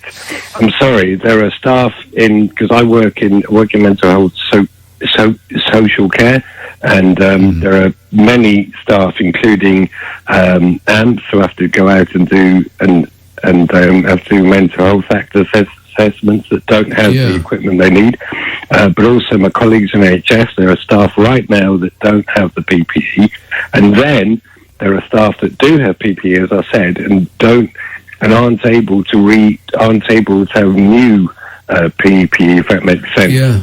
For it does. I mean, they're hoarding it. People that work in the NHS are actually like secreting their own stash so that they don't, die is essentially what they're doing. No. The story goes, the government does not recommend the general use of protective face masks to slow the spread of disease, and Hancock warned the public against overusing protective equipment. What planet are these people living on? Yeah, I think what it is, Nick, is that they are just making up for the fact that they don't have enough. They don't have any, and they didn't prepare. And I know that you know this, but they didn't prepare. They didn't take on board what they were told in 2016 when they did the test of a pandemic. Do you know what I mean? And they didn't take any note of that, and they are now in this, and they are now trying to blame. I'm so angry. They're trying to blame the staff that are putting their lives at risk here. While also virtue signalling by being photographed clapping the NHS at 8 o'clock in the evening. Yeah. And I've been doing it too, but it's just, I don't know. I'm not sure what I feel about it now, but I mean, I'm happy to clap my colleagues in the NHS and social care, absolutely. Yeah. But but it's I mean, as you might know, the wage that a nurse starts is 25,000 a year. Yes.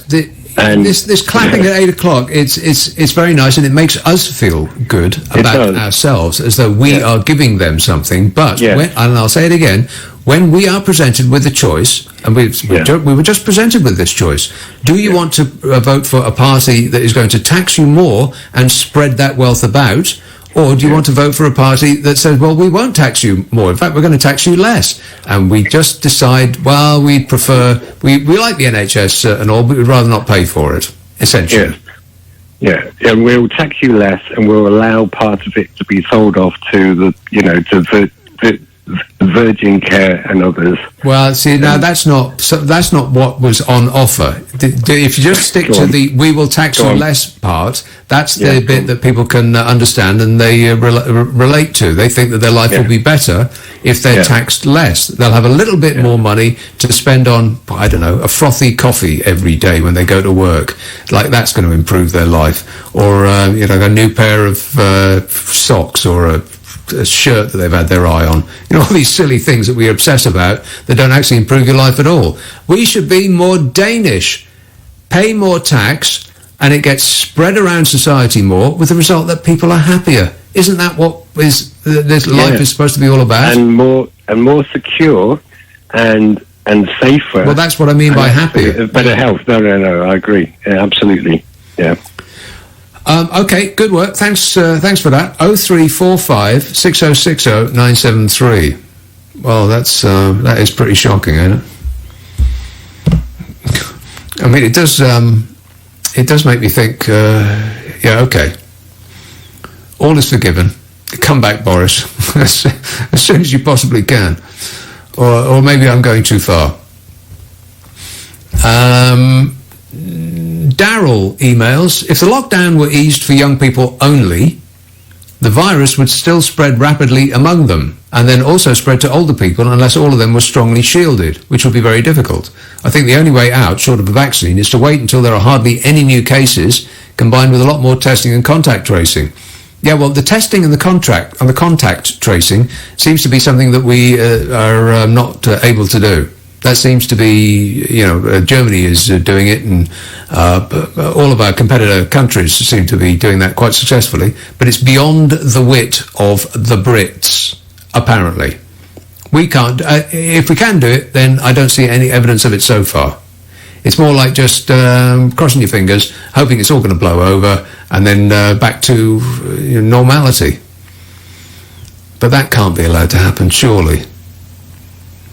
It's all going to cost us a lot more.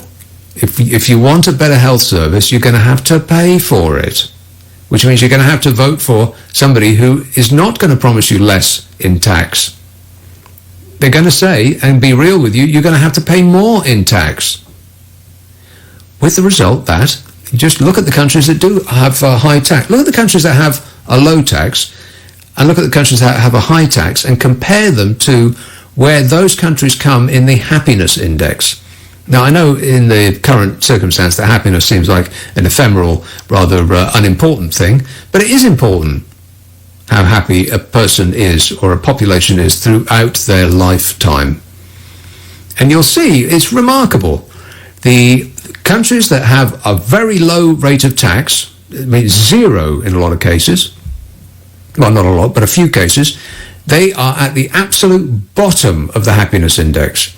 And then by comparison, you look at countries that have a high level of taxation, and they are to a high degree at the top of the happiness index. You know, the perfect Scandinavian countries, where it isn't winner takes all, which is how we run our country. We're more American in that regard. We are a winner takes all. If you haven't taken the precaution of becoming a millionaire, then you're fresh out of luck in America and increasingly here.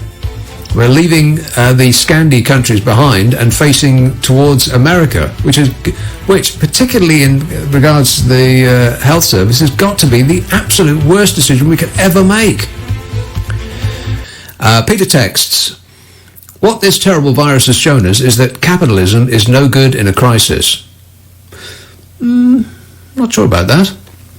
He says, we've seen a Tory government carrying out left-wing policies after years of cuts, which has left the country ill-prepared for this horrible virus. With a lack of nurses, etc. Oh, well, it's a new sentence, but it's not, shouldn't be a sentence. Anyway, he says, now they've been forced to play catch-up. Who would have thought that the government would be paying workers directly? As with 2008, everyone looks towards the government to bail them out. Even those on the right demand government help.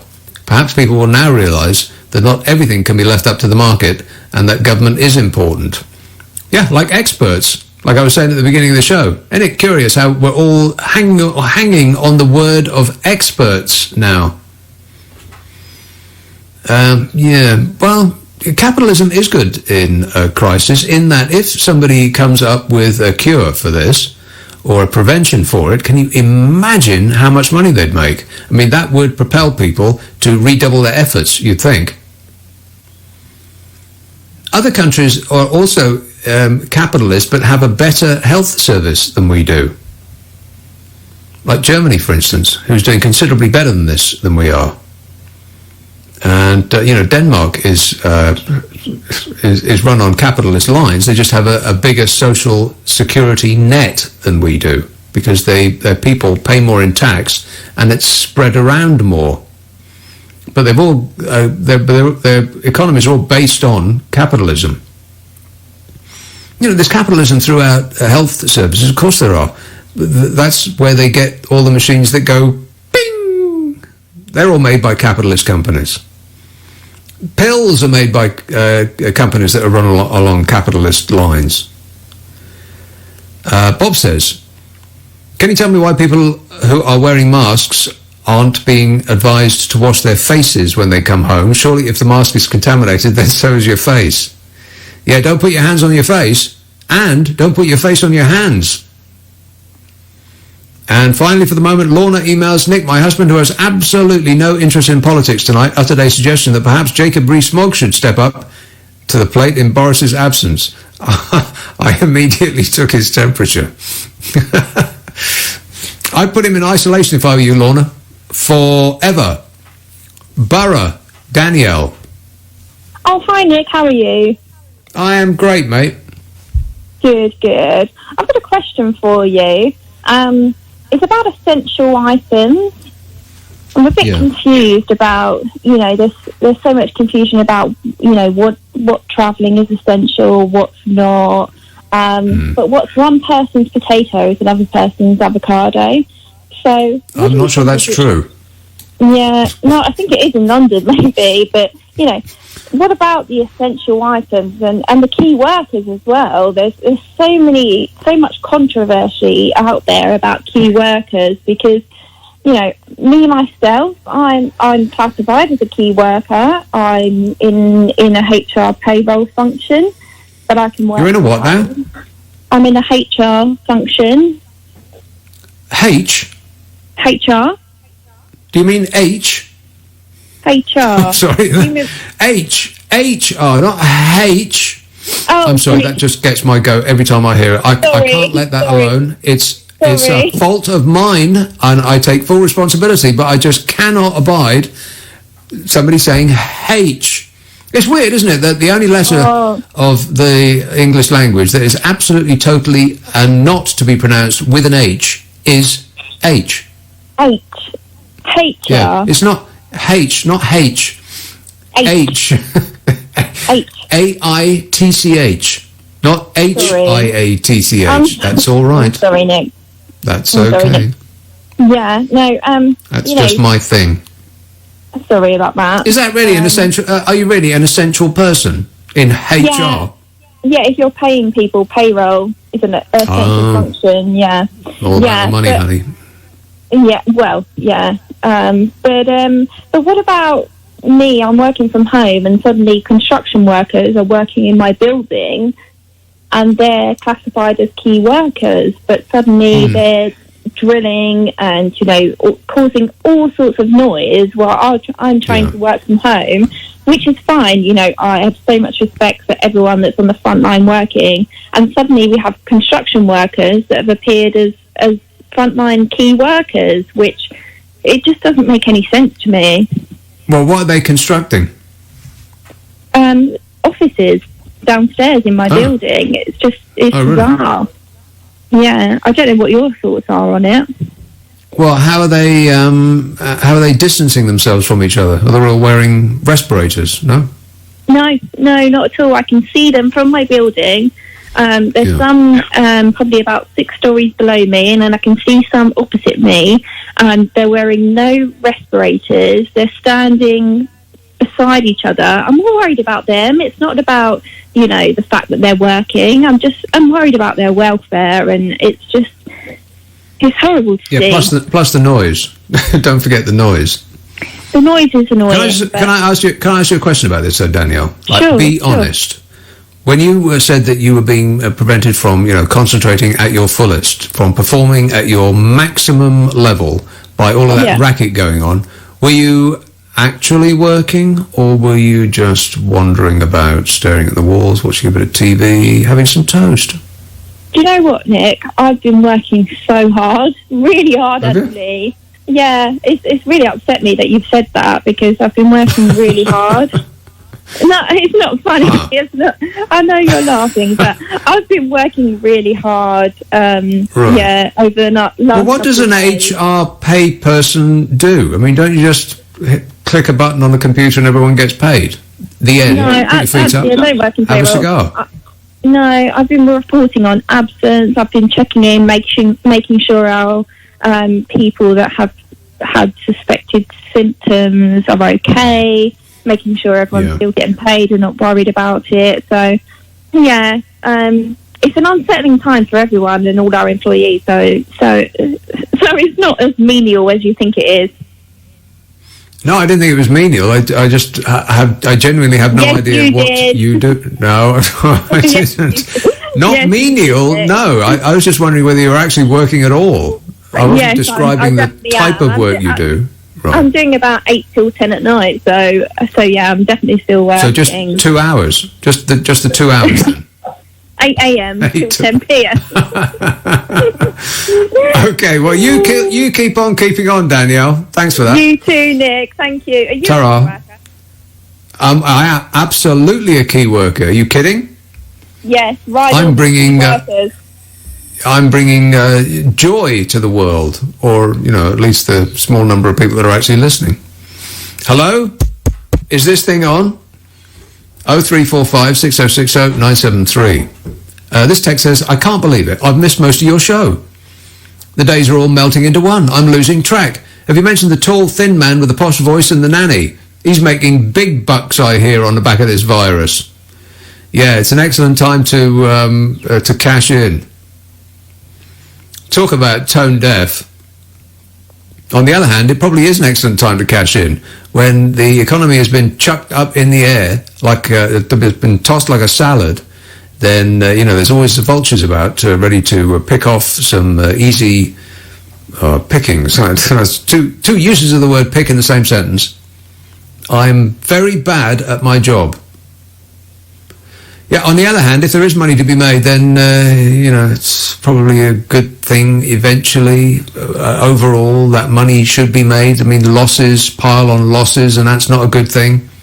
If everybody loses, then that's bad. But if for some people win and they spread it about a bit, well, I suppose so.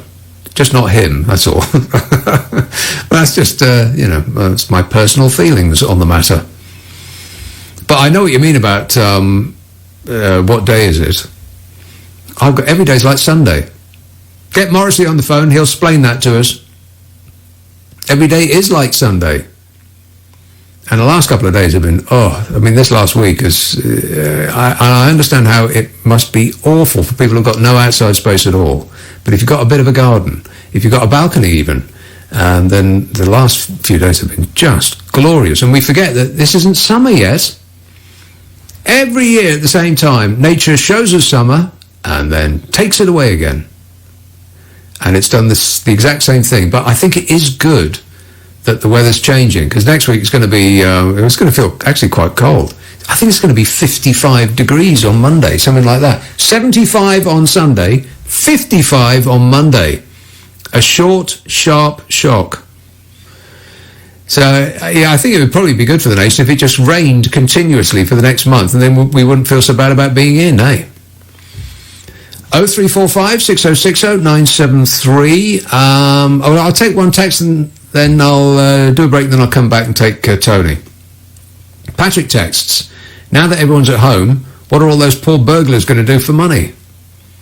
Assuming they qualify as keyless workers, can they claim government handouts until they get their places of work back? Well, that is a good point. Of course, there are an enormous amount of shops that are shut and nobody around to check on them.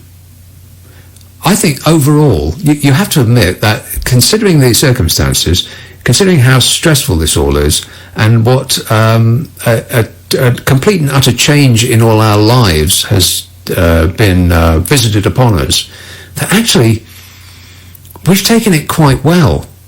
I mean, it could have gone really bad already. There could be riots in the streets, and there could be pilfering and people breaking into stores left, right and centre, and all the rest of this kind of bad behaviour. You wouldn't be surprised if it did happen, but really overall, well done everybody. Keep it up. This text says H, not H. Really? I'm assuming that's a sarcastic really, as in, why are you going on at this dreadful time in all of our lives? Why are you concentrating on the small stuff? H, not H. Really? Yes, really. Because if you let them get away with that, that's the way fascism starts. And I think you'll find that that's a fact. 0345 6060 973. Holborn, Tony. Hello, Nick. Good evening. Tony. I like the way you've taken the serious edge off the only topic in the news without ignoring the only topic in the news. So I've really enjoyed the show. And you've thanks. You've covered quite a lot of ground tonight. And one of the things you said today was about not watching too much news, and I've cut down now. Yeah. So I listen to a bit of LBC in the morning because I want to know what's happened to the Prime Minister and I want to know what's going on. Then I kind of have some breakfast and then I play some music and then I have a walk, my one walk. What kind of music do you play there, Tony? Fill us in. Well, details. I was talking to Matt the other night about it. I play keyboard and I play pop music on keyboard and I play Chopin and classical music.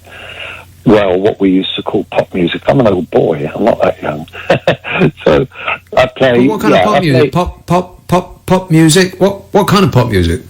Well, do you want to know artists? Yes, we want names, Tony. I'll give you names. I play anything from the Bee Gees to the Carpenters to Gilbert O'Sullivan to what else do I play? Quite a lot of pop music, ABBA, all that kind of middle of the road stuff. Right. But so you are 60. You are 60 years old. Roundabout, yeah. Gauge that from the music I like. Yeah, it's true. Yeah. I like the 70s music, but I like playing classical music. But so I do that in the day, and then at 5 o'clock, I put the BBC One News on, and around about that time they have a press conference, as you know.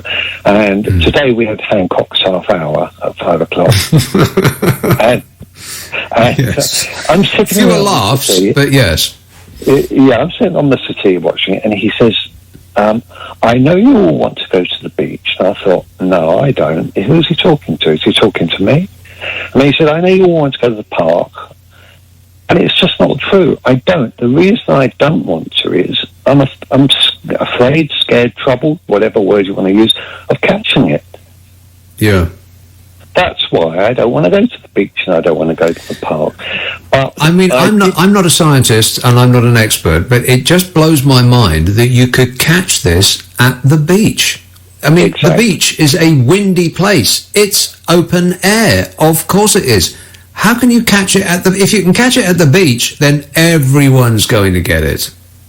Well, exactly. And the way I look at it is, if I stay in on my own, I've got a 0 chance. If I go out, I've got a percentage chance of catching it. That's just common sense. I don't have to be a scientist to realise that. Yeah. But I had to go you down have to stay in forever, though.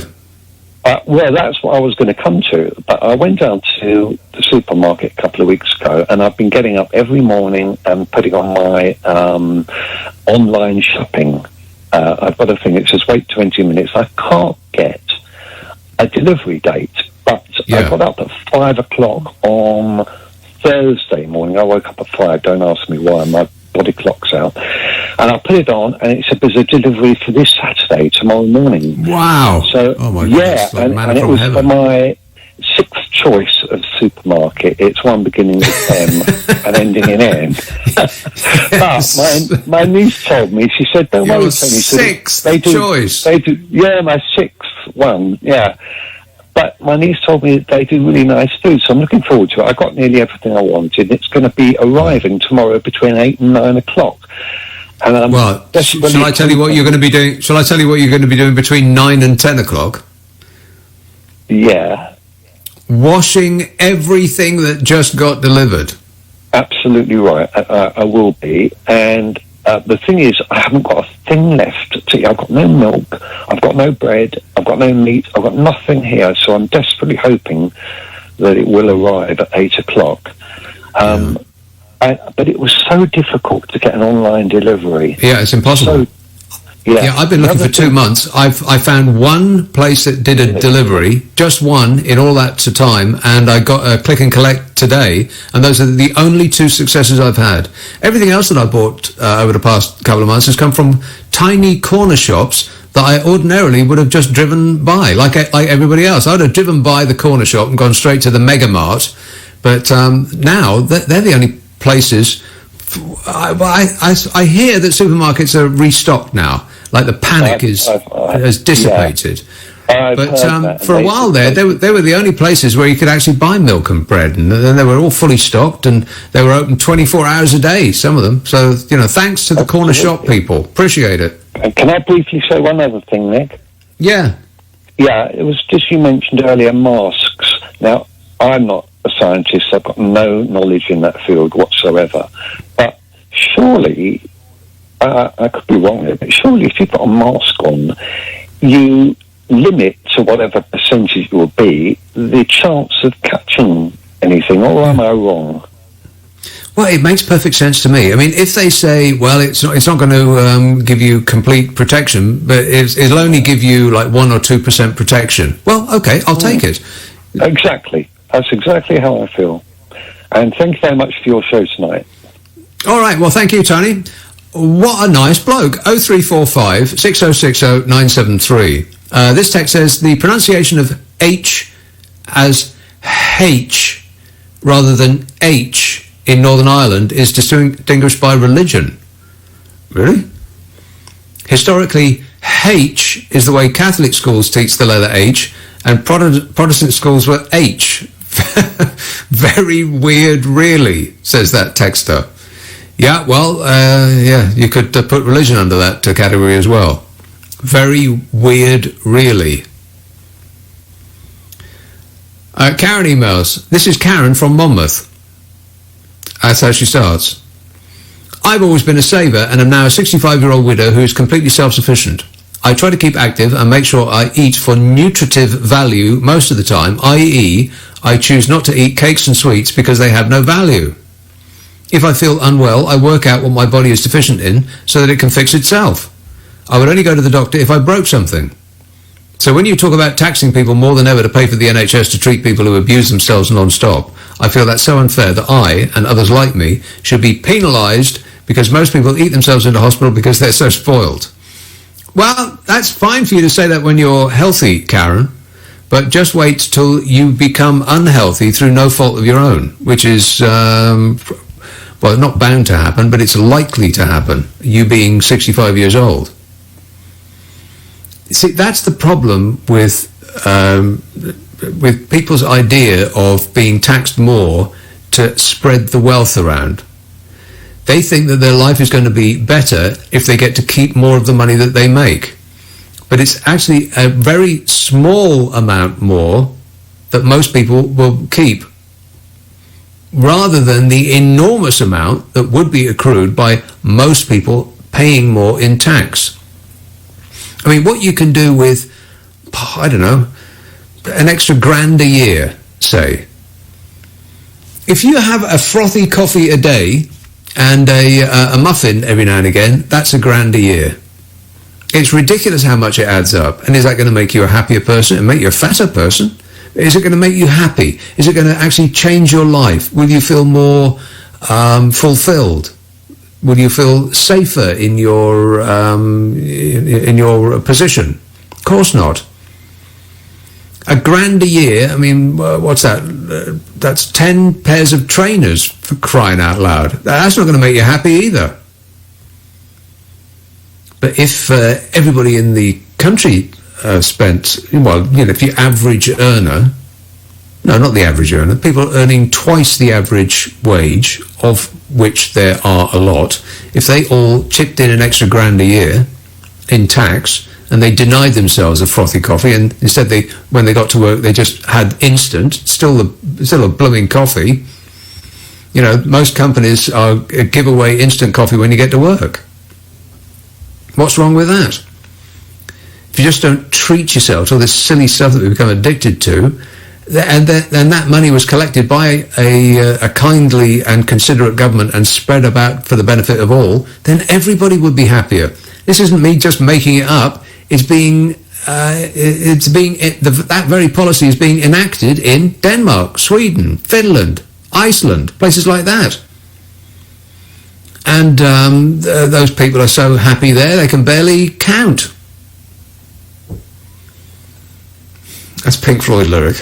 I always stick one in somewhere. They're so happy they can hardly count. 0345 6060 973. Let's have a call in Leicester. Chris. Oh, hi, Nick. You okay? Yeah, good, thanks. This is the third time, I think. Third time what? Third time caller. Ah, yes. Why is Germany... Can you speak up a bit, or can the man on the desk turn you up a bit? Turn up a bit. Why has Germany got the lowest death rate in the EU? Probably because they had the highest number of hospital beds per head of population. That might have something to do with it. I think they also have a huge number of nurses per head of population as well. I disagree, Nick. I think they've hogged all the respirators and ventilators in the whole of the EU. And after this crisis, they are the reason why the EU is going to fail. It's going to collapse. What's your opinion on that? Well, where do you get this information, Chris? Just curious. This is my personal opinion, but if you look at this... So you're basing this opinion on no information of any kind whatsoever? Well, just like you do, Nick, but I'm just saying... No, I tend to look things up and then cross-check them rather than just accuse an entire country of hogging all the ventilators based on no information of any kind, Chris. What are you talking about? Just let me explain, please, Nick, for one time. If you look at the data, okay... What data? If you look at the death rate data... You can obviously see that they are hogging ventilators. It's as simple as that. No, you can't. You can see nothing of the sort, Chris. How do you get from one to the other? No, you can't. How do you get from one to the other? Well, they are the head of the EU. Well, I'm glad we're out. No, there's no such thing. They are hogging... The ways in which you're getting this wrong, Chris, is like a kaleidoscope of errors. No, Nick. What I'm saying is very right here. Well, yeah, I'll agree with you on that. Yeah, it is very right, as in wing. Are they hogging ventilators, yes or no? I've got no idea. Of course they're not. They're sending us ventilators, crying out loud. What are you talking about? Hogging ventilators. Where did you get that from? Just because they're having a success in treating patients, that means that they're cheating somehow? Yes. Well, because they're German? Good God, Chris, the Second World War is over. Get out of the trenches, man. Stop. Turn the History Channel off. It's frying your brain. Do yourself a favour and call me later when you've had a change of heart, or don't. That would be that actually be my first choice. Mark texts, "You are absolutely correct. Pay more tax, but it must go to the NHS only.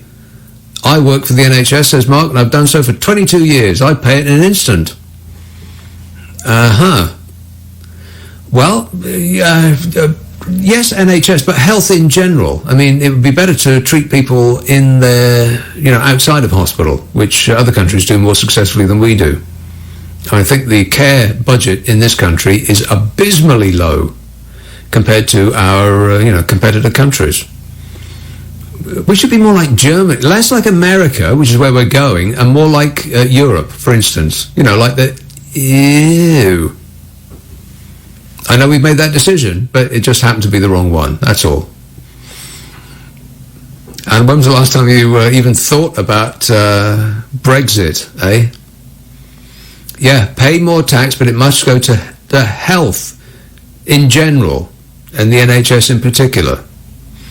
Here's a good idea. Let's stop spending hundreds of billions of pounds on nuclear weapons. What a concept. I think Denmark doesn't have any nuclear weapons. I'm pretty sure Sweden doesn't have any nuclear weapons. Iceland doesn't have any nuclear weapons. They seem to be getting along all right.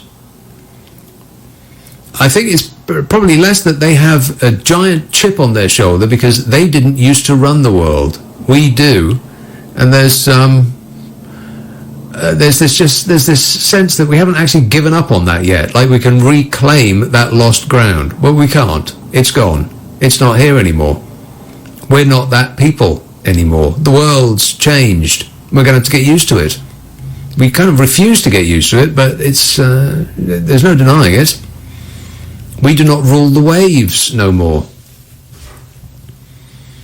Why can Norway be perfectly content without nuclear weapons, but it's absolutely imperative that we have them? It's insane. And it's just so our politicians can strut about on the world stage and are giving it the big I am, like we're still, mighty Albion. Absolutely preposterous.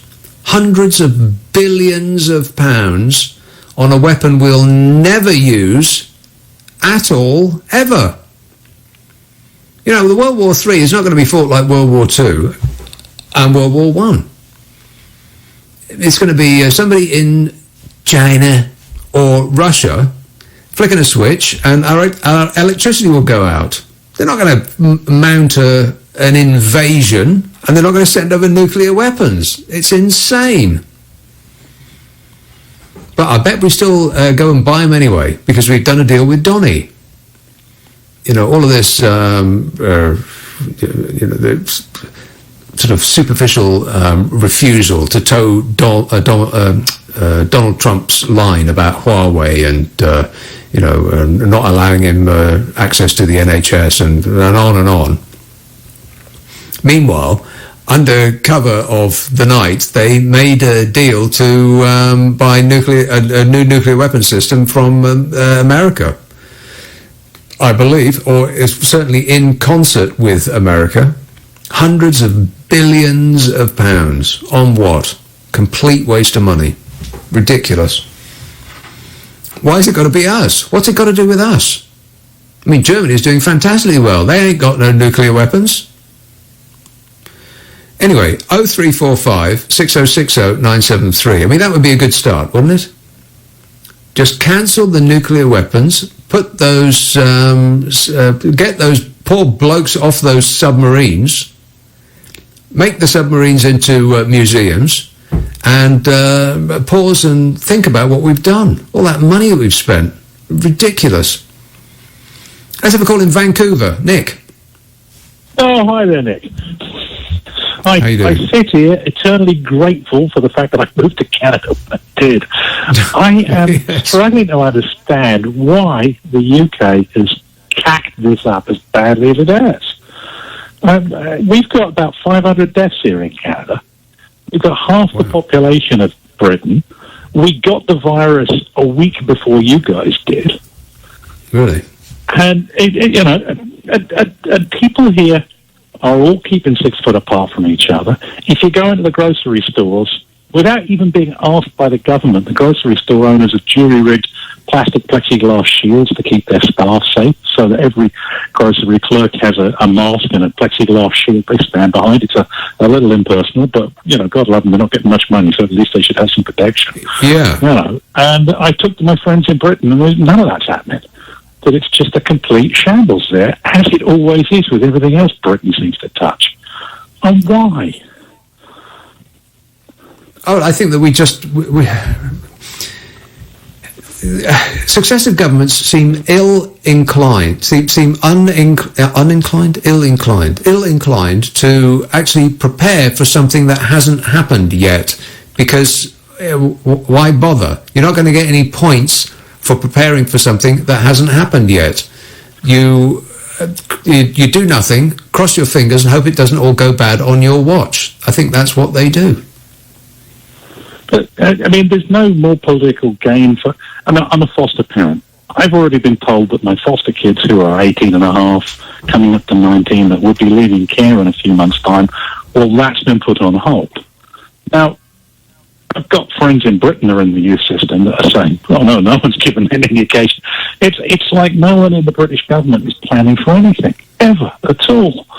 This is just simple stuff. It's not complicated. Before this happened,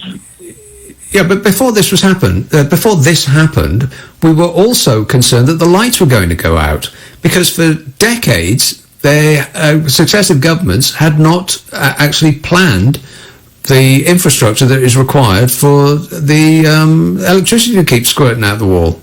Incredible. Like I said, I've never been so glad that I'm in Canada rather than in Britain. I'm terrified for my mum, I'm terrified for my dad and my friends over there, for all of you, basically. Seriously, people, stop voting for these idiots. Stop voting for the Tories. It's them, basically. It's always been them. Well, they do like to. Well, yeah, they do like to say, well, it's the previous government has made it impossible for us to do this, that, and the other. But they have been in power for 10 years, how long does it take to fix things? Well, I'll tell you, if a policeman arrives here at my door, which happens quite often because I work with very difficult teenagers, 3 out of 10 of them are going to be English. They got recruited from the British police in the last 10 years, because over here they looked at you guys laying off well-trained, experienced coppers and thought, there's an opportunity for us to get well-trained, experienced coppers for next to no price. You don't have to train them. Yeah. Same thing in the hospitals. Half of our nurses. Well, exactly. Yeah, nurses and doctors and so on. Yeah, precisely. Yeah, we just seem to, as a country, we just seem to muddle through. I've always thought the problem is that no one there complains. One of the things I love about moving to North America one complains. Is to get angry about stuff. No, they don't. They grumble, but they don't really complain. If you go to a train station here and the train doesn't run, all hell breaks loose. People are screaming and shouting, and the staff have to hide. In Britain, everybody just sits down and goes, bloody trains don't run anymore." But they don't really do anything. I suppose so, yeah. Yes. Well, we don't want to draw attention to ourselves, so we don't complain out loud. We just grumble under our breath. And then we say, mustn't grumble. Exactly. Anyway, good luck to all of you. God help the lot of you. I reckon all right. You can get out. Yeah, okay. Thanks a lot, Nick. 0345 6060 973. This text says, what's wrong with sanitising your gloves or your marigolds as you go along? I do. I also made my own masks. I don't go out without one. Check out Czech Republic success in keeping the virus under control. No one is allowed out without a mask or a face protection. You can also reuse medical masks by immersing them in boiling water after use and hanging them out to dry. Yeah, if you're going to immerse a face mask in boiling water, always take it off your face first. That is excellent advice, I think you'll find. Stop winning, get creative. I think it probably mean whining. Mask away and don't forget your marigolds. Yeah, well, when I was, last weekend and the weekend before, I was wearing my marigolds because I was in the studio. I'm at home now, so everything is relatively clean. I can be pretty sure that I know who's been in here, because it's me. But boy, if you wear a marigold gloves for 3 hours, you sweat so much. Swimming in it they were. But you can sanitize your marigolds more so than you can your hands. I mean, I can't wait to get to the point where I don't have to wash my blooming hands so much. I dream of having dirty hands. Wouldn't that be marvellous? Instead, they're like red raw and wrinkled like an old witch. I've got witch's hands. But you know me, I never complain. 0345 6060 973. Let's have a call in Malaga. Danny. Hiya, Nick. How you doing? Yeah, good, thanks. Good to hear your sane voice tonight. I listen to the updates every night from Dominic Raab, and I'm just amazed. I'm watching it. What I think they're doing, Nick, is they brought out the herd immunity idea at first.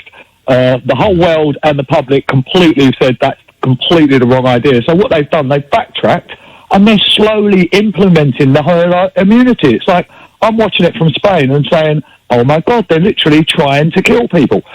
They're advising us we're not allowed to go out, but they're telling people you can go out and jog.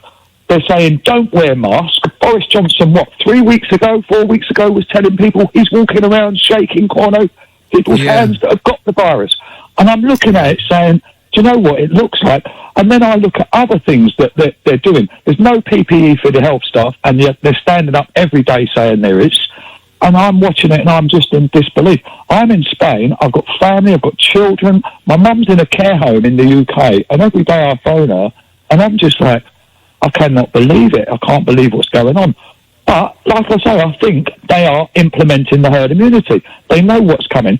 When they was just awarded £10,000 to work from home, but they're telling us we're only going to be locked down for another 2 weeks, I was thinking, oh no, that doesn't work out, because if they're getting £10,000, then they're thinking long term, they're going to be locked down for another year. That's like £100, £200 a week for a year. So you can buy a laptop for £200. How many laptops do they need? I'm amazed, Nick. I'm baffled by it, but I'm seeing it unfold in front of my eyes. I can't believe it. And I listen to you. I listen to a few people. Yeah. What's life like in Spain then, Danny? How does it differ? The lockdown is strict. I mean, I don't want to go out because I don't want to be seen by the police, stopped, asked questions. I'm not an authoritarian person. I don't want the police to be jumping all over people. But if the population is not locked down, then you can't tell people nicely to try and stay at home, because on a hot sunny day, they're just not going to do that. And if we were allowed to walk around knowing that there were no police out there, then there would be the people that don't want to conform. They would go out and walk around. I mean, by profession, I'm a beachcomber, would you believe? I go to far off distant beaches to pick up driftwood and stuff. I can't do that, and I know I can't do that. So hang on a minute. Whoa, back up. That's a you actually make money out of that.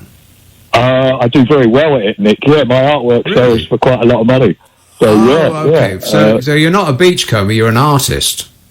I'm an artist that works with beachcombed cork. I sculpt with cork. I build living walls, moss walls, but mainly my work is with cork. And the cork that I use is beautiful. But to get it, I have to go to distant beaches that are not cleaned. In Spain, they clean all the beaches. They're sort of, the sand that you'll see on the Malaga beaches, the Estepona beaches, it's fake. Every sort of season, it's raked, 20 ton of new sand is put on the beach.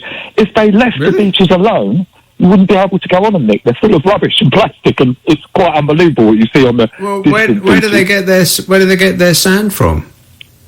They import it, literally. Every summer, like I live in Estepona, there is a full team of bulldozers and rakers that go out on the main Estepona beach every morning, and it's raked. All the rubbish is raked up.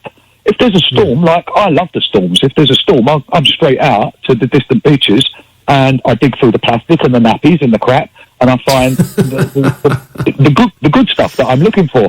But if the beaches weren't cleaned, the tourists would look on the beaches and go, "Oh my God, I can't." That's the reality of what's really happening on beaches all over Europe. I had no idea. So the beach is not really as it is. No, it's not. Naturally, it's At the moment, me and my partner, we're waiting for the beaches to open so we can go out, because we think we're going to have a bonanza of stuff. But we're not allowed out. It's a bit like that. Yeah, totally. How's the government there? I mean, are they putting on a show every night like ours is, giving us here's the latest figures and the updates and. Yeah, I follow a lot of the stuff on the internet, because there's groups that I'm a member of, like sort of expat groups, and there's updates from the government that people will repost and translate and stuff like that. So there's a lot. But no, they're not doing the stand-up every night, waffle the public because they have to. They're giving you true figures. You're getting true figures. Some towns, because there's all different areas in Spain and sort of different government side things. Some people are handling it really well. We've got a situation here in Estepona where lots of people from Madrid own second houses, and there was outrage at first. When they locked down Madrid sort of thing, loads of people fled, and that spread the virus all over the country. And this Easter, it's a big thing for Spain, and they put up roadblocks, and they're stopping people, and if they're heading from Madrid to their second home, they're turning them round. People getting same kind of thing is happening here. Yeah, Danny, best of luck. Thanks. Rainbow Coalition of callers. We got Malaga just gone, Canada before that, and Norway now. Andre. Yeah, Nick. What's up? How you going? Not too bad. Yeah, I'm in Scandinavia. Oh yes. Been living there for about over 15 years now. How's that working out? It's lovely. I mean, obviously I'm a Londoner, but I completely agree with you with this tax thing. I mean, people, whenever I say I'm in Norway, people say, the taxes are high. It's always the same reaction. When I return to London, the taxes are high over there. Yeah, beer's expensive. But people don't realise. There's no comparison to what you get as a distribution of the wealth in the community. Completely agree, Nick, but it stems from the government. The government has to change their thinking in order for that to be effective for the population. Well, there's a step in between. Yeah, well, hang on a minute. There's a step in between that. It's the people have to change their idea of what will make them happy, who they want to vote for, the message that they approve of from a politician.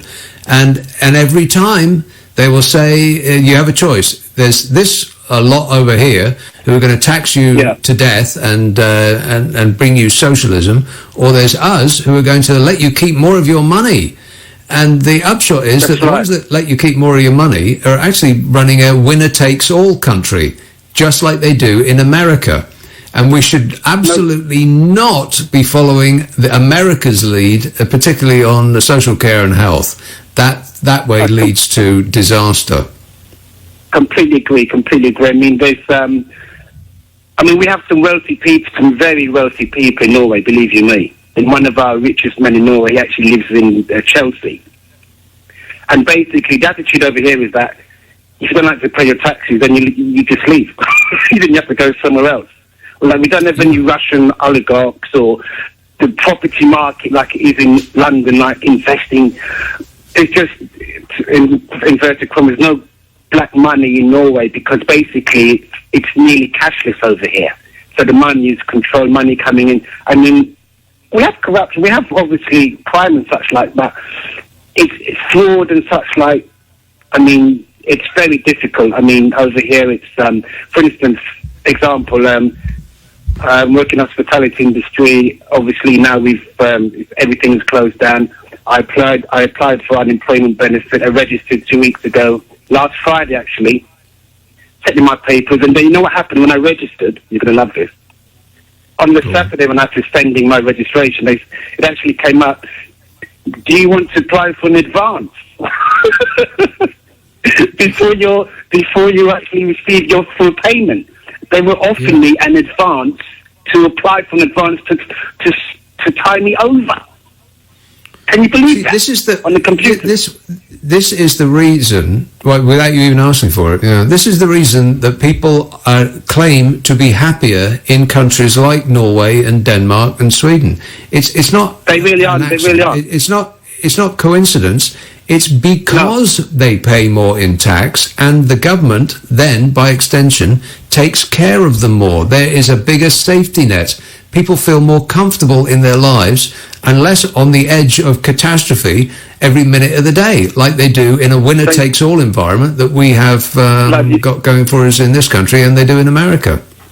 Yeah, winner-takes-all is great if you're on top. Exactly, yes. If you've taken the trouble to become a millionaire, then you'll be just fine. Yeah, absolutely. And when I applied for this, I thought, I'll just apply for it because it will take some weeks before they process my application. The money was in my account, the advancement, on the 3 days later. Wow.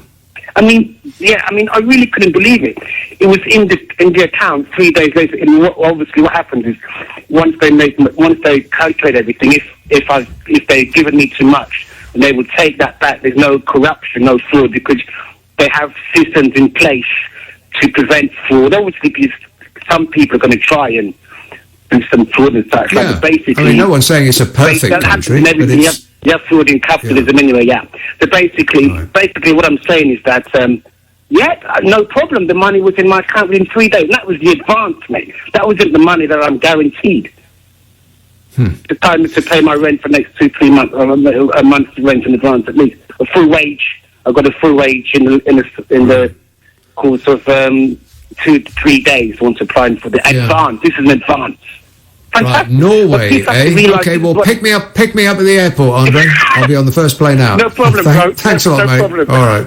Cheers. 0345 6060 973. Cardiff. Laurel. Hello. Laurel. Hi, I'd like to talk to you about face masks. Yes. Right, I am absolutely convinced that if we can get over our national prejudice against showing our faces, that we can reduce the spread of this disease. A natural prejudice of showing our faces? How do you mean? Yes. Well, up until now, it's been illegal, hasn't it, to go out with a mask on? Has it? Well, I don't think the police like you wearing crash helmets or balaclavas. Well, if you're on a march, yeah. I don't know, but if you're on a bike, not so much. Yeah, exactly. Fair point.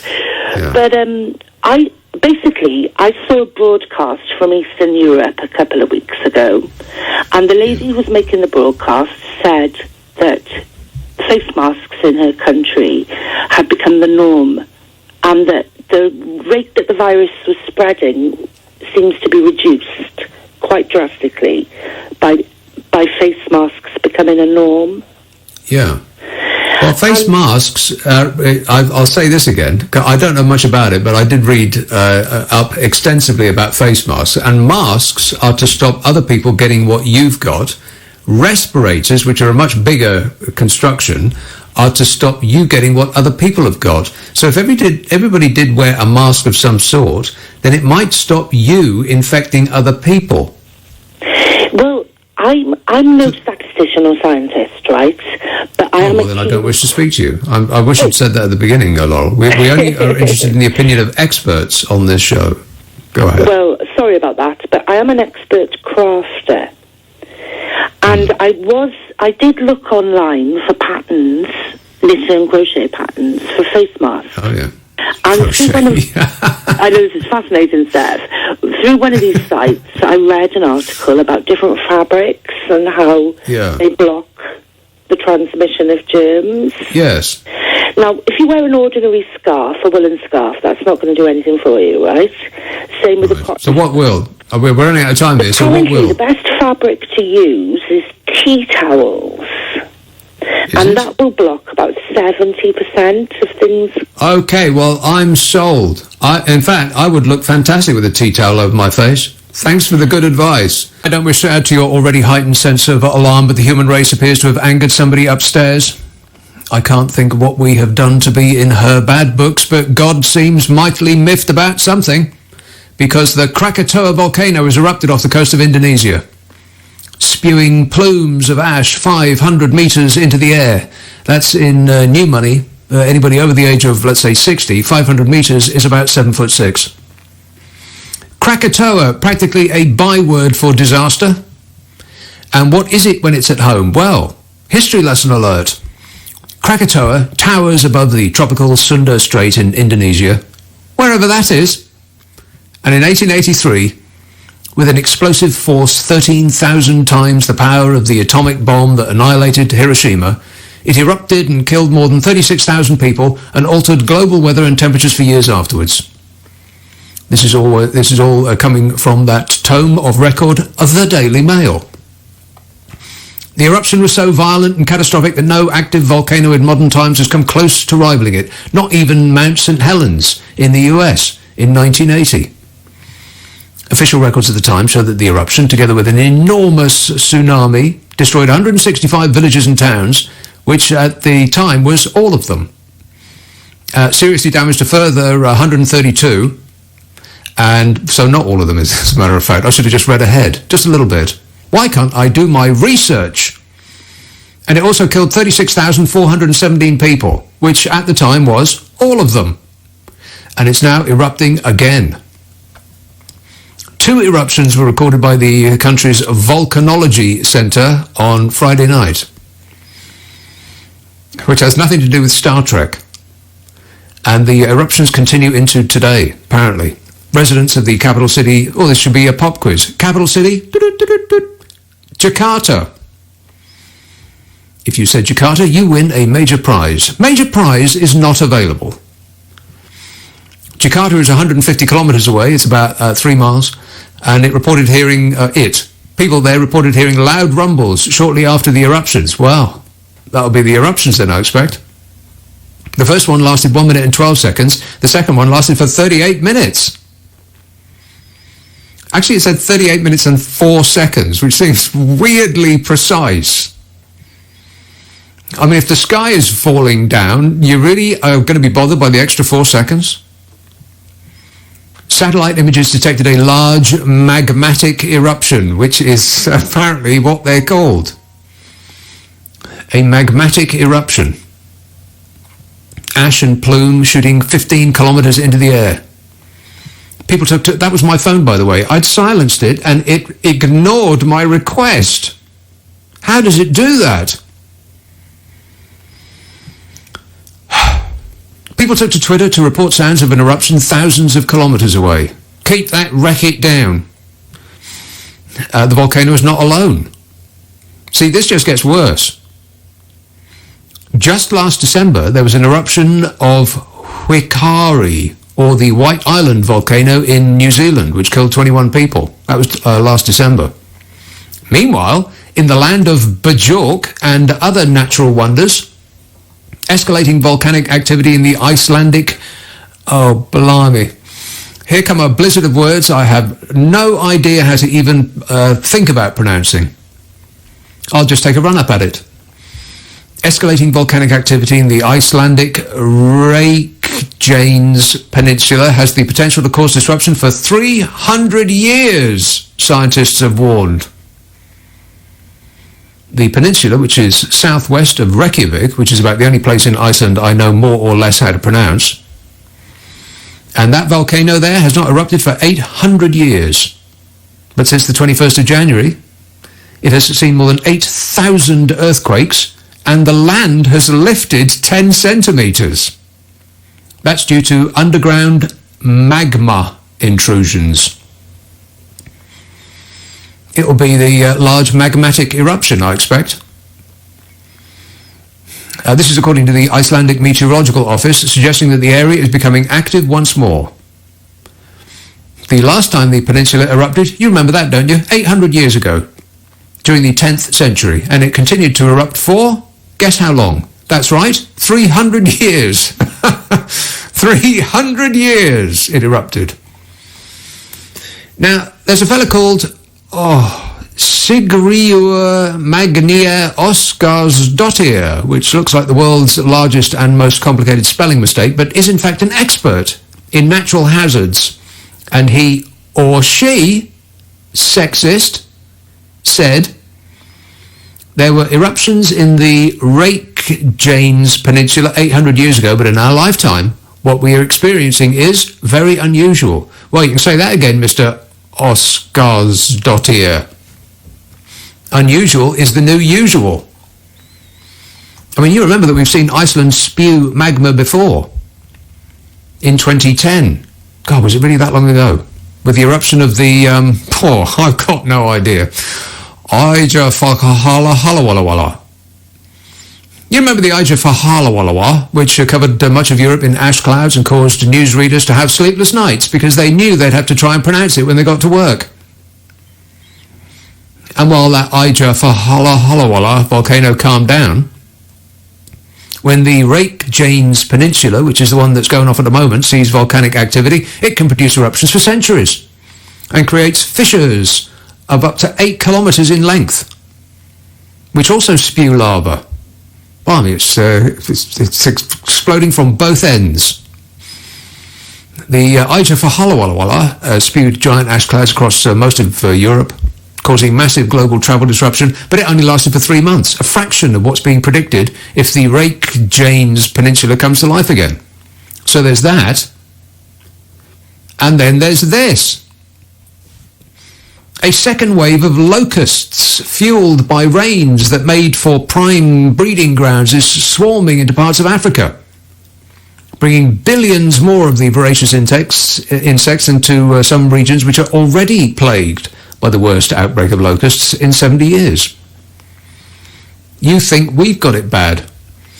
The UN Food and Agriculture Organization's Locust Watch said, blimey, you wouldn't want to be a receptionist at that place, would you? Hello, you've reached the UN Food and Agriculture Organization's Locust Watch. How may I direct your call? I quit. It said, this represents an unprecedented threat to food security and livelihoods because it coincides with the beginning of the long rains and the planting season. Widespread rains that fell in late March could allow a dramatic increase in locust numbers in East Africa and eastern Yemen and southern Iran, and here, there and everywhere, baby. They're in Yemen and Saudi Arabia and Oman and Pakistan and Iran, and many other places that end in an. A single area of just under half a square mile can hold between 40 and 80 million locusts. Half a square mile. Swarms can move 90 miles a day and strip all vegetation in their path in one day. A single swarm can eat enough food to feed 35,000 people. Struth. So a plague of locusts is visited upon us. Starvation is setting in. There's fire and brimstone literally raining down on us, and a pestilent virus sweeps the land. And add to that the fact that the world's most powerful man has 666 tattooed under that candy floss hair cloud that hovers over his orange face, and it all adds up to some pretty alarming biblical stuff. If it starts raining, I'm building a boat. I would think about confessing my sins and repenting, but as I have absolutely never done anything whatsoever to repent for, I think I'll just save time now and head straight to the gangplank. I'll see you on the poop deck. Cocktails at 7. 0345 6060 973. You can text 84850. Email nick@lbc.co.uk. And if you're on Twitter, it's at LBC. Let me wipe up some of the texts that are hanging over from last night. Mary texted, could I just say that the bra mask, we were I wasn't discussing it. Somebody wrote in and suggested that that's what they'd made a mask out of. Two in fact. 2 masks with the one bra. Mary says, can I just say that the bra mask only works with the multi-layered preformed cups? Please avoid the lacy type. They are worse than useless. Holes are far too big and they look incredibly stupid. Duly noted, Mary. Fran texts, my husband is Italian and our children grew up in Italy. Talk of wasting money on coffee in coffee shops. Italians know about this subject. My daughter gave my son a T-shirt which read, latte is Italian for, you paid too much for that coffee. Well, that's just a fact. Nick, I've started to really drag my heels with a lot of my activities during this lockdown. I cut my entire back garden using the strimmer instead of the lawnmower to kill some time. Tomorrow I'm going to clean my kitchen floor with an old toothbrush. Well, that's just good planning, Scott. Let's have a call in Staines. Anthony. Good evening, Nick. Yes, sir. How you doing? You're very echoey tonight. Echoey. Yes. Right, well, where are you? There's nothing I can do about that. Where am I? I'm here. Are you there? Yes, but your acoustic's a bit strange. Are you in one of these loft rooms? Well, never mind about that. Doesn't make any difference about the acoustics. No. I'll come to my point then.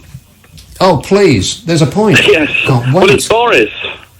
Yeah. He's obviously jinxed. This is the problem. Because we've had flood. We've had a troubled Brexit. We've had, a virus, of course, and now a volcano. So he needs a Mr. Fixer.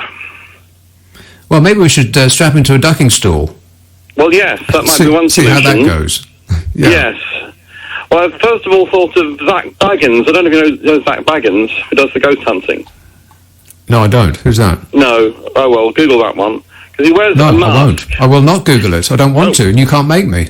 Oh, well, don't bother then. Well, the other one, the candidate, was Sir John Reed.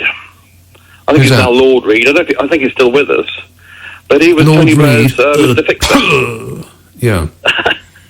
Yeah? If you say so. He identified that... Is this the point that you were alluding to some while ago? Yes. We need to bring back Sir John Reed. Right, okay, if you say so. Get John Reed on the phone. He's not answering. Oh. Because he identified that the Home Office was not fit for purpose, and that was really clear today, wasn't it, with Priti Patel, who was clearly not fit for purpose. And I don't she can't just stand there and apologise on behalf of the government. That's not really her position, is it? And it's not what she was there for. Answering questions about the health and the NHS is not her remit. But I understand why people are upset with her, because people are upset with her wherever she goes. Well, why put her then? Because the lectern was almost taller than she was, and she even had a thing underneath her, a platform, to try and raise her up a little bit. Really? Is it? Are we criticising her for her height now? No, just her incompetence. Just her incompetence. The height of her incompetence. Okay, I get it. All right, good work. Thanks a lot, Anthony. Keep thinking. 0345 6060 973. Yeah, people are really quite miffed about Priti Patel. Jim says, the government keeps saying about how much they appreciate the work being done by our NHS staff during this horrendous crisis. Do you know if this sentiment applies to the unskilled workers in the NHS, the porters and the cleaners, etc.? Also, I wonder if Priti Patel is proud of the unskilled care workers working in care homes, tending to the old and the sick and putting themselves in harm's way, some of whom have died. You know, there's a pretty good article in The Guardian about just that very subject. I'll read it to you. I'll sort of praise it. It's Maya Goodfellow, who's a writer and academic and the author of Hostile Environment, How Immigrants Become Scapegoats.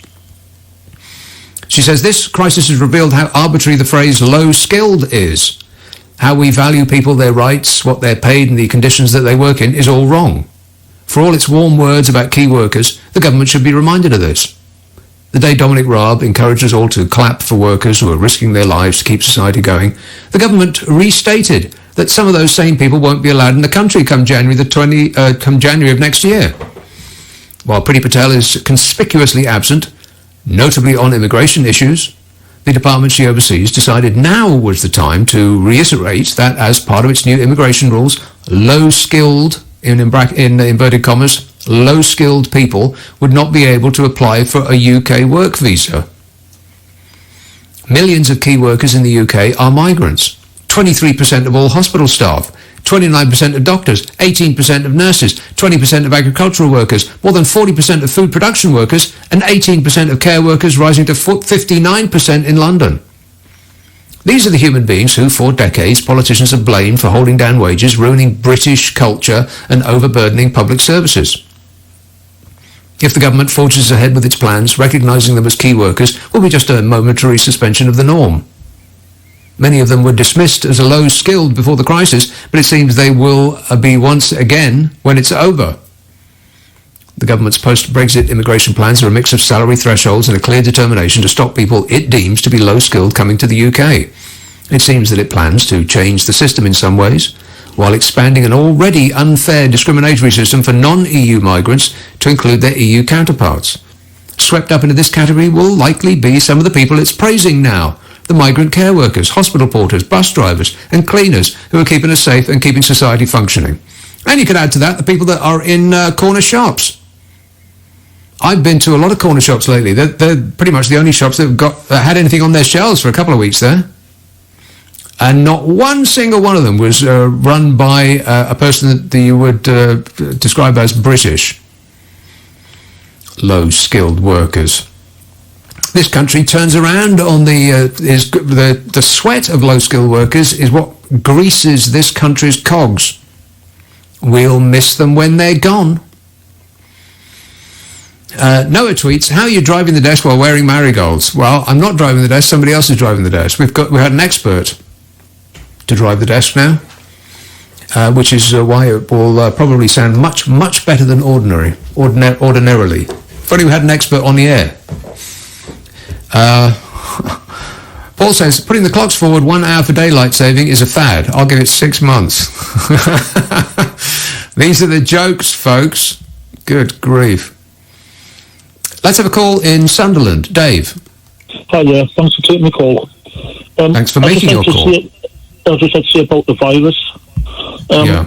Do you think it'll wipe mankind out? Do I think it will wipe mankind out? Uh-huh. Well, do I sound like a doctor to you? Not really, no. No. I was just wondering if it would wipe mankind out. It's getting pretty serious, isn't it? Well, life is a terminal illness. That is absolutely true. I liked what Matt Hancock said when he said the best face masks the front door. Right. Okay, well, always stay on the inside of yours. Promise me you'll do that, Dave. I will. Okay, all right. Thanks a lot, mate. Do I think it will wipe mankind out? No.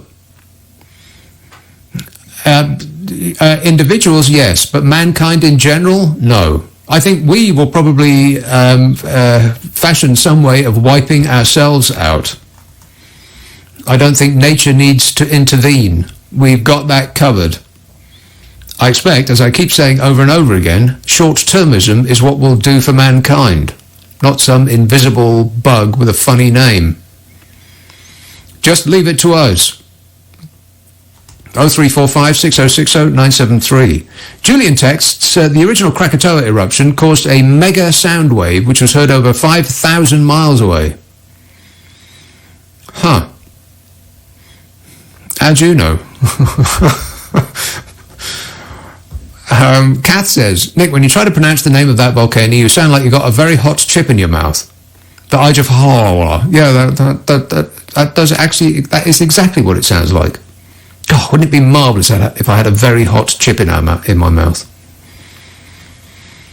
And Daryl says, so the apocalypse is upon us, but here's a handy tip. A friend of mine told me a surefire way to protect yourself is to wrap yourself in many layers of toilet roll, so get bulk buying now. Well, you're a little bit late for that, Daryl.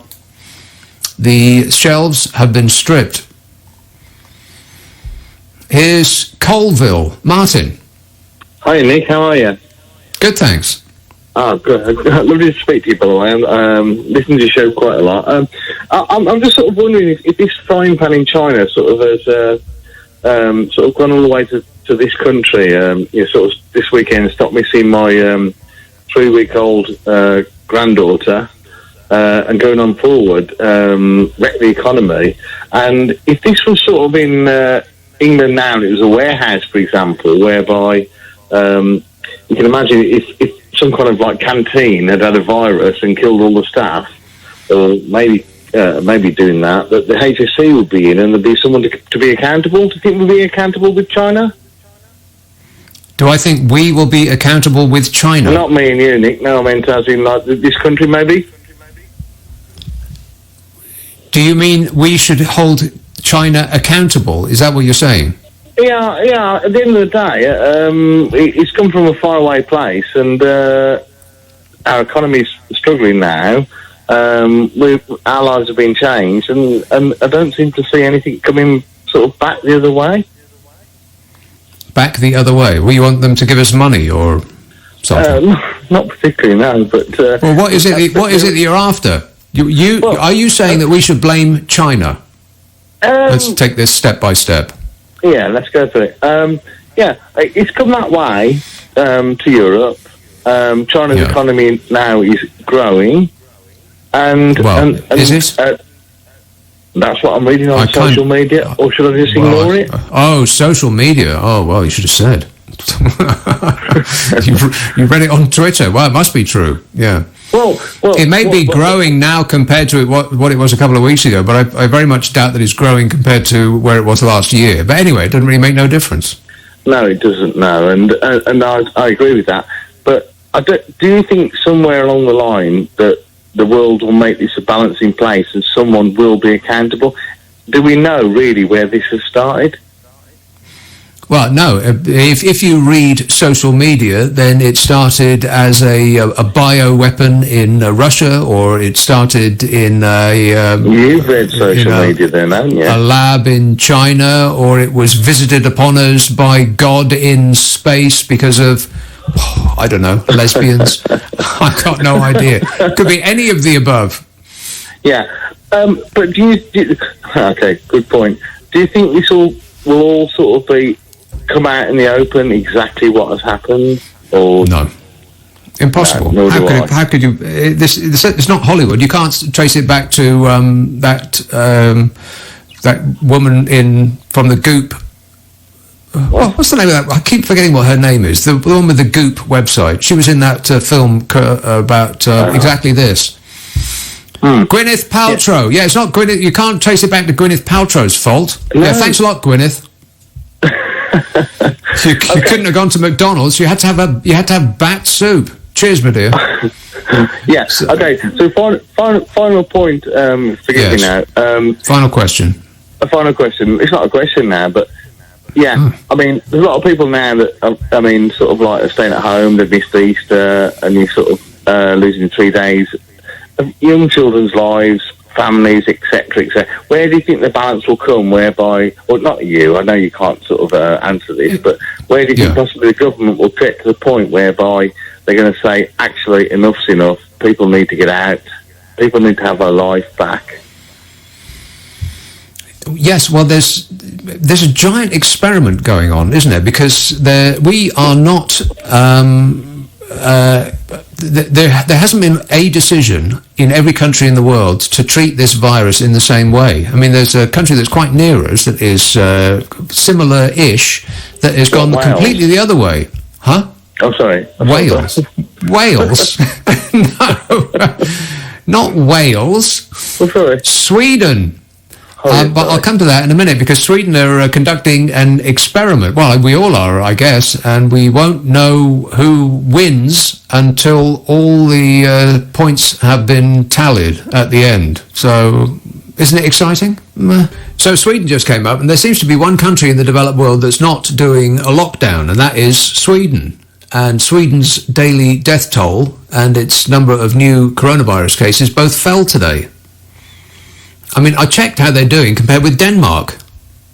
I've done homework, if you can believe that. Sweden has got double the population of 6-foot blonde perfect people as its neighbour Denmark. It's got twice the cases of the virus as well, just as you'd expect. 10,000 in Sweden, 5,000 in Denmark. But the deaths in Sweden are 887 so far, with just 260 in Denmark. So just on the basis of that, it looks as though Denmark, which is in lockdown, is doing better than Sweden, which isn't. But that might be because they're getting their deaths, Sweden is getting their deaths out of the way quicker. And the number of deaths in Denmark might eventually catch up as more people come out of lockdown. I mean, you'd think that eventually, don't take my word for it, because I don't know what I'm talking about on this or any other subject, but it seems likely that in most countries, regardless of what they do, eventually everyone's going to get it. So the number of deaths may eventually be the same in Denmark, but at the moment they're about a third of the deaths in Sweden, and they've got as many cases. But as I said, Sweden, they have not shut down their economy. And everything that goes with that. Its restaurants are open, bars are open, schools, shops, all open. And Sweden's economy will probably suffer because the world is going to be in recession. But their local economy won't be hit as bad as ours, for instance. But they will feel pain because, we, for instance, who will also be in recession, won't be able to afford to buy as many of the Swedish things we enjoy. You know, the things that we get from Sweden, like herring? I've got no idea. But the internal economy in Sweden won't have had the wrecking ball that ours has had with our lockdown. And as their numbers of cases are appearing to fall, even though they're all still out and about, they're doing hot Swedish things to each other. These figures are likely, the falling of their case numbers and their death numbers, they're quite likely to be used to pressure governments like ours, which have enforced lockdowns, to lift these restrictions. I mean, Swedes aren't completely free to do what they want. They're told to isolate at the first sign of slight cold-like symptoms and to keep their distance at gyms and so on, but not to avoid them altogether, like we've been told. And that lack of a lockdown makes Sweden different to almost everywhere else in the world. And Donald Trump, of course, has stuck his oar in, and he claims that Sweden is suffering more than others, which the Swedish government has rejected. Trump was asked at a White House briefing on Tuesday what advice he would give to leaders who were sceptical of social distancing measures, and Trump said, "They talk about Sweden, but Sweden is suffering very gravely. People say to me, sir," they say, "Sir," so respectful. They say, "Sir, Mr. Best President, sir, could you take over Sweden and run it like the fantastic job you're doing to America?" And we're looking very strongly at that, believe me. But in Sweden, the government epidemiologist, Anders Tegnell, said he didn't believe that Sweden was suffering more than any other country, particularly America, with that giant orange oafish windbag in charge. He didn't say that, I made that up. But Sweden isn't doing so bad, and they're doing the opposite to everyone else. But like I said, I suppose we'll only know who got it right when the game is over and we count the scores. But it's helpful to remember that not every country is doing what we are doing. And I suppose not every economy will suffer equally because of that. 0345 6060 973. Let's have a call in Gloucester. Noel. Hi, Nick. How you doing, bud? Good, thanks. Oh, good. It's just about the COVID-19, really. Am I right in thinking that they knew about this in January, roughly? January? Yeah. Mm-hmm. Yeah. So, and they also knew that it was spreading and it was killing, like in other countries. Yeah. So, do you think the government would have sat round with advisors and discussed it? Well, we know what their opinion was at the beginning because Boris Johnson told us so. And he sat on a sofa on some chat show on TV and said that we should take it on the chin. And then it hit him on the chin really hard. Yes. So they obviously knew that it would affect the economy. Yeah, of course. Yeah. So that means that they sat there and made a conscious decision that money is worth more than the lives of the people in this nation. Well, it's not that simple, is it? Because the ruined economy also causes many deaths and much misery. I mean, there was a number that came out today. It's impossible to back this up, but there is a suggestion from experts in their field that the ruination of the economy and the consequences of that are going to kill 150,000 people.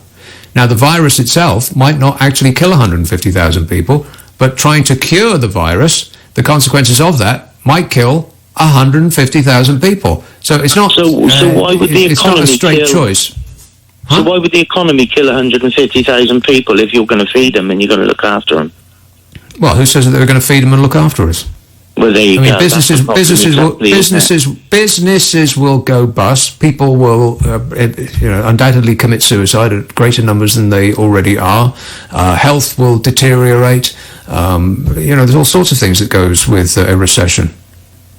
Right, and another thing is, so they've made that conscious decision, and then they've wasted 2.5 months not getting nothing in, not preparing at all for what was coming.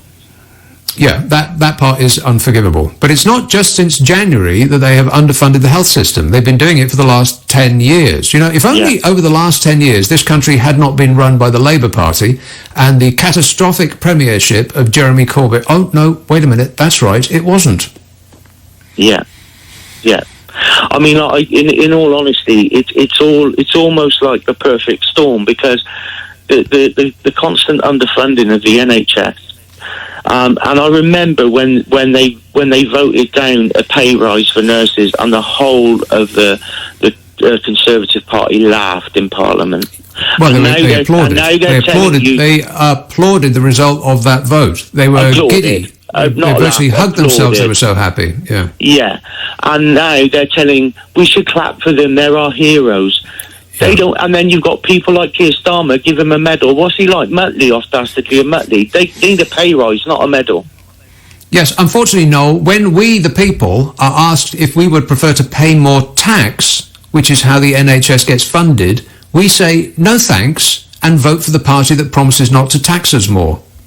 Yeah, but there's also 2% on corporation tax, maybe. Just 2%. Business can afford it. We're the lowest in. We're really, really low, and we've got to look after business. We've got to make the place attractive, but not to the point where business isn't playing its part. Closing the loopholes, offshore tax accounts, stop people hiding their mony. This sort of stuff. Unfortunately, it all goes back to us, Noel. There is a party that we could have voted for that would have enacted or made a fist of enacting those policies, but we decided not to. So it's not something that we can absolve ourselves of guilt about. Pretty much everything that is wrong with the country is our fault for letting it happen in the first place. All right, thanks a lot, Noel. 0345 6060 973. Jürgen texts, it already feels as if 2020 has lasted for 12 months. Can we start the 2020 A to Z now? Yeah, I've got a V for you. And a C. Martin says, do all these Nightingale hospitals count towards the 40 that Boris promised to build for us? Yes. Are they actually hospitals in the accepted sense of the word, or are they just giant sheds with beds in? I mean, I don't really know what would constitute a real-life hospital, but it seems hard to believe, don't it? I mean, if it's that easy to build one, why haven't they done it already? I mean, it's not like they didn't know that we are sorely underfunded and lacking in beds and nurses and machines that go bing and all the rest of that stuff. I mean, they've known this for at least 10 years, and they haven't done a blind thing about it. I would imagine if it is pointed out to them, they'll blame the previous Labour government, as though they haven't been in charge for the last decade. One of the reasons that Germany, I imagine, is doing so well about this is that they have way more nurses than we do, and far more hospital beds per head of population than we do, and far more carers than we do. We fail on practically every measure of health spending compared to our nearest competitors. And it's not like this is news. They've known this for ages. And they've also known that something like this could have happened for a long time. It's blooming obvious. You don't need experts to tell you. You just need to have gone to the cinema in the last 10 years. The amount of films that have been about this precise thing that we're living through now, I mean, I'd need to take my shoes and socks off to count on my fingers and toes. Tony says, locusts are an excellent source of protein, lovely in a tempura batter with sweet chili sauce. That does sound lovely, Tony. After you. And Roberto emails, hello and good evening. Well, that's just a polite way of starting. He says, a friend of mine whose daughter works as a nurse in the Royal Free Hospital turned up for a shift today only to be given a paper mask, and she works in a COVID ward. Good grief. Well, don't abuse that paper mask, because Matt will be very upset. You have to treasure it. Can you believe that guy? Fowad says, Nick, just when you couldn't think that this was a crazy enough year, Lad Bible were asking questions at the number 10 presser today. What was more amusing was that they had the most pressing question out of all of the broadcasters. What's Lad Bible? Does that make me sound like I'm about 150 years old? Is that a thing with the youth today? What's Lad Bible? I bet my glamorous assistants over in the studio want to tell me about that straight away. Apparently not. The things I'm getting... So that story was, about Matt Hancock. A row has erupted between the government and nurses after Matt Hancock again said coronavirus medics were overusing personal protective equipment. The health secretary insisted there was enough protective clothing to meet demand, but urged health workers to treat the gear like a precious resource. Yes, so they don't know that already. Working in a place where people are literally dying for want of personal protection gear. Still, the health secretary, Matt Hancock, is a health care expert, being as how he used to work in a bank as an economist. I mean, he might have a medicine cabinet in his bathroom, but that's about the extent of his knowledge. He was talking about the government's response to the lack of protection for carers and nurses and doctors and people who are actual experts. Instead of admitting that there is a problem with supply, he accused the health professionals of misusing what they had. Oh, it's not the government's fault. We haven't given you the tools to do your job and stay safe. It's your fault for wanting them in the first place. You believe it? Maybe he went to the same finishing school as Priti Patel. The nothing to do with me was like that when I got here, Institute of Political Excuses. The Royal College of Nursing Secretary Dame Donna Kinnair said that no amount of PPE was more precious a resource than a healthcare worker's life, a nurse's life, a doctor's life. She said, I take offence, actually, that we are saying that healthcare workers are abusing or overusing PPE. I think what we know is we don't have enough supply and not enough regular supply of PPE. This is the number one priority nurses are bringing to my attention, she said, that they do not have adequate supply of protective equipment. And the government's response was, oh, yes, you do, like it's a pantomime. And where might the government have got the idea to blame the people that need the equipment rather than the government's ability to provide it? Well, we're all living in Donald Trump's world now. Just 11 days ago, President Donito Mussolini questioned the rate at which a hospital in New York is using medical supplies. suggesting that theft was why the hospital needs 300,000 masks a week. He said on Monday that week that a distributor told him, one of these unnamed people that he always quotes, a distributor told him, very good friend of mine, is an excellent person, that a New York hospital's mask purchases were far too high to reflect actual need. He says, there's only a couple of things that could be happening. Is it going out of the back door? And I've reported it to the city and let the city take a look at it. They're going to look at it very strongly.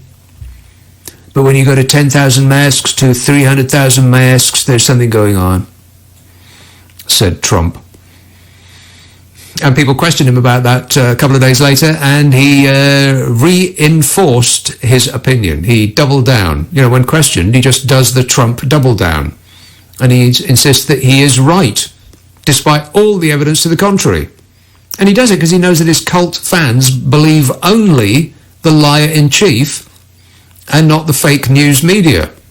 Very nasty people. It's a disgrace. So nasty, it's true. He said, how do you go from 10 to 20 to 300,000 masks? Where are the masks going? Are they going out the back door? So somebody should probably look into that, because I don't see, from a practical standpoint, how that's possible to go from that to that. And I'm like a smart person. I know a lot about stealing and cheating, believe me. I think he only thinks that somebody is taking them from a hospital and selling them out the back, because that's what he would do. Unless I am being nasty. 0345 6060 973. You can text 84850. Email nick@lbc.co.uk. And if you're on Twitter, it's @LBC. Kumbulani, Manchester. Yes, boss. How are you? All right, thanks. Yes, I was just wanted to talk about on the subject of COVID. Basically, today something happened to me. It's like I've gone into a shop, and like I got stopped by one of the shoppers as well. Asking me why you buying stuff that are non-essentials. But wait, I this just was a shopper. wanted to, wait a minute. this was a shopper, a fellow shopper, right? So what were you buying? I was just buying some shades, and just buying a little, shades, Shades? glasses, Oh, sunglasses, right? Mm-hmm. Sunglasses, yes, sunglasses. Yeah. You'd look fantastic in a pair of cool shades, Kumbulani. Do you mind if I say that? Yeah, Kumbulani, young Mike. Right, so you're buying shades. Mm-hmm. Yeah, I was buying sunglasses, and summertime, as well as just a little, something, shorts and stuff like that, and then I just want to get your reaction on. Well, my reaction is shades, yes, shorts, no. Men should never be seen in shorts in a city. Not now, not ever, unless they're playing tennis. Yeah, well, but I just wanted to get your reaction, on non-essentials, Yeah, that is my reaction. This thing about essentials, essentials depend very much on who you're talking to. I mean, some people might think that sunglasses are essential for the benefit of your eye health, which they absolutely are. They're also essential for the benefit of the company that makes them in the first place. I mean, do we want every company that doesn't only make food to go out of business because we are preventing people from buying from them? Yeah. All right, basically that was my question, because well, this seems to be the evening for questions. Every single person I've spoken to so far has been up their eyeballs with questions for me, none of which I've been able to answer. You're welcome. All right, thanks a lot, Kumbulani. 0345 6060 973. I'm right about the shorts, by the way. Pete emails on the subject of Icelandic names. He says surnames with dotir suffix indicate a daughter, a son. A daughter, a son suffix indicate a son. Oh, right. So dotir is daughter, as it sounds, and son is son. The Icelandic language is very easy. I've only just come to realise that. I speak it very well. I've only been speaking it for, a couple of seconds now, and already I'm an expert. Anybody could do it. It seems an unnecessary suffix, because you're either a daughter or a son, one or the other. So can't you just look at somebody and tell, well, these days, of course not. No, I take that back. I take back that offensive remark. But Dottir, I mean, that's an extra 3 syllables. And an Icelandic name has, 86 syllables before you get to the end, and they stick another 3 on the end of it. But, they got all the time in the world, because what do they do for a living? What actually do they do for a living, people in Iceland? I mean, I know what Bjork does for a living. She bounces around like a crazy person and hits people who welcome her at the airport. But other than that, I've got no idea. Let's have a call in Totteridge. Tony. Hi, good evening, Dick. Tony. I'm What's very your amused question? with your impersonation of the Donald. Brilliant, actually. You could be on the stage. You could be broadcasting, I think. Anybody could do it. I don't know, not as well as you. Now, the COVID thing, I'm really aggravated by it. You're right about the seriousness of it, and the government is just misleading us and their so-called experts who don't seem to understand the science behind it. I mean, a sneeze travels at 50 meters a second, and that means it'll affect someone 80 feet away. It's much more serious than we think. Even someone talking to another person, their breath... Yeah, well, hang on a minute. The sneeze may travel at that speed, but it doesn't travel at that speed continuously. It runs out of power in short time and drops to the floor. But I said it goes about 80 feet. That's when it starts declining, the small droplets. But its range is incredible. I mean, I don't know if you saw But it's actually worse than that. Massachusetts Institute of Technology did of someone sneezing in a supermarket, and there was a purple cloud of tiny droplets from that sneeze. Yeah. And it was huge. It went from one aisle in the supermarket to the next one. I mean, yes, it's actually much than they told us, and much more dangerous. And you're right, an awful lot more people are going to die from this. Many more than they've said.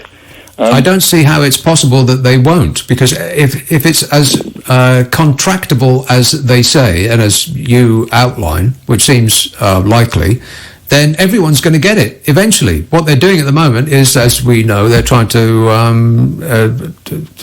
not have everybody go to hospital at the same time. Just flatten the curve. About 0.125 microns in size. The best face mask will block 3 microns, so it's not going to help very much. Well, see, now, there's a conversation that I've had many, many times. Not going to help very much. Well, I don't care about that. I don't care about the 99% that it's not going to help. I'm prepared to wear a mask for the 1% that it might. Well, it will help to some extent, but it won't stop the virus getting at you, unfortunately. It's permeating the whole of the atmosphere in some sense, and it lingers. It can linger for up to several hours in a still environment. In the air. That's true. Yeah, they did a Japanese study, and they had somebody sneeze in a room, and the droplets with chunks, and that is a scientific term. Yeah. The droplets with chunks, they fell to the floor quite quickly. But there's this aerosol mist, which is very, very fine, and it just sort of hangs in the air, and it's too light to drop, and it just starts swirling around with people moving and talking, and the ventilation in a room. It just and pretty soon it just covers everybody. Yeah, a couple of things that might help. I mean, this 2 meter separation is inadequate. I mean, even if you're talking to someone, their breath can travel more than. Well, the Chinese have just done a study that says that 13 feet is about right. I think you're probably right. So they're not. Well, I'm not right. Truth, they're right. Unfortunately, these are the bloody experts, the medical experts that the government is roped in. And they're making a political point about it, how wonderful they're doing. They're not doing wonderful at all. They have underestimated the effectiveness, the seriousness of it. I don't know what we can do. There are reports of some antidotes.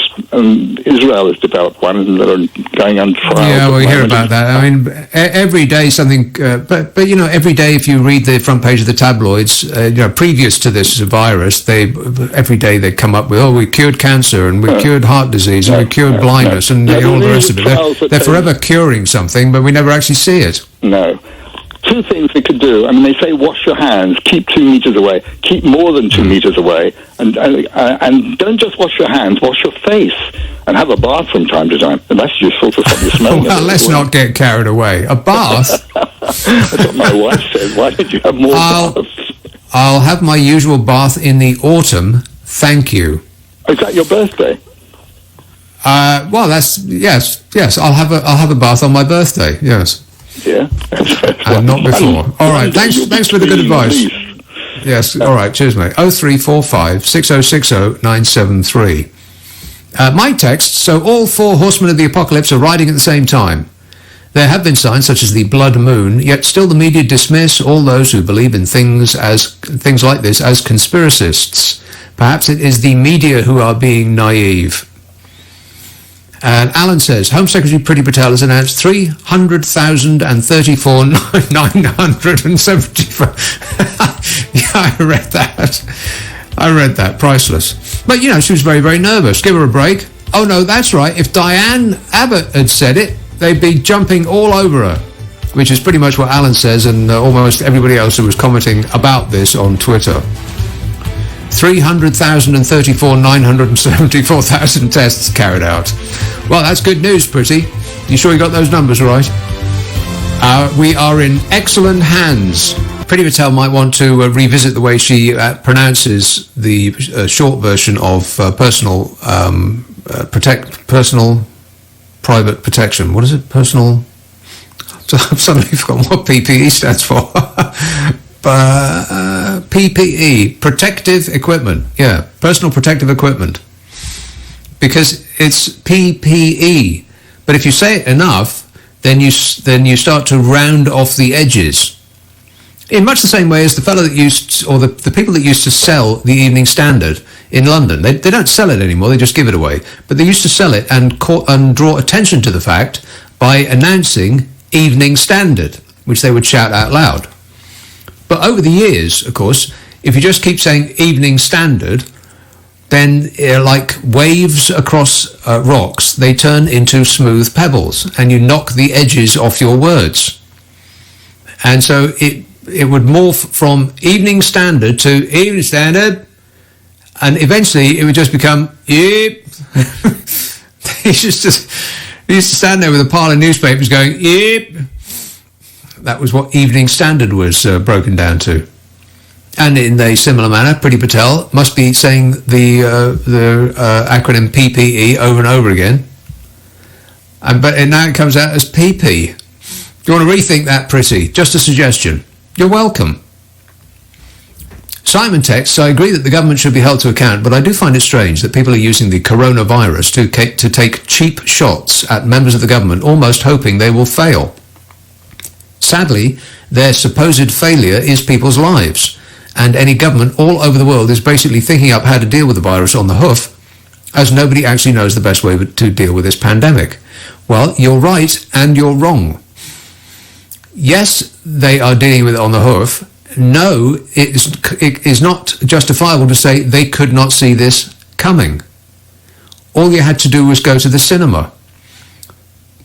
All you had to do was to listen to experts who have been ringing this alarm bell for years. So many films have been made about this, and if Hollywood is making films about this, then you know that people in the know have been bellowing about it for ages.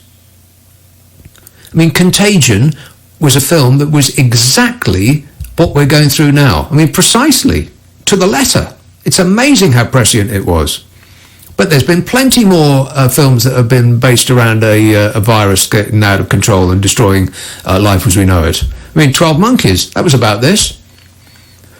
In fact, that also had Brad Pitt in it, didn't it? Hey, you know what? Maybe it's Brad Pitt's fault. Yeah, thanks a lot, Brad.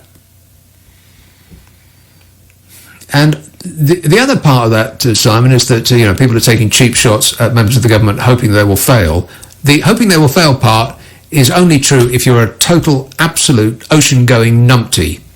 But the taking cheap shots at members of the government part is not justifiable.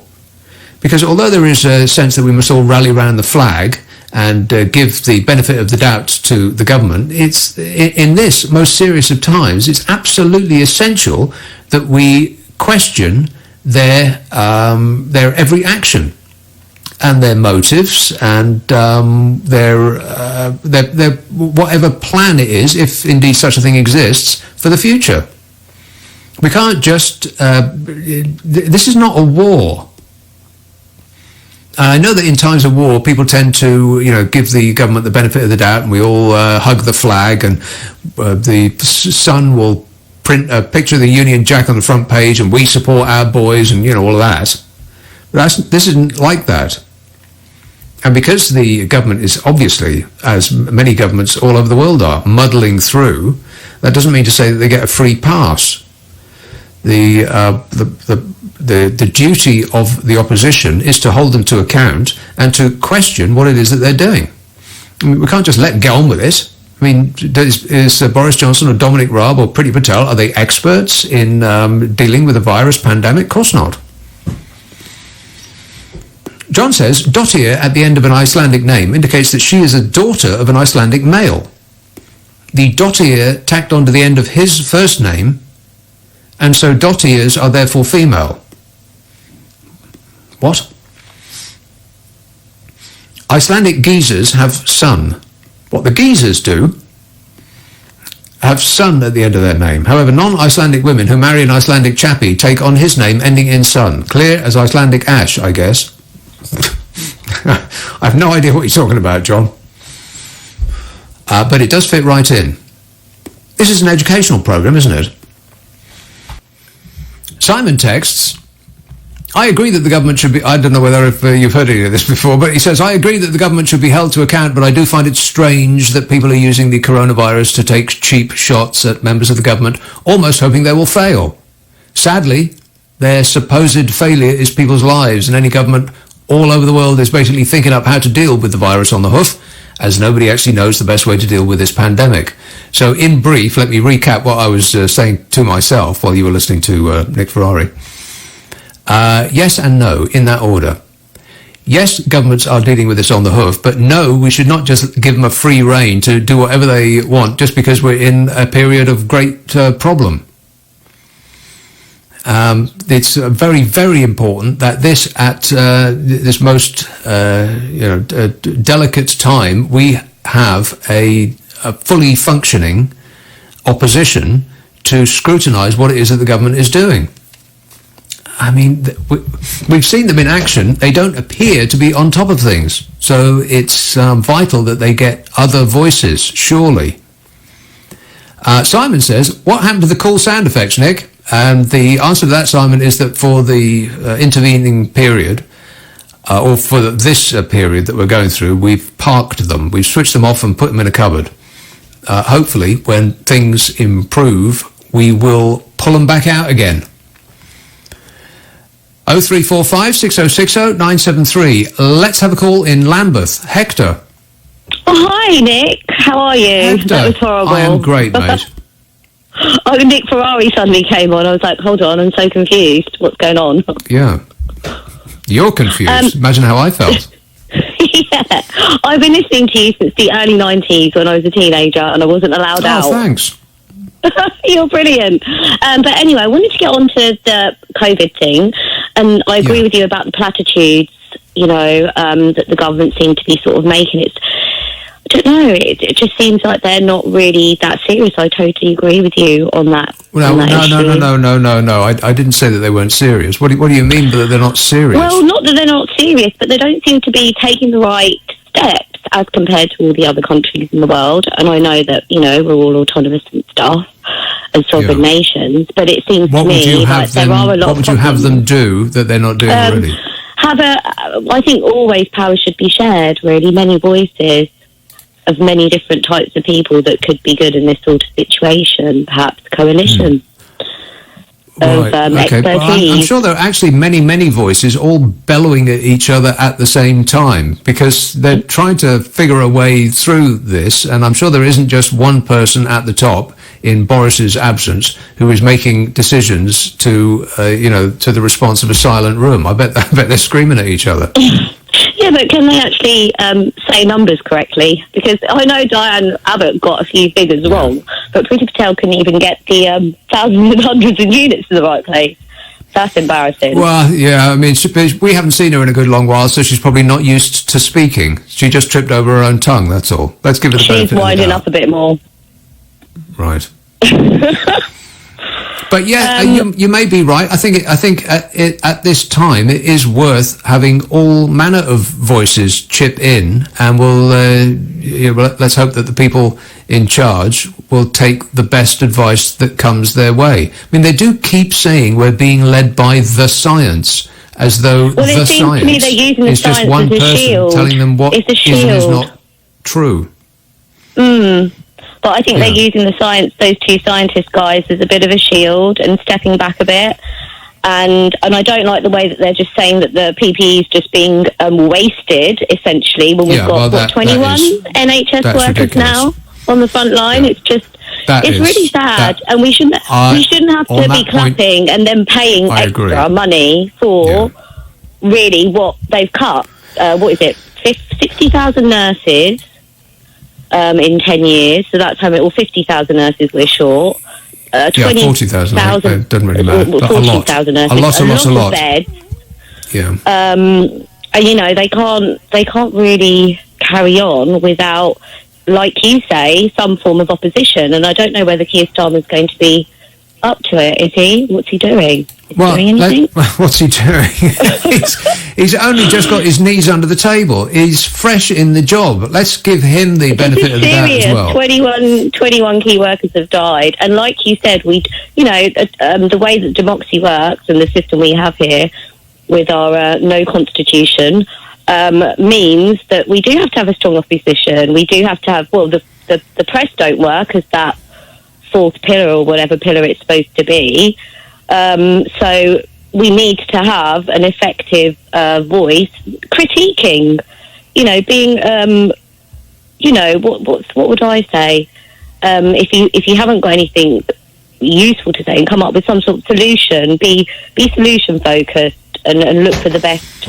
Like brainstorm. Why don't they brainstorming with the best brains? Okay, I think we have to assume that they are doing the best they can, that they're not being led by ideological, in an ideological way to reject help from the European Union and not to spend money on the NHS and so on and so forth. Let's just agree that they should be scrutinised, but not criticised for things that they really had no control over. All right, thanks a lot, Hector. 0345 6060 973.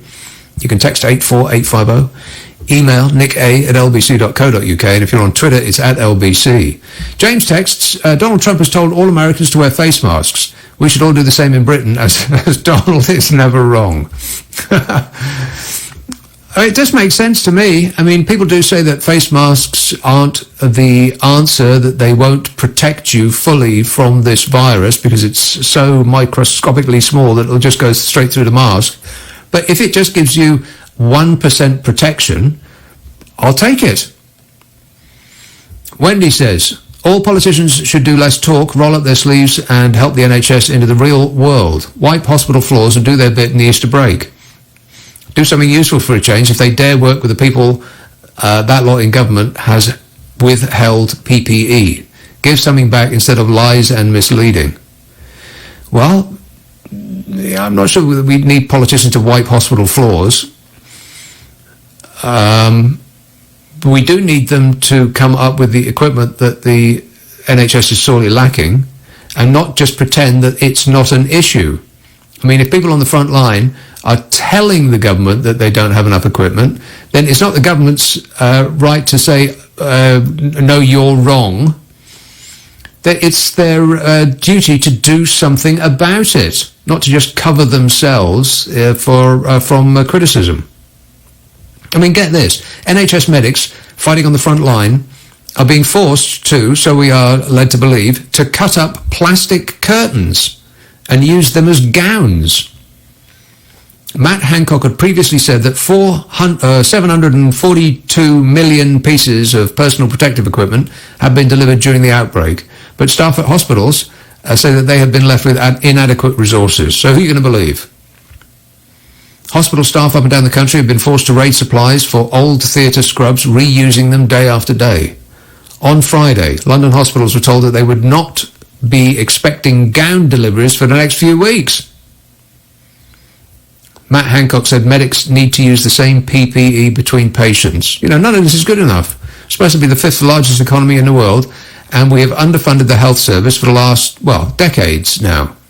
And it's not something that the Conservatives can get a pass on, because they've been in charge for 10 years. At what point do you accept responsibility? Apparently a decade is too soon. Nothing to do with us. It was like that when we got here. 3 nurses from Northwick Park Hospital in London posed last month wearing protective equipment made from bin bags, and they've been diagnosed with COVID-19. A report seen by the Mirror detailed that doctors were being measured for aprons made from plastic curtains. The report read, "No immediate stocks of gowns due in national supply chain for the next few days. We are unsighted on when deliveries will be." And speaking to the Mirror, Dr. Julia Patterson from advocacy group Every Doctor said it was unbelievable that doctors were being forced to make homemade aprons. She said the government was placing lives at risk by not providing people with sufficient PPE. Yeah, we're getting a delivery from Turkey, for crying out loud. And no offence to the good people of Turkey, but that's just embarrassing. Turkey are sending us protection equipment. Germany is sending us ventilators. Blimey, we can't afford anything in this country. The advocacy group Every Doctor also said that medics have confided in them that they are using plastic goggles from their children's schools and are making their own protective masks. Good grief. It's not good enough, is it? I mean, Matt Hancock can stand at his little podium and tell us that everything is all right, they're doing a tremendous job, but he and the government in general sound more and more like Donald Trump every day. Everything is fantastic, I'm doing a tremendous job, everybody says so, believe me. I think we should be a little less American and a little more, European. Or is that too unfashionable a thing to say? Liz texts, "I know you are as deeply religionist as I am. Have a look at televangelist Kenneth Copeland. You will love his altruistic, genuine holiness. He can command coronavirus to leave your body. You can thank me later. Hey, you know what, Liz? I'll thank you now. I'll save time." One of those people. "I command with the power of Jesus." Yeah. And Daniel emails, "We need Sweden's economy to work. What would we do without Billy bookcases?" Well, that is a good point. Let's have a call in Chiswick. Sean. Well, Nick, talking of philosophy, politics and economics, it's, PPE. It's an expensive business. Oh, I see what you mean, right. Investing in health, isn't it? It's, what, sorry? I say it's an expensive time to borrow money. If you think we've had 10 years of underinvestment in our health service, I'm just wondering how they do things across the EU, whether things are different obviously things started out in northern Italy, didn't they, in near the Vatican, the actual virus over there, and death rates over there seem to be pretty high compared to ours. So what do you think we're doing well? Well, I don't think we are necessarily doing anything well compared to what the Italians are doing. It may just be that they have an older population than we do. They tend to live in multi-generational households, so the young mix with the old more than we do here. The way that the elderly are taken care of. Apparently, I think they differentiate. Certainly, they do in Germany between vulnerable people and elderly people and old age pensioners, as you're saying. And I think in Germany they're much younger, the people who are advised to stay at home. 60 plus, I believe, as opposed to here, where it's 70 plus. Well, everyone has been advised to stay at home here. No, and over Germany there it's 60, as well, I think. 60 plus, not just people who are on universal credit or disabled or whatever, you know. In Germany? I believe that Germany is in lockdown just like we are, aren't they? Are you talking about Sweden? I think the thing about Germany is that they're much more obedient. I mean, I'm not talking about the Third Reich, you know. I'm talking about them doing what. Well, that's actually not true. That has been proven to be. Listen to me. That has been proven to be incorrect because Brits are very obedient. So we find out. Well, I've got detailed files if you're interested. Well, exactly. Well, this is it. This is Stasi stuff, isn't it? This is people doing what they're told and being listened into, you know, on radio shows. I mean, it's shocking. But the European. Well, let's hope that no one is listening into this. Well, but, all right, thanks a lot, Sean. Here is that story. The vast majority of British people are heeding the government's call to stay at home to beat coronavirus. We're good boys and girls. We are. 9 in 10 people have left their house no more than once a day, according to a major attitudes monitoring project led by Imperial College in London. The global study, this is not just us, this is us compared with other countries, and we're doing fantastically well. By which I mean we're doing what we are told. A global study suggested that the UK was better than almost every other country at adhering to these measures. Almost two-thirds, 62% of Brits said they had not been within 6 feet of anyone outside their household in the last week in a feat of social distancing. Or a feat of lying their faces off. You decide. Across all 13 nations included in the study, only 46% of people from other countries could say the same. 62% of Brits say they're social distancing, 46% of other countries. Hard to believe, really. We aren't known for our adherence to the rules. Rather, we are famous for the opposite of that. Only Spain and Italy, apparently, both of which are under very strict lockdowns, performed better than we did, with 65 and 67% respectively of people saying that nobody in the last 7 days has got within 6 feet of them. Equally, UK residents are washing their hands an average of 12 times a day, a key measure to stop the virus spreading. 96% say that they're washing their hands 12 times a day. I'm not sure I believe that. Health experts said the UK's response had been far better than they had dared to hope. You know, I'm actually amazed at how well we're taking all this, aren't you? I mean, if you just stop and pause for a second and think about what it is that is occurring to us, it's incredible how well we're taking it. I mean, everybody's life has been turned upside down, our future plans torn up. We're taking it pretty well so far. You know, as long as we get a typical British summer and it starts raining and getting cold, I think we'll probably be okay. But if it's a scorcher, I'm not so sure. Never has this nation hoped for bad weather quite so much. And Matt Hancock last night pleaded with the public to keep to the rules over the Easter weekend, which has been, very, very, very nice for much of the country, which is quite unusual, really, for an Easter weekend. How ironic. At the same time, as Matt Hancock pleading with the public to keep to the rules over the Easter weekend, he, at the same time, admitted that he personally is not distancing himself from others, surrounded as he is with clouds of assistants and officials. But a government minister could never get the virus. Goodness me, no. Why would anyone get that idea?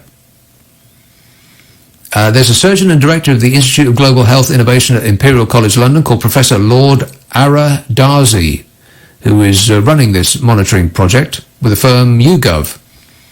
And he said the results were encouraging. You know, the monitoring, whether they were actually doing what we're told, staying at home and staying away from people. A couple of arm's length.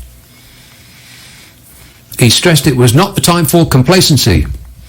Well, indeed it isn't, really. I mean, if we're going to go in with this plan, if that is indeed what it is, if they do actually have a plan, then we might as well stick to it now, because otherwise, if we don't, then the period that we've been stuck indoors up to now will have counted for nothing. So if we are buying into the plan, then we better stick with it, I suppose. This Lord Aradazi stressed that it was not time for complacency. He said, staying at home wherever possible will save many lives. And it's not a small survey. The researchers asked 14,000 odd people from 13 countries about their social distancing actions. And respondents included, but were not limited to, the UK, Germany, Spain, France, Italy, Sweden, the US, Australia, Canada, China, India, Mexico and Singapore. I guess that is the limit of them. And we're doing among the best. I am stunned, aren't you? 88% of Brits had left their house no more than once the previous day, compared with 80% on average across other countries. I would have bet money that we'd be the worst. But we're about the best. We've all done very well. 92% of us have avoided taking public transport. 96% are avoiding crowded areas. Well, you couldn't find a crowded area, could you? And 72% are avoiding shops. Government advisor Professor Neil Ferguson of Imperial College said early signs suggest larger reductions in normal behaviour than we would have dared hope. I am stunned at how we've gone along with what we've been told. Well done, everybody. We can celebrate by not having a party and going to bed early. We deserve it. Is Glasgow. Eric. Hello, Nick. Thanks very much for having me on this marvellous show. I would like to just address a couple of questions, not a couple of questions, a couple of points with you regarding the PPE of our government's distribution to the country. And speaking firsthand from a British Army soldier of 19 years old in Iraq, I bought my own armour and my own boots in Iraq. And the government wasn't prepared to distribute that equipment. However, we're on another side of the war here. Why can't we recycle this stuff, this PPE, which doctors, nurses and frontline staff from your cleaners, why can't we get the devil in the washing machines going and starting to recycle the stuff and stop people moaning? You need to go on with it. Now's not the time to moan. Well, it depends what you mean by moan. I mean, if you're tasked with saving people's lives, and in doing so you are having to risk your own because the government can't get the right equipment to you, then I think you're perfectly justified in moaning. But you're right about the lack of equipment that was... You're right about the lack of equipment that was given to the army when they were in Iraq and Afghanistan and so on. We've been here before. The government says that they're absolutely all over it and everyone's getting all of the equipment that they need. And people who are actually in want of that equipment to save their blooming lives are saying, oh no, they're not. What I'm saying is if they're using, say, 7 aprons a day and 10 aprons a day, you can't... Is this stuff recyclable? Can we not recycle this stuff so they can put it back on? Or is COVID-19 a point where... I have no idea. Exactly. And neither do you. But some of it must be, and some of it isn't. I mean, I think that masks have to be thrown away, certain ones, anyway, because the virus will cling to those masks and make you ill and anybody that you come into contact with ill. I mean, let's assume that they are washing the ones and reusing them that they can, but the ones that they can't, they are in need of. They keep saying it over and over again. I'm going to trust the people in the actual hospitals rather than the politicians behind the lecterns. Completely agree with you, Nick, but if we're going to start being... this is not the British way. If we're going to start binning things or not recycling this stuff just because of you being near somebody, and this has happened, because you're near somebody, you've got some gloves on and you're fully protective, you're binning all your gowns and all your masks and all your equipment to recycle and not recycling it again. It's not going to work. It's not going to work at all. You need to start thinking about recycling your gowns, recycling your masks. All right. Well, let's assume that the medical profession know what they're on about, and if they can recycle, they do, and if they can't, they won't, and that's an end to it. But thanks a lot, Eric. 0345 6060 973. Leon texts, I don't know about the rest of the Swedish economy, Nick, but if IKEA collapses, it would be quite ironic, wouldn't it? All for the want of an Allen key. Michelle texts, Nick, would you please host your entire show in the voice of Donald Trump? Absolutely, Michelle. I don't know how he keeps that up. It strains my throat. Swindon email. All of it? Swindon? Swindon is emailing me. For me, an email from Swindon? I'll assume that Swindon is a person. That is a unique name you've been given there. Swindon emails, can you confirm or deny Uncle Corona has coursed through your veins, old chap, and tell us where were the marigolds pink? Let's have a call in Datchet. Christine. Hi, Nick. How are you? Christine. Good, thanks. You've been amusing me all evening, especially with Donald Trump. You just He mentioned is his funny. name, and it reminds me of China. In a scary way. Yeah. But actually, addressing what you actually said, the opposition should be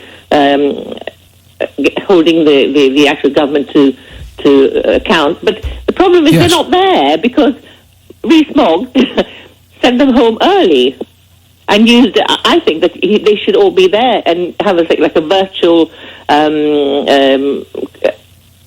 Parliament sessions every day to discuss what's right, what's wrong, build a strategy, because this government doesn't have a strategy, does it? Well, it doesn't seem like they have. They just seem to follow along day by day, and they give you all the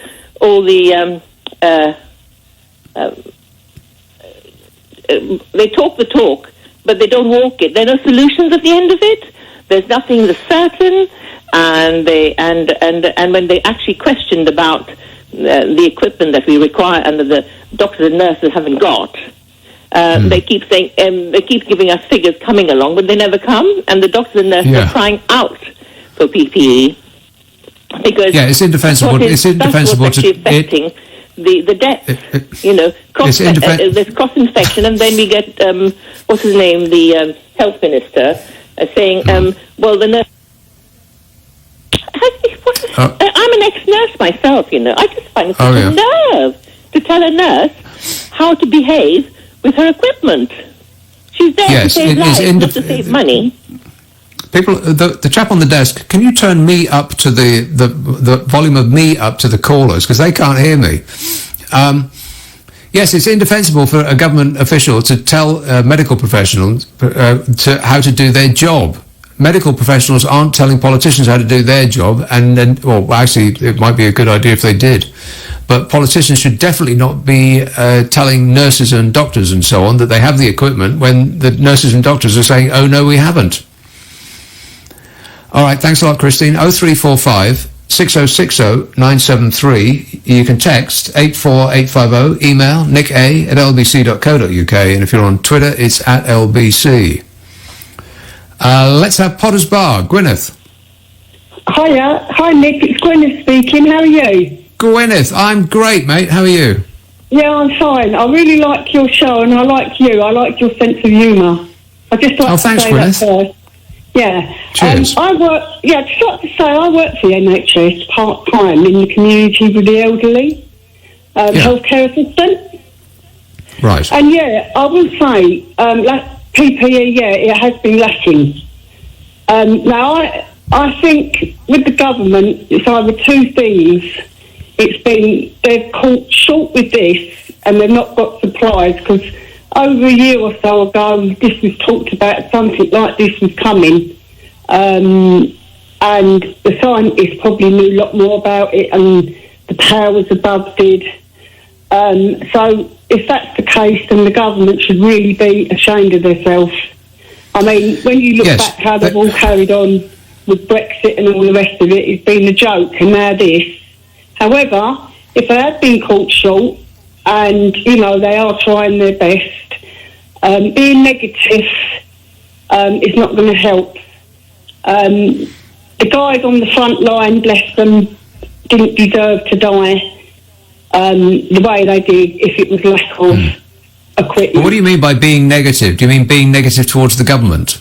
Criticising them? Yeah, and in a sense, I mean,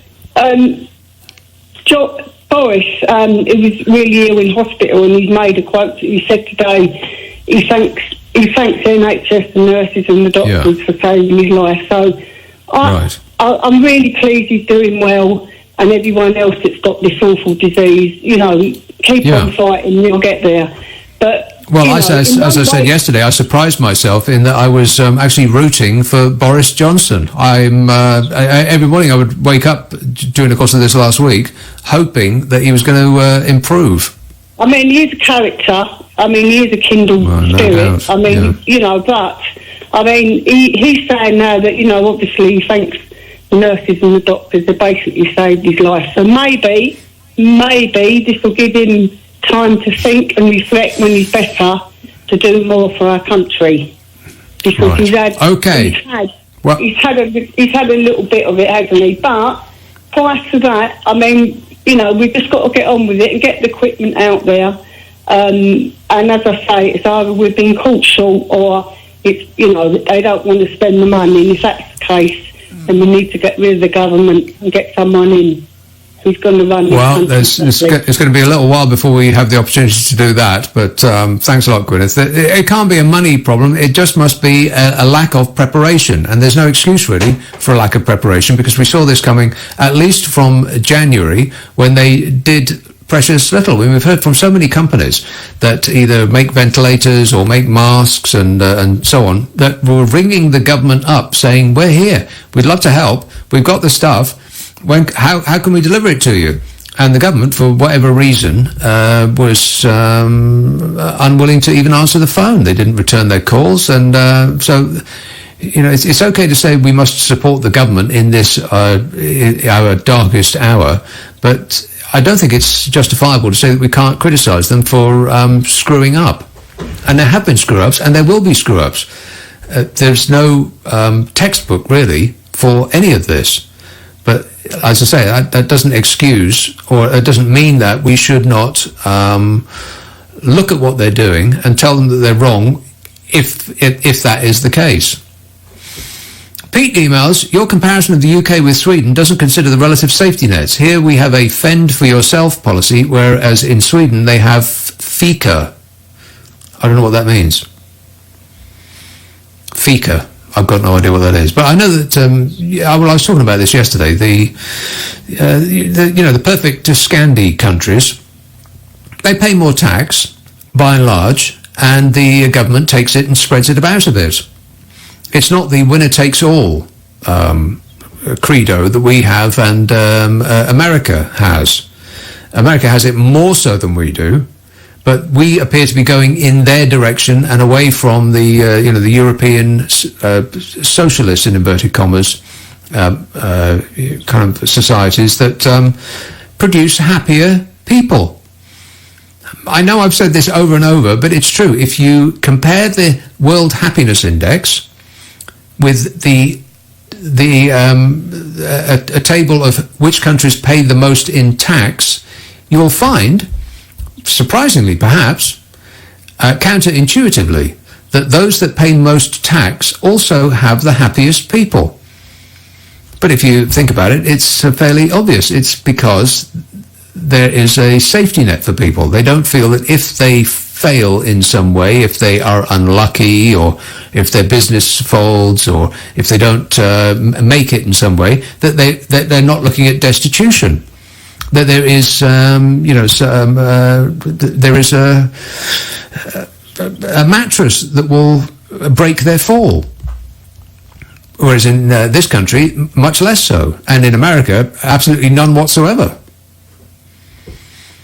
And with the result that people are less happy overall in this country and in America than they are in Sweden and Denmark and Finland and, all those perfect Scandi countries. It's not a coincidence. It's because they pay more in tax and the government spreads it about for the benefit of all. But we don't really... it's almost as though we have been persuaded to think that that's wrong. That it's not in our interests, but it absolutely is. I think we've been persuaded by those that have made it that to tax those people is wrong because, for a wide variety of reasons, they trot them all out. Oh, it's the politics of envy, they say.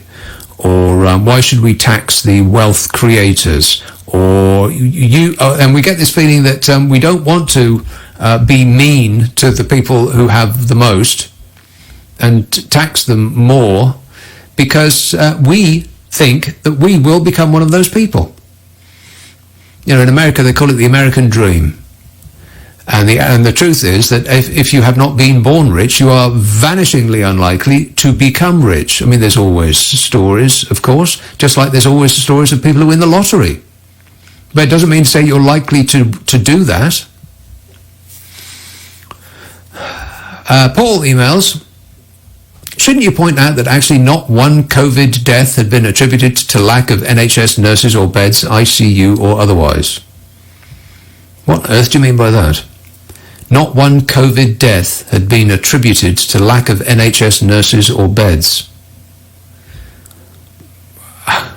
No, because people, you don't write on somebody's death certificate lack of bed. You write the thing that put them on that bed in the first place. What are you talking about? Lawrence texts, government blame us going out on high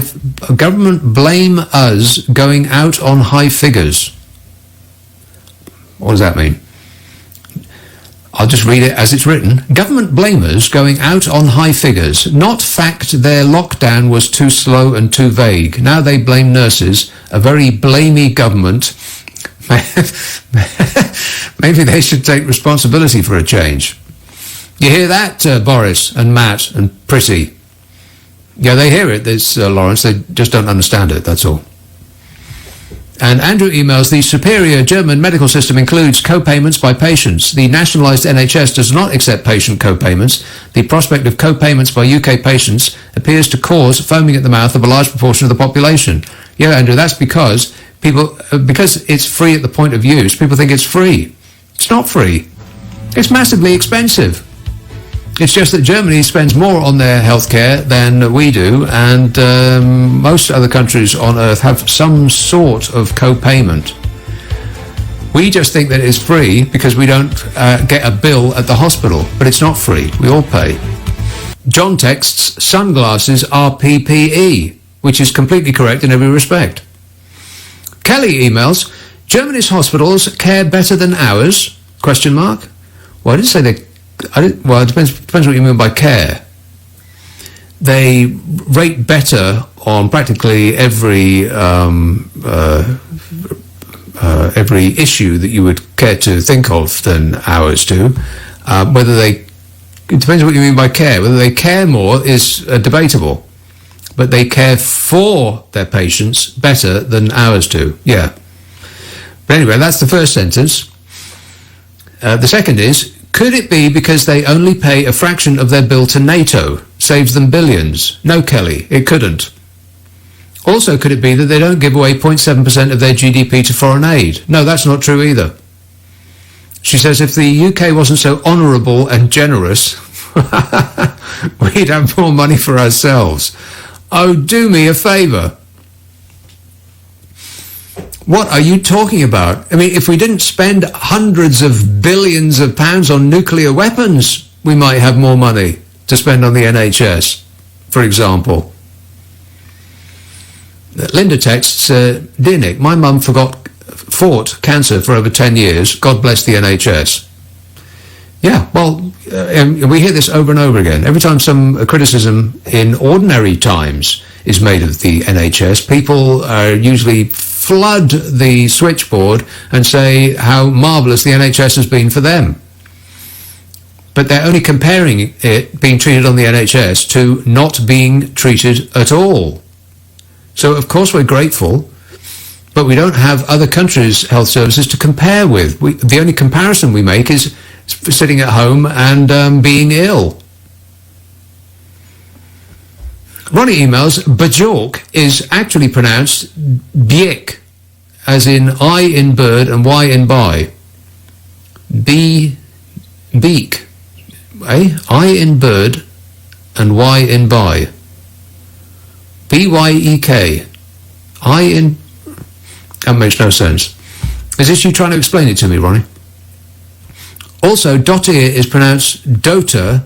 Aspiration, breathe before the T-R, Dota. I lived there for 3 years. Yeah, well, nobody's remotely interested in how to pronounce Icelandic names, Ronnie. Even the Icelandic people couldn't care less. And that's a fact. Murcia in Spain. Hello, Bob. Hello, Nick. You all right? Yeah, good, thanks. Yeah, fine. I'm ringing up regarding, really, I've been watching the news again all night, and... No, don't do it. Switch the news off. Turn off your mind and relax and float downstream. I watch it all the time. I jot down the figures, and it's laughable, really, in the sense that Spain, where I've been here 17 years now, Spain, they've got fantastic hospitals. They've got good hospitals, good service, great service. But the people, we pay for it. We pay for that. Big time. If you're working, you pay 200 euros a month for that. Easy for that. Right. Yeah. Yeah, it's a big lump out of your money. A big lump out of your money. But how do you think we pay for the NHS? How do you think we pay for the NHS, Bob?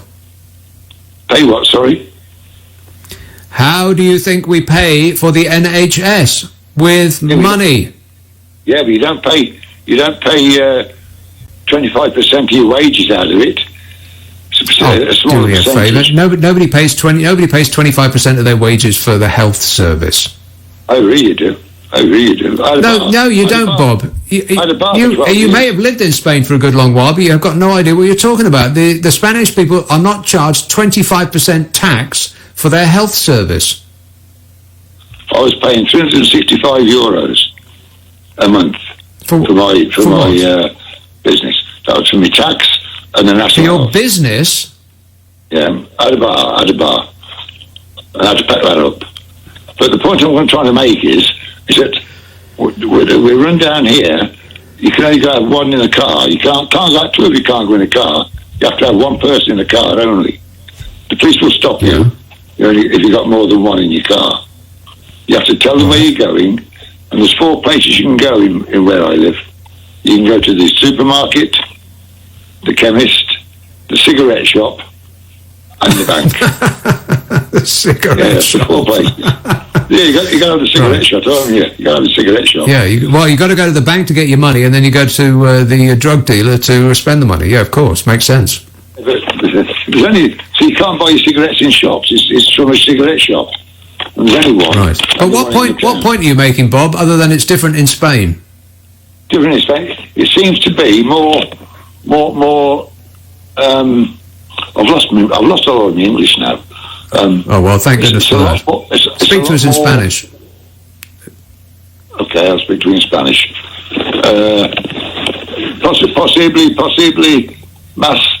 Possibly más. Yes, doth the theverthos, the thilbu play.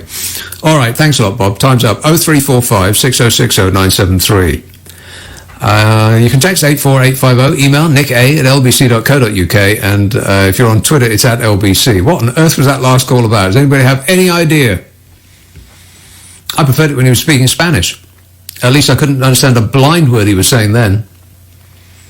Tony texts, you asked what the people of Iceland do for a living. It's obvious. They keep the freezers full for us shoppers. Well, that's just a good point. I feel foolish for having asked the question in the first place. Gil texts, Boris, now give all NHS staff get a big wage rise and free parking at work. Well, yes to the free parking at work. Absolutely. It's ridiculous they have to pay to park where they work with the amount of money that they earn. But I mean, particularly nurses. I mean, some are consultants who are earning a good whack, and they don't need our help. But most of the people that staff hospitals aren't well off. That's absolutely true. But, and I'll say it again, the reason that the NHS is understaffed is our fault.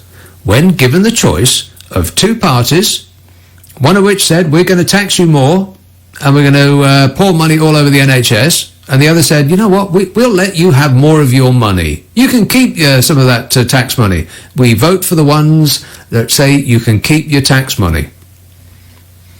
And then we complain that they aren't taking enough tax off us. I mean, how do you think the NHS gets funded? It's the taxes we pay, but we don't like paying taxes. We prefer not to, thanks very much.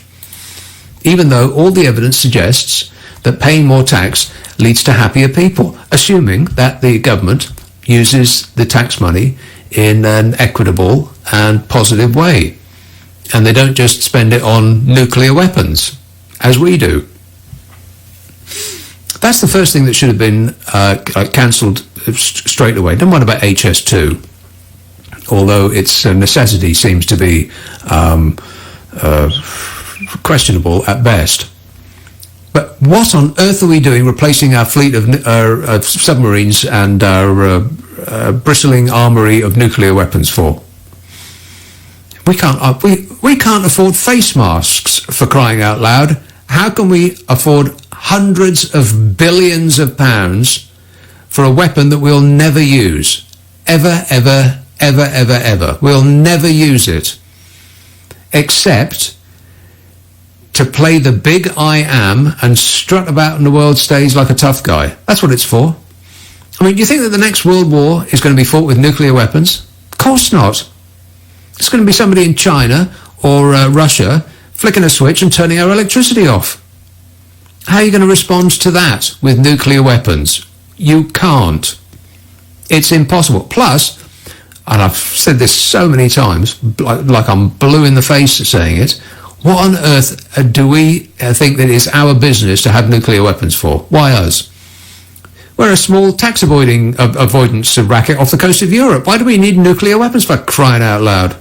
Not David Beckenham, David in Beckenham. Hi Nick, thanks so much for taking my call. My eldest son, like so many others, has had to close his business down temporarily, hopefully, and has sort of furloughed his 13 employees, but having the technical ability he has and the equipment he has, he's quickly put it to use for making masks for the NHS. These are the visor type ones that they'll be using in ICU and high dependency units. He started a crowdfunding page a week ago and has so far raised, I think, online about $8,000 and another $3,000 offline. But we have a problem where hopefully someone listening tonight can help. We are unable, or becoming unable, to purchase the what's called PLA filament, which the 3D printers we're using need. It's getting harder and harder and harder to get it. It appears that China has a monopoly on filament. We are currently running 34 3D printers 24/7, and have so far made several thousand, I think, visors, but there's several thousand more to do. I'm pleading for help of anyone who knows where we can get this stuff. Right, tell us what it is again. It's PLA filament that is used by 3D printers. It's a kind of like a plastic-like substance on a reel. I managed to get 16 kilos of it yesterday, but it's getting very, very difficult to get. So we need some help. I imagine it's one of those things that the whole world is all looking for at the same time. But hopefully, maybe that is happening. You know, maybe there's other people making even masks and things. I don't know. The design he had of the mask has been rushed through and approved by the NHS, so it's been used in ICUs and what have you. I think we've delivered just over 1,000 so far, but there are lots more. Coming up. Well, let me say this: if anybody can help you out, then give us a call, and we'll put you in touch with each other. Say probably the best way to find Duncan is through his Facebook page, which is Duncan Coombe on Facebook. I think there are only 2 Duncan Coombs. It'll be pretty obvious which one is him. Right. Okay, well, excellent work, and I wish you all the best. Thanks a lot, David. 0345 6060 973. Steve says, there is a belief that masks may not help stop the virus entering your mouth and nose. However, where a mask does help is it prevents us touching our mouths when we may have the virus on our hands. For this reason alone, it's well worth wearing a mask for our own protection.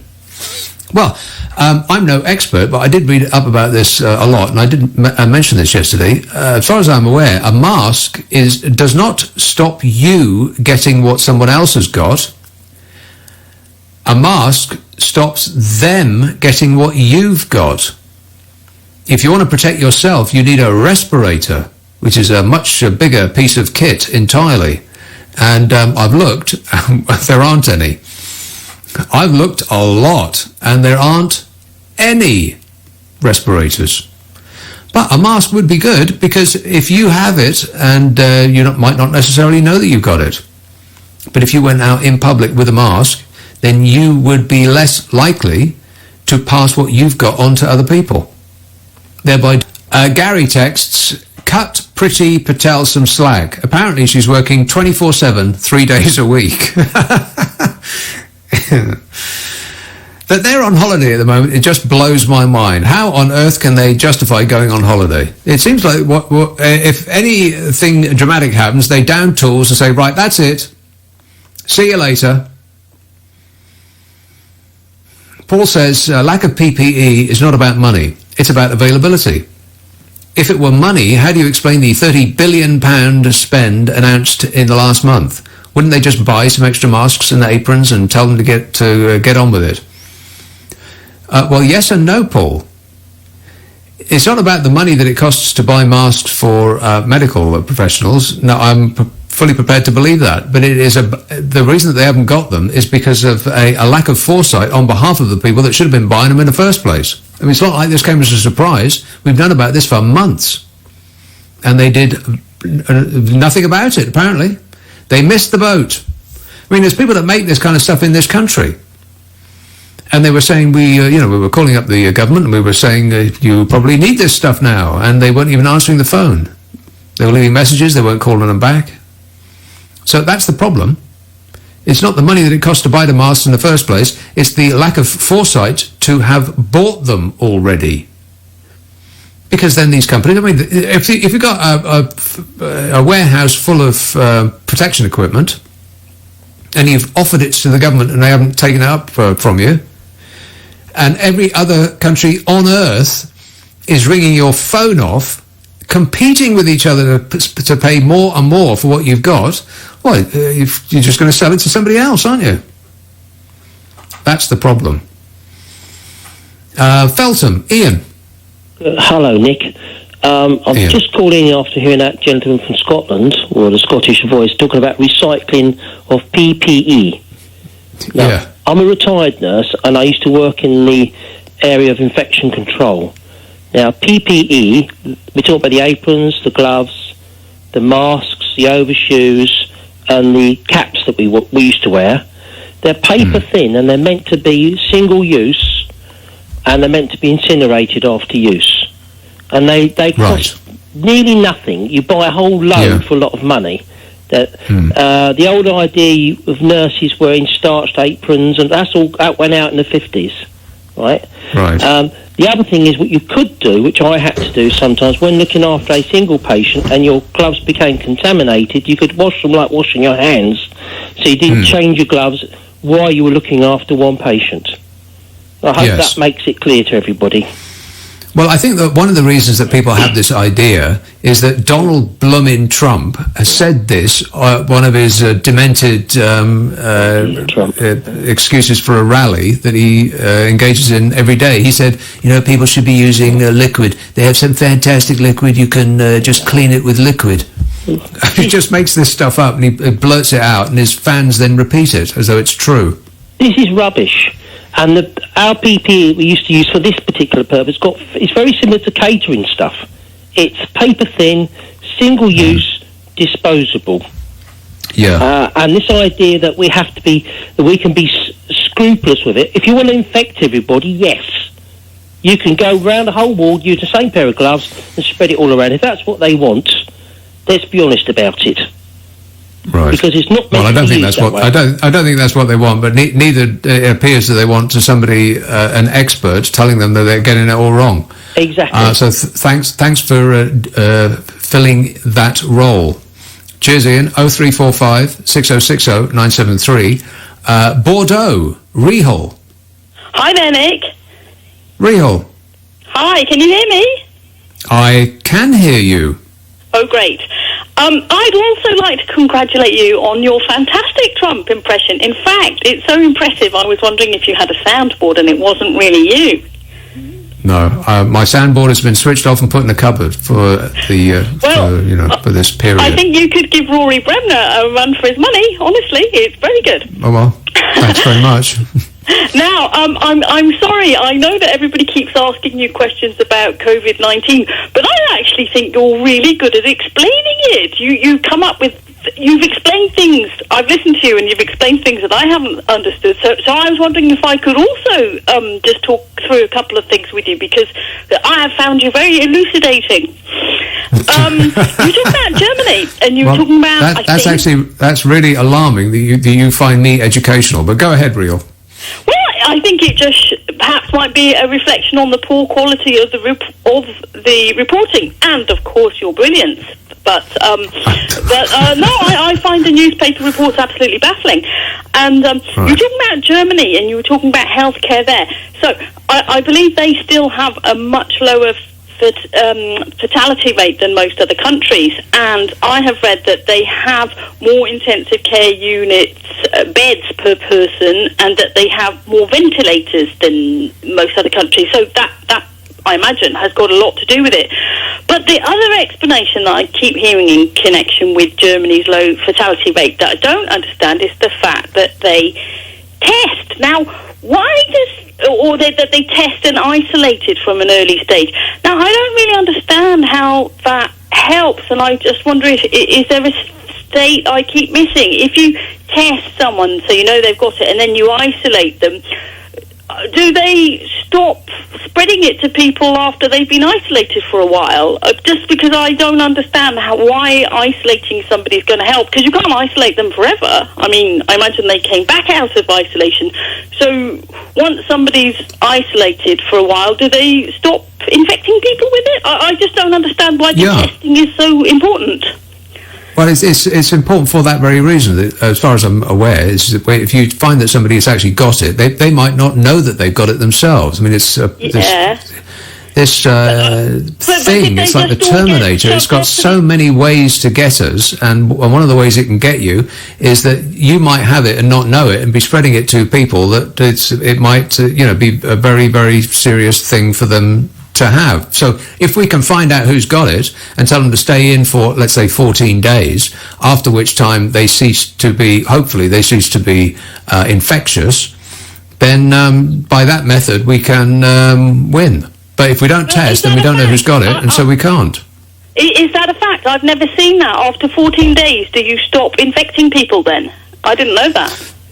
But that's the reason that they say, well, in this country they say you should stay in for 7 days, but in some countries, some scientists say that it's 14 days you continue to be infectious for. And in China, they found people that have been infected, and then they've tested negative after a while, and then later on they then test positive again. So they don't really know whether you can get it twice or not. Not yet, we don't. Oh, okay. Now, you've been talking about Boris Johnson, but let's go back, as you say, to January, and we all find out that there's this terrible disease and people in China are dropping like flies, and they've imposed a ban there on people moving. What do you think Boris Johnson should have done in January? Well, we absolutely certainly should have tested people when they came into the country. I mean, that just that defies logic that they weren't doing that. I'm not even sure that they're doing it now. No, they're not. I don't know why I don't think that's a very good idea, but you think much more clearly than me about this matter. The World Health Organization and other professionals and scientists, they say test. I mean, that's what they say over and over and over again. You can't fight something if you don't know where it is. And at the moment, we've got no idea who's got it. I haven't been tested. You haven't been tested, I imagine. I don't know anybody that has been. I bet you don't know anybody that's been tested. I mean, the tests are negligible, to say the least. So it's impossible to fight something if you don't know where it is. So if we knew where it was, if we could identify everybody that actually had it and everybody that they've come into contact with, then we could isolate them for a couple of weeks. Everybody else could go about their business, and then after 2 weeks, all those people that have got it, I mean, this is in an ideal world, all the people that have got it could then come out after they've stopped being infectious, and then we could get on with our lives. But because we've got no idea where it is, we're treating it with a sledgehammer. So everybody must stay in.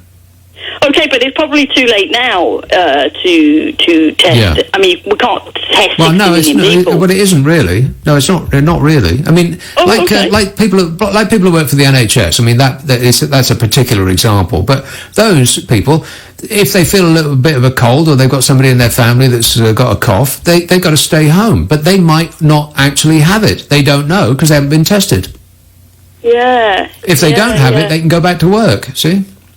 Well, okay, but if you're right, then I don't understand why we're all being confined then. Why can't we all just wear the I've had it badges? I agree, we've got to start testing. Well, because we don't know whether we've had it. We don't know whether we've had it or not because the government haven't got enough testing equipment. They haven't got the kits and they haven't got the chemicals, they haven't got the reagents and all of the rest of it. Okay, so if we were back in January and you're the Prime Minister, you would have tested everybody who came in, air, sea and Channel Tunnel. I would hope that if it was my job to be the Prime Minister and the first inkling of something major that we have been warned about for years and years started in China, I would think the first thing that I would do is try to secure as much testing equipment and protection equipment as I possibly could before the obvious wave of demand caught everybody I was going to say by surprise, but it's not by surprise, but by the predictable wave of demand stripped the shelves. Yeah. All right, yeah, okay. Very, very good, PM Nick. All right, thanks a lot, Rehal. I feel like I've been through the ringer. Please stop asking me so many questions, people. It's been like Ask Nick this evening. I don't know why anybody's asking me anything. What do I know? 0345 6060 973. Lorna text. I've spent 3 weeks now not going outside apart from the garden. I'm aware of many of my friends doing the same thing. Yeah, well, me too, Lorna. We're good people, we are. But you see, you got a garden. A lot of people haven't got a garden. I feel very sorry for a lot of people at the moment, but in amongst which people who haven't got any outside space. But the good news is, and it's weird to say it, the good news is the weather's going to get worse. See, if it was one of those scorching summers that from now until October was 70, 80 degrees outside, it would drive people up the wall. People would be going mad. But if it gets a little bit colder and it starts to rain, then it's okay again. You don't mind sitting in and watching TV. I'm actually looking forward to a little bit of cool, so I don't feel like I want to go out. And that cool, by the way, coming on Monday for most people. So there's something to look forward to. Bad weather. What strange times we live in. 0345 6060 973. Text 84850. Email nicka@lbc.co.uk. And if you're on Twitter, it's @LBC. Friday and Saturday night at 10. Nick Abbott, LBC. It's 12:30. The news headlines with Caroline Rundell. The Home Secretary has said sorry the government failed to provide protective equipment to healthcare workers during the pandemic. Labour has described Priti Patel's comments as half-hearted. An 11-year-old is amongst 917 deaths recorded in the UK in the past 24 hours. Elsewhere, the US has passed Italy as the country with the highest number of COVID-19 deaths. Around 20,000 people have passed away after contracting the virus. And more than 1,000 fines have been handed out to people breaching the lockdown rules in England and Wales. LBC weather turning cloudy through today with some thunderstorms in the southeast and highs of 23 degrees. The coronavirus pandemic. Follow all the developments live on LBC. This is a message from the government about this bank holiday weekend and keeping yourself, your friends and family safe from coronavirus. This bank holiday weekend, do not go out unless absolutely necessary. Do not meet up with anyone outside your household. Do not put the lives of your loved ones in danger. Stay in touch with them on social media or give them a call. Anyone can get coronavirus and anyone can spread it. Stay home. Protect the NHS. Save lives. Here's the thing about block management. If you do it yourself... You're over here, sorting out the insurance. And here, keeping everything compliant. Don't forget the grounds maintenance. And the service charges. And that's just what you need to do today. But because the ABC Estates block management team can look after every aspect of your property portfolio, from repairs to service charge collections, your time can, at last, be better spent elsewhere. Be as happy as Larry with block management from Aldermartin, Baines and Cuthbert. Talk to us today. Call 0800 888 6688 or visit abcestates.co.uk. Leading Britain's conversation. LBC with Nick Abbott. A text here from Alan. He says, those daily briefings are becoming a waste of time.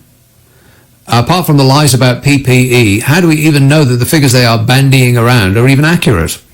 I wouldn't trust this complacent government to run a chimp's tea party, he says, let alone a country at a time of crisis. I've stopped watching the daily briefings in the same way that you can get hooked on the news. And you can just get sucked into this news vortex and you just start watching hour after hour after hour. Just turn it off.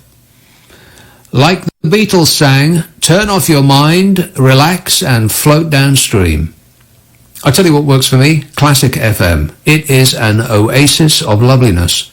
Ah, is the sound that I'll be playing. If I still have my sound effects, that's the one I'll be playing right now. Just try it. Just to switch off.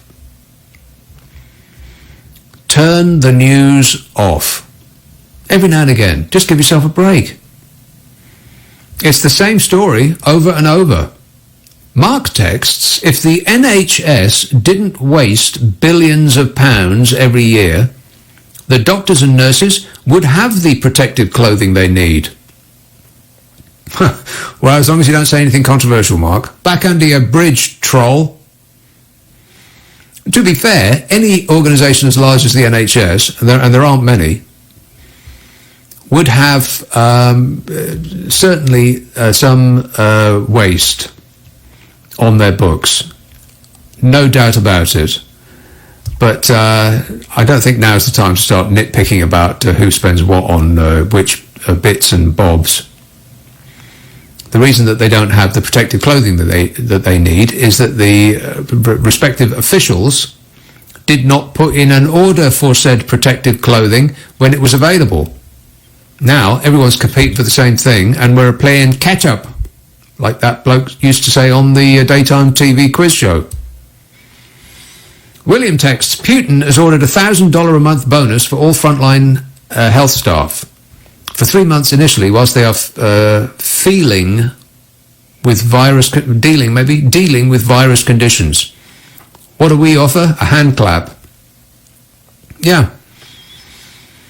Well, I'll say it again. The reason that the NHS has been underfunded is because we, the public, have voted for parties that promise not to tax us as much as other parties. I mean, how do you think the NHS gets its money? It's from tax.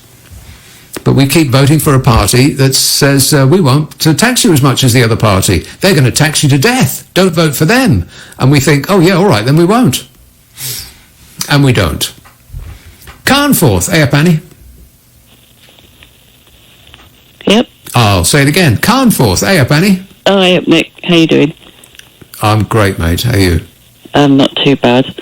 I was just ringing about PPE because I had the misfortune to hear Matt Hancock the other day more or less accusing nurses and doctors of being profligate with it. And I thought, well, chance would be a fine thing when a lot of them, I'm still hearing them come on LBC and other stations saying we haven't got enough or we haven't got any in some cases. And care workers and care homes are just tearing their hair out to get anything. And the agency that, we have carers, me and my partner, the agency that that we use, one of the carers came in this morning and said that the manager had ordered a box of aprons because from their normal suppliers, because they do use aprons sometimes anyway, if they've got somebody with an infection.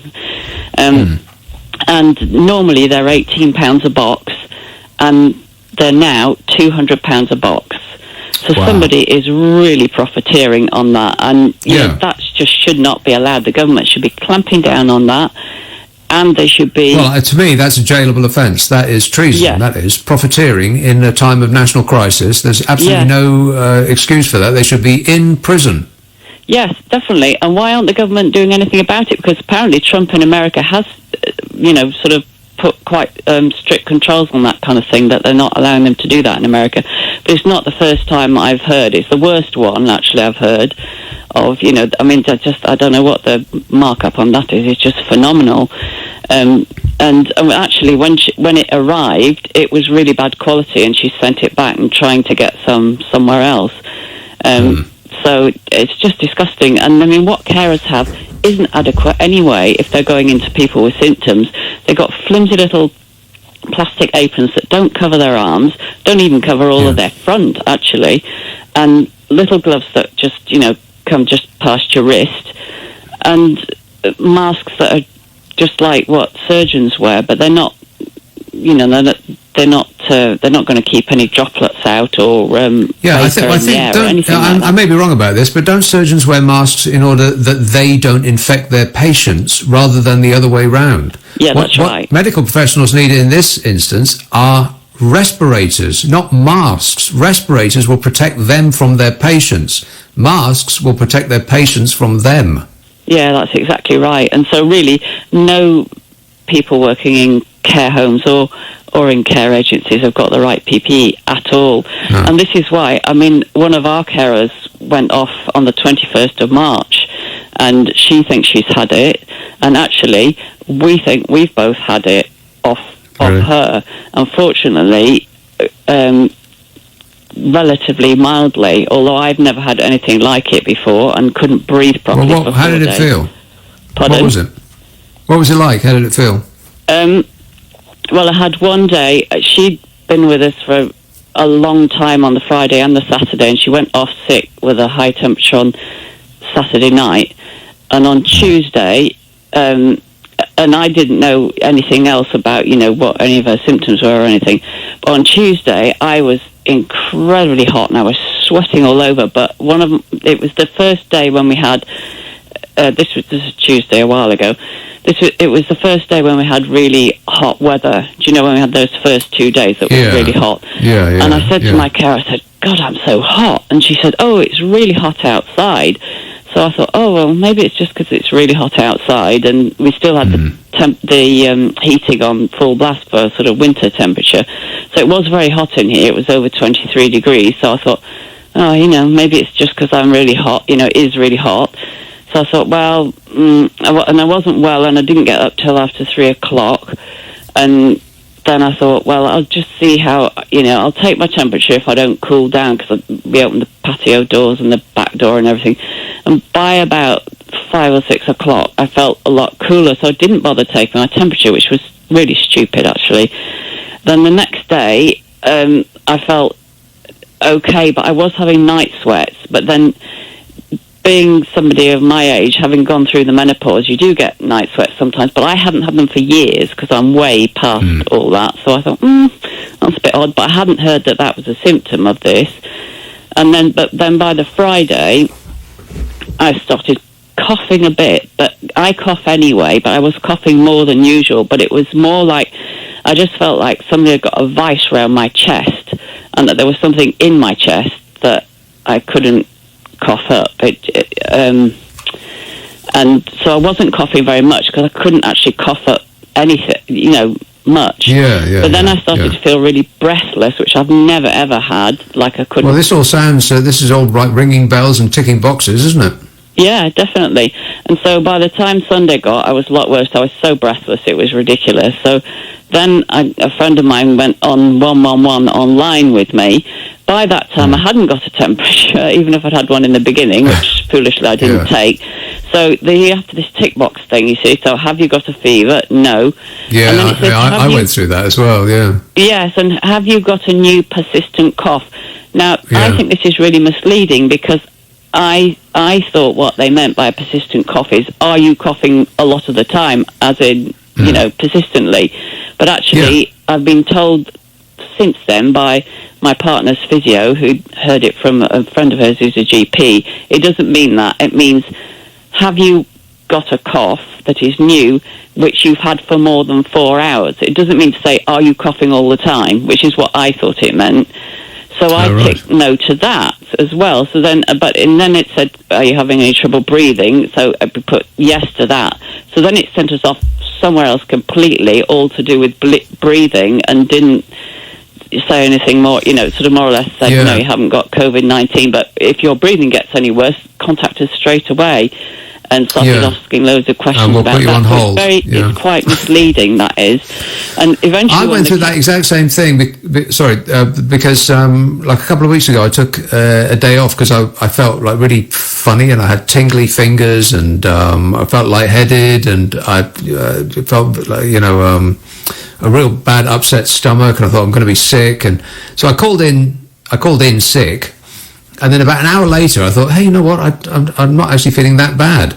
And so I don't know, and I blamed it on some mushrooms that I bought in the supermarket. And I thought, I've eaten these 2 days in a row, and I felt weird 2 days in a row. Maybe it's the mushrooms. But wouldn't it be nice if we actually could access a test that told us whether we've had it or not? I mean, I'm really hoping that we did have it and then we had it mildly, but I'm not, absolutely not going on that premise at all. I'm still going on the premise that we haven't had it, or we might have, but we can't possibly, know. So, still taking all precautions and everything. But the carer who had it, I mean, her husband went down with the symptoms the same day as I did, exactly the same day. And, so she doesn't know. And so if she gets another cough, or even if one of her family gets a cough or has a fever, she's going to have to be off work for 14 days. Because if you're the other thing with this is, of course, is that we don't really know whether you can get it twice. No. I mean, in China, people have tested positive, like I said before, and then come out and tested negative, and then they test them again a couple of weeks later, and they find that they're positive again, and they're not sure whether it's just, instances of the dead virus that the test has picked up, or whether it's a false reading, or whether they've actually, or whether it's possible to actually get this thing multiple times. But that's the thing that we need. We need to be tested so that we know how to carry on with our lives. Well, fingers crossed. All the best. Thanks a lot, Annie. 0345 6060 973. Darren emails, government are doing a fantastic job. They are doing all they can under the circumstances. Darren, are you a Russian bot? Just asking. Nandu emails, the construction industry has so much PPE. Why don't the government get it from them? Well, I was looking through construction websites. First I went through all of the DIY shops that I could think of, and then I went through specialist construction sites, and they all have them on their books, respirators and masks and all of the rest of them, and beside every single one of them it says they're currently out of stock. There's none to be had.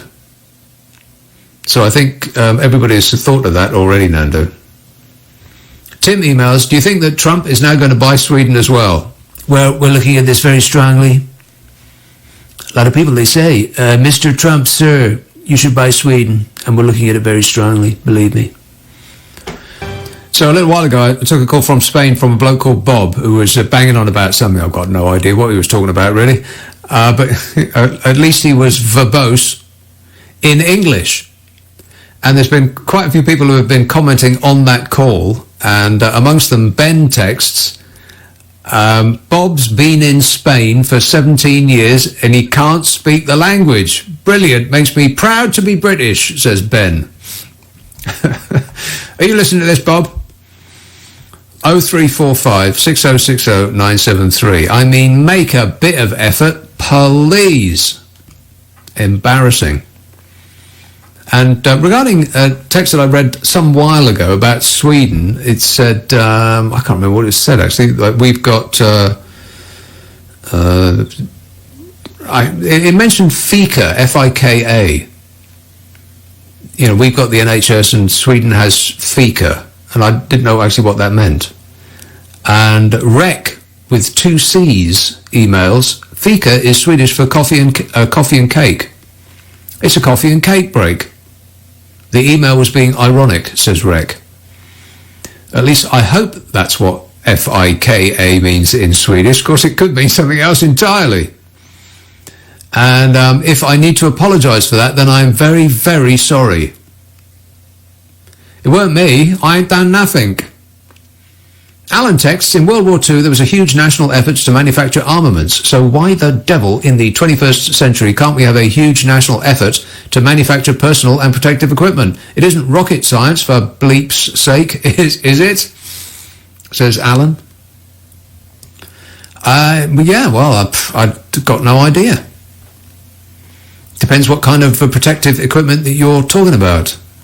Again, when masks are handed out to the NHS, not that I know, not that I've got any idea what I'm talking about on this or any other subject, but it seems to me that giving out masks, paper masks that they use in surgeries, in like surgery theatres, is not what is actually required here. They need much more protection than masks because, let me say again, as far as I'm aware, masks are to stop you passing what you've got to somebody else. But that's not what's required here. They need respirators, which is to stop them getting what somebody else has got. It's a much bigger piece of kit entirely. And there ain't none. Believe me, I've looked. Martin emails, you need to have a word with your news department. I'm sorry people feel that there is not an apology for a shortage in PPE we desperately need. It's an apology for our feelings. Yeah, well, I know that. And they know that. Yeah, Priti Patel said that she's, when asked if the government would like to apologise for its inept handling of this issue, says, I'm sorry that people feel there is, that there has been, a problem with this, with the NHS. If you wind back to the very beginning of this show, yeah, I covered that. She's not sorry for the failings. She's sorry that we feel that there has been some failings. Good work, Priti Patel. The nation is behind you. 0345 6060 973. Manchester. Hello, Claire. Hi, Nick. Claire. Hello. How you doing? I'm fine. I'm a respiratory nurse. I look after COVID-positive patients every day when I'm working. Yes. We FFP3 masks that we wear, not respirators. Right. What's an SSP3 mask? FFP3. It's FFP3. It's a mask. Double SP3, yeah. S for Freddy, F for Freddy, P for Peter 3.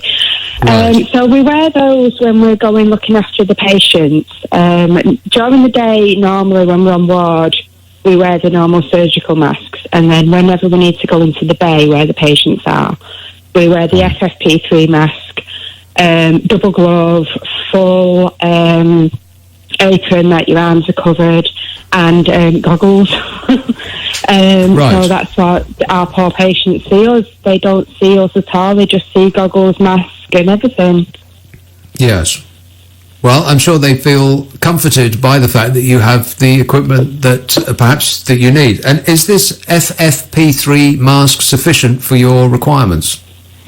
Yeah, it's a government. If you go on the government website, it's what they tell you that you need to wear. The respirators are for the patients who are looked after by the intensive care. So those who need to be on ventilators or NIV with the masks, with the snorkel masks. I don't know if you've seen them.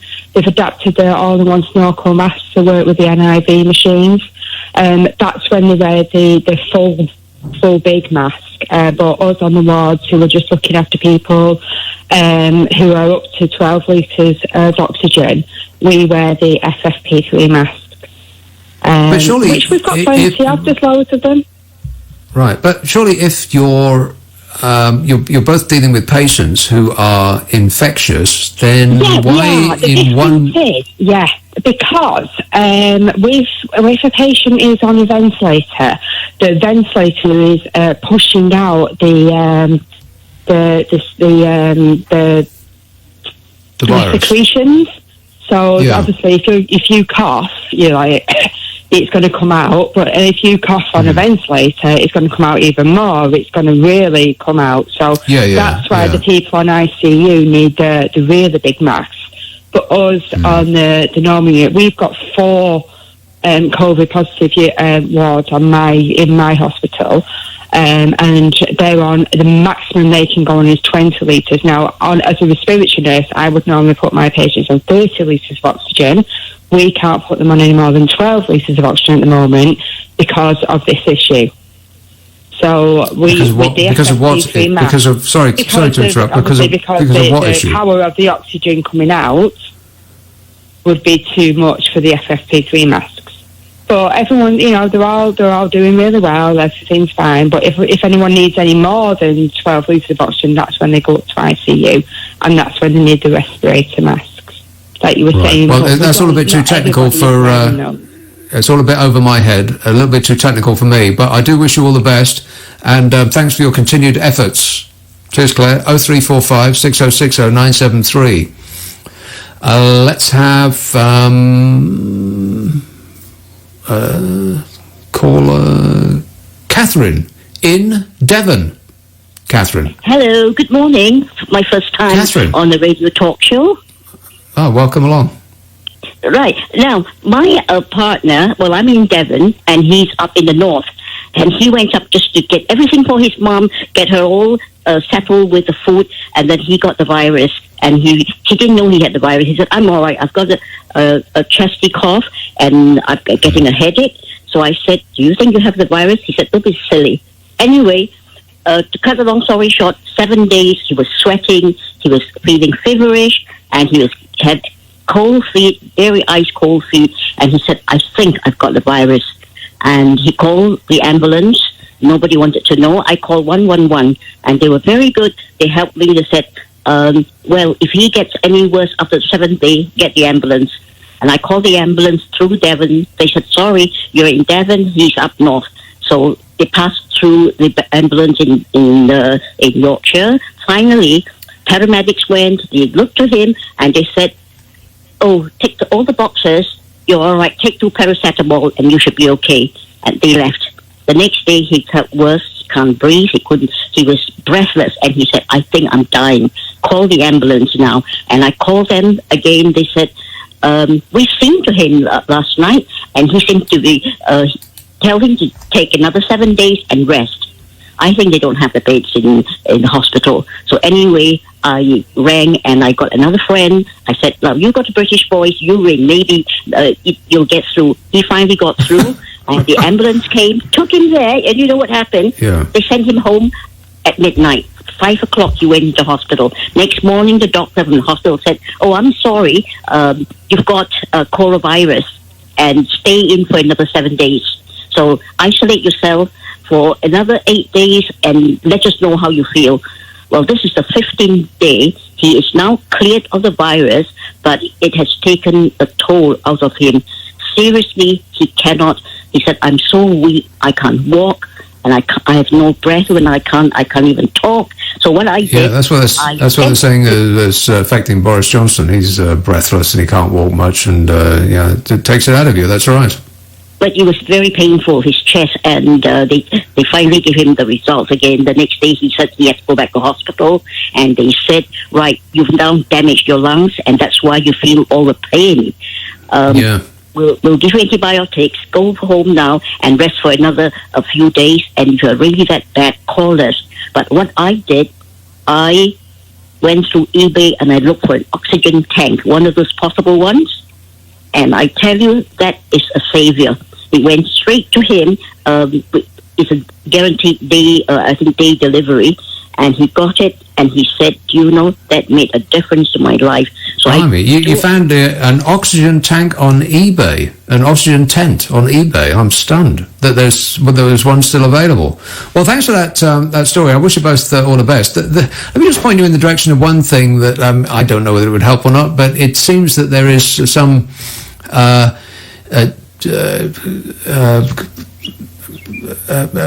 weight of opinion that suggests that if you have something wrong with your lungs, which is of course what this thing does to you, you should not be lying on your back in bed.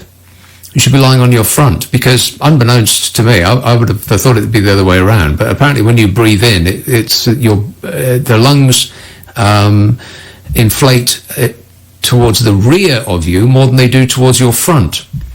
And there's videos online that give you advice about how to lie in bed asleep, not on your back but on your front, with a pillow under your hips. Now, don't take my word for it. Contact a health professional and see if that's what they would suggest. But J.K. Rowling, the Harry Potter author, she tweeted out a video from a doctor who was telling people exactly what to do in such a circumstance. Here, thanks very much for all your calls and your tweets and so on and so forth.